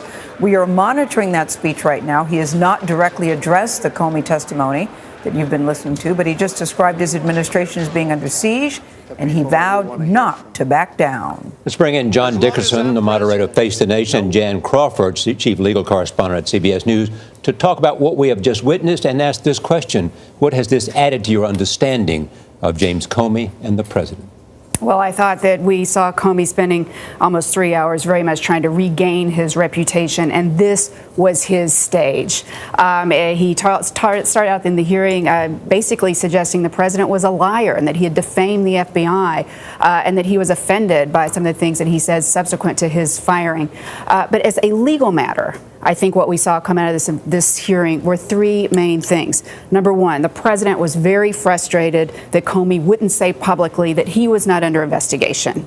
I mean, that's something that really was bothering the president. Number two, he asked Director Comey to hopefully let it go on Mike Flynn, because he was a good guy and the president had handled that. He had fired him. And then number three, and this is important for the president, he said, I think it's good that you go on with the investigation, that if other people are involved, that's good to get out. And we saw Director Comey say that the president himself did not try to obstruct the investigation into Russian meddling in 2016. What we haven't seen and heard today is evidence of a corrupt intent by the president. And that's something that the special counsel is going to be looking at. And that's why obstruction of justice is so tricky, because you have to have that corrupt intent in all of these conversations. It's not lying under oath. It's not directing people to lie under oath or directing them to commit crimes like a break-in. So this is a trickier crime that we're talking about. What happened is Director Comey gave actually some support to the president's argument, or to the argument that Republicans will probably go to, because this is happening in a political court, essentially, which is, as Jan said, the president was frustrated. He wanted this to get out, that he was not under investigation. And we see the president's emphasis on that even in the letter that he wrote firing James Comey. He said, you told me 3 times I was. So that gives another avenue for all of the president's pressure. In other words, it wasn't to stop the investigation. It was simply to get Comey to exonerate him in public as he had in private. And when he didn't do that, the president was irritated. That is at least a plausible other case than the one people who are criticizing the president make, which is he fired him to stop him. But as a character test for the president, So that's the legal case. But as a character test for the president, here you have a compelling witness with a very folksy demeanor, wrapping himself in the FBI, saying that the president came across as a liar when they first met, that the president lied to him, lied repeatedly, and that the administration went about, including, by the way, that includes the Deputy Attorney General, went about smearing Comey and the FBI, which Comey said was a bunch of lies. Which explains why he took the notes, John. He said he was concerned about the nature of the person, that he was concerned that he would tell lies, and that's why he took such copious notes, which he said he had never done before with either President Barack Obama or President George W. Bush. Right. So on the legal front, the president got some help, I think. But on the character front, I think there were some real damage to the president. He also repeatedly brought up the issue of tapes and whether there's a taping system inside the Oval Office. He said at one point, Lordy, I hope there's tapes. He also said at another tape, release all the tapes. I'm good with it. Almost taunting the president. Oh, sure. He mentioned, bring it on. Bring it on. He also mentioned he woke up in the middle of the night thinking, holy cow, after the president tweeted that there may be tapes. And that's what led him to release these memos to a friend who then leaked them to the press. What are the implications if there are tapes? Well, I mean, that could be, I guess, potentially a game changer. I mean, that certainly would make Mueller's investigation influence that.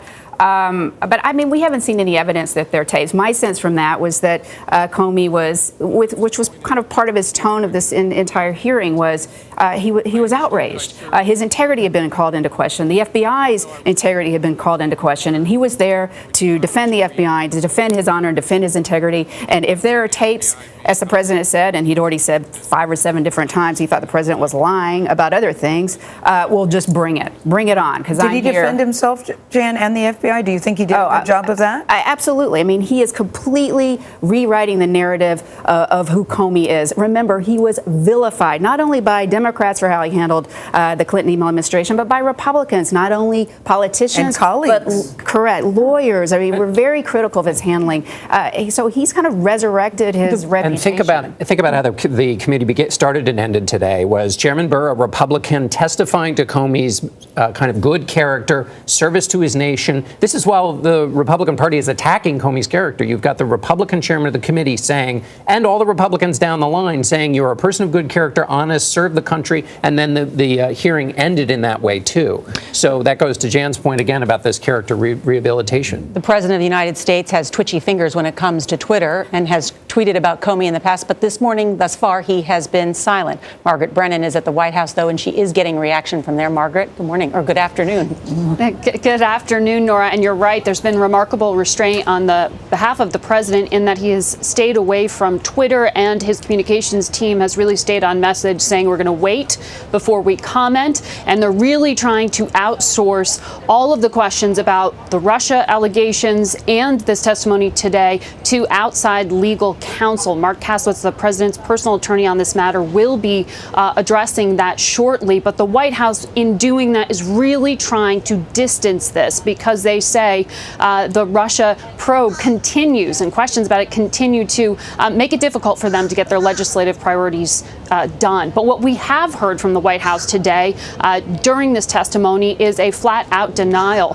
Sarah Sanders, the deputy spokesperson, saying the president is not a liar. That was her one very clear message to reporters today. Also saying she couldn't deny, but she also couldn't confirm, frankly said she does not know if there are tapes. The reason that question was even posed, of course, is because the president suggested that there might be some recording in a tweet shortly after he fired James Comey. And of course, we're talking about tweets. Remember, these are presidential statements that were put out there. So she can't confirm what the president said or suggested in that past communication. But what the White House is trying to do today in putting the president back out there in the public space, as you saw him in that Faith and Freedom Coalition speech, trying to talk to friendly groups, people who are receptive to that argument the president makes that this White House is under siege by the Democrats, by reporters who they claim are not focusing on what they're trying to get done. So the White House is emphasizing that the president today was looking at national security concerns with his team. That was North Korea. That was a decision to attack Iranian-backed militias in Syria. That's the message they're sending, but we can tell you because we saw saw the legal counsel here earlier today, and we know that the president has been in touch with his legal advisors about this testimony, that he is very much focused on it and very much concerned about it. Though the president himself has not commented, his son was sort of channeling him today. Donald Trump Jr. was online really trying to defend his father, something that the White House is trying not to take onto their own plates themselves as they try to regain the narrative here and try to argue through surrogates that all of this is unfair and that somehow Comey's testimony today should put to rest all those concerns about collusion, all those concerns about obstruction of justice. Of course, those two issues James Comey refused to directly answer today because they are continuing to be probed. And we will hear more from him inside. We won't hear, but they will hear more from him in the private session that will take place this afternoon. And then if, in fact, there are no tapes, the question is how Robert Mueller will find out who's telling the truth. Thanks, Margaret. We go down to Nancy Cordes, who is in the hearing room for the testimony. Nancy?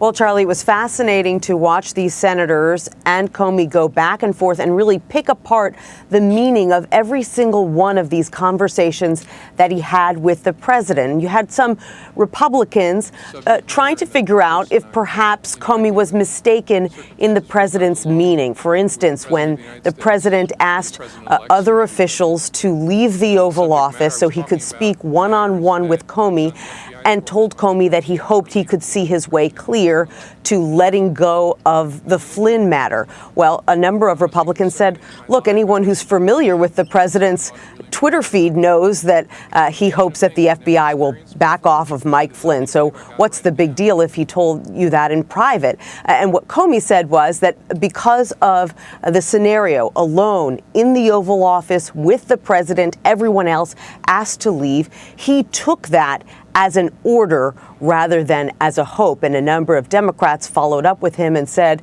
if you were in the Oval Office with any president and they had told you that they hoped something would happen, would you take that as an order? And Comey said yes.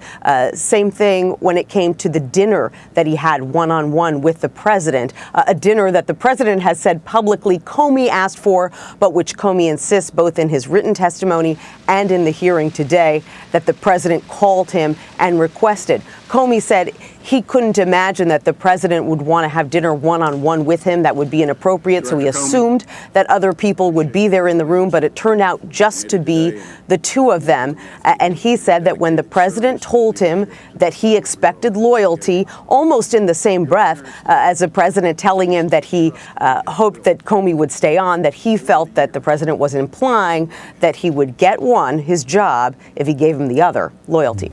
Yes, he said when people left the room, he knew something big was going to happen. He was stunned. He was going to pay attention. John, I like your phrase where you said that Comey had a very folksy manner. One expression was, Lordy, I hope there are tapes. The other one was, there's no fuzz here when it comes to whether the Russians interfered with this election. He said that is not a close call. Jeff Pegues is in Washington with what James Comey's testimony could mean for the investigation into Russian interference with the United States election. Jeff. And Gail, you're right. James Comey has a way with words when he testifies there on Capitol Hill. And what I found interesting was how he described the internal struggles among the leadership at the FBI after these meetings with the president and how he was looking for cover from the Justice Department, his boss.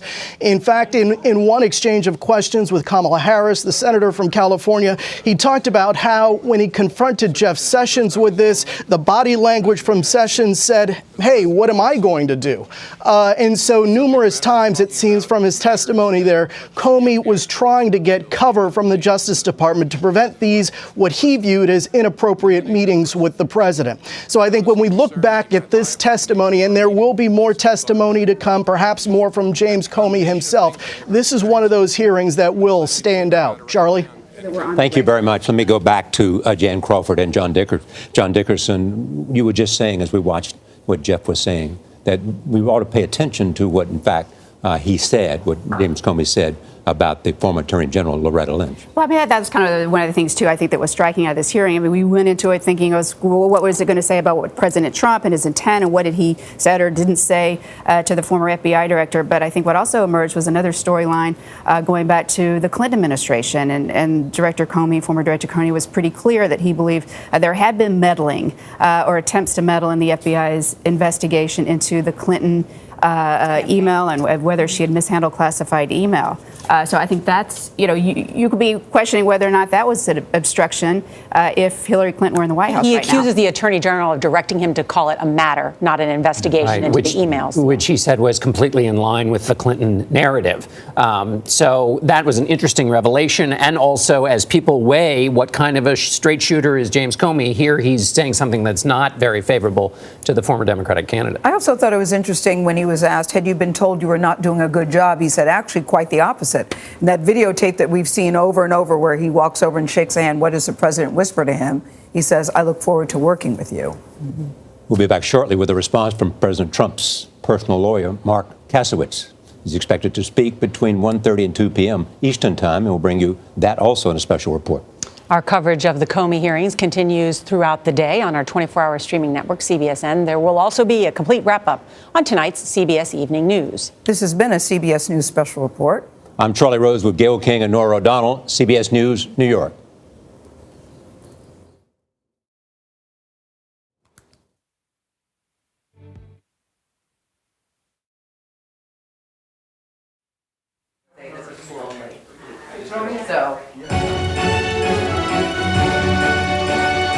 Hi, everyone. I'm Jeff Glor in New York with our continuing coverage. We do expect a response to today's testimony soon from President Trump's attorney.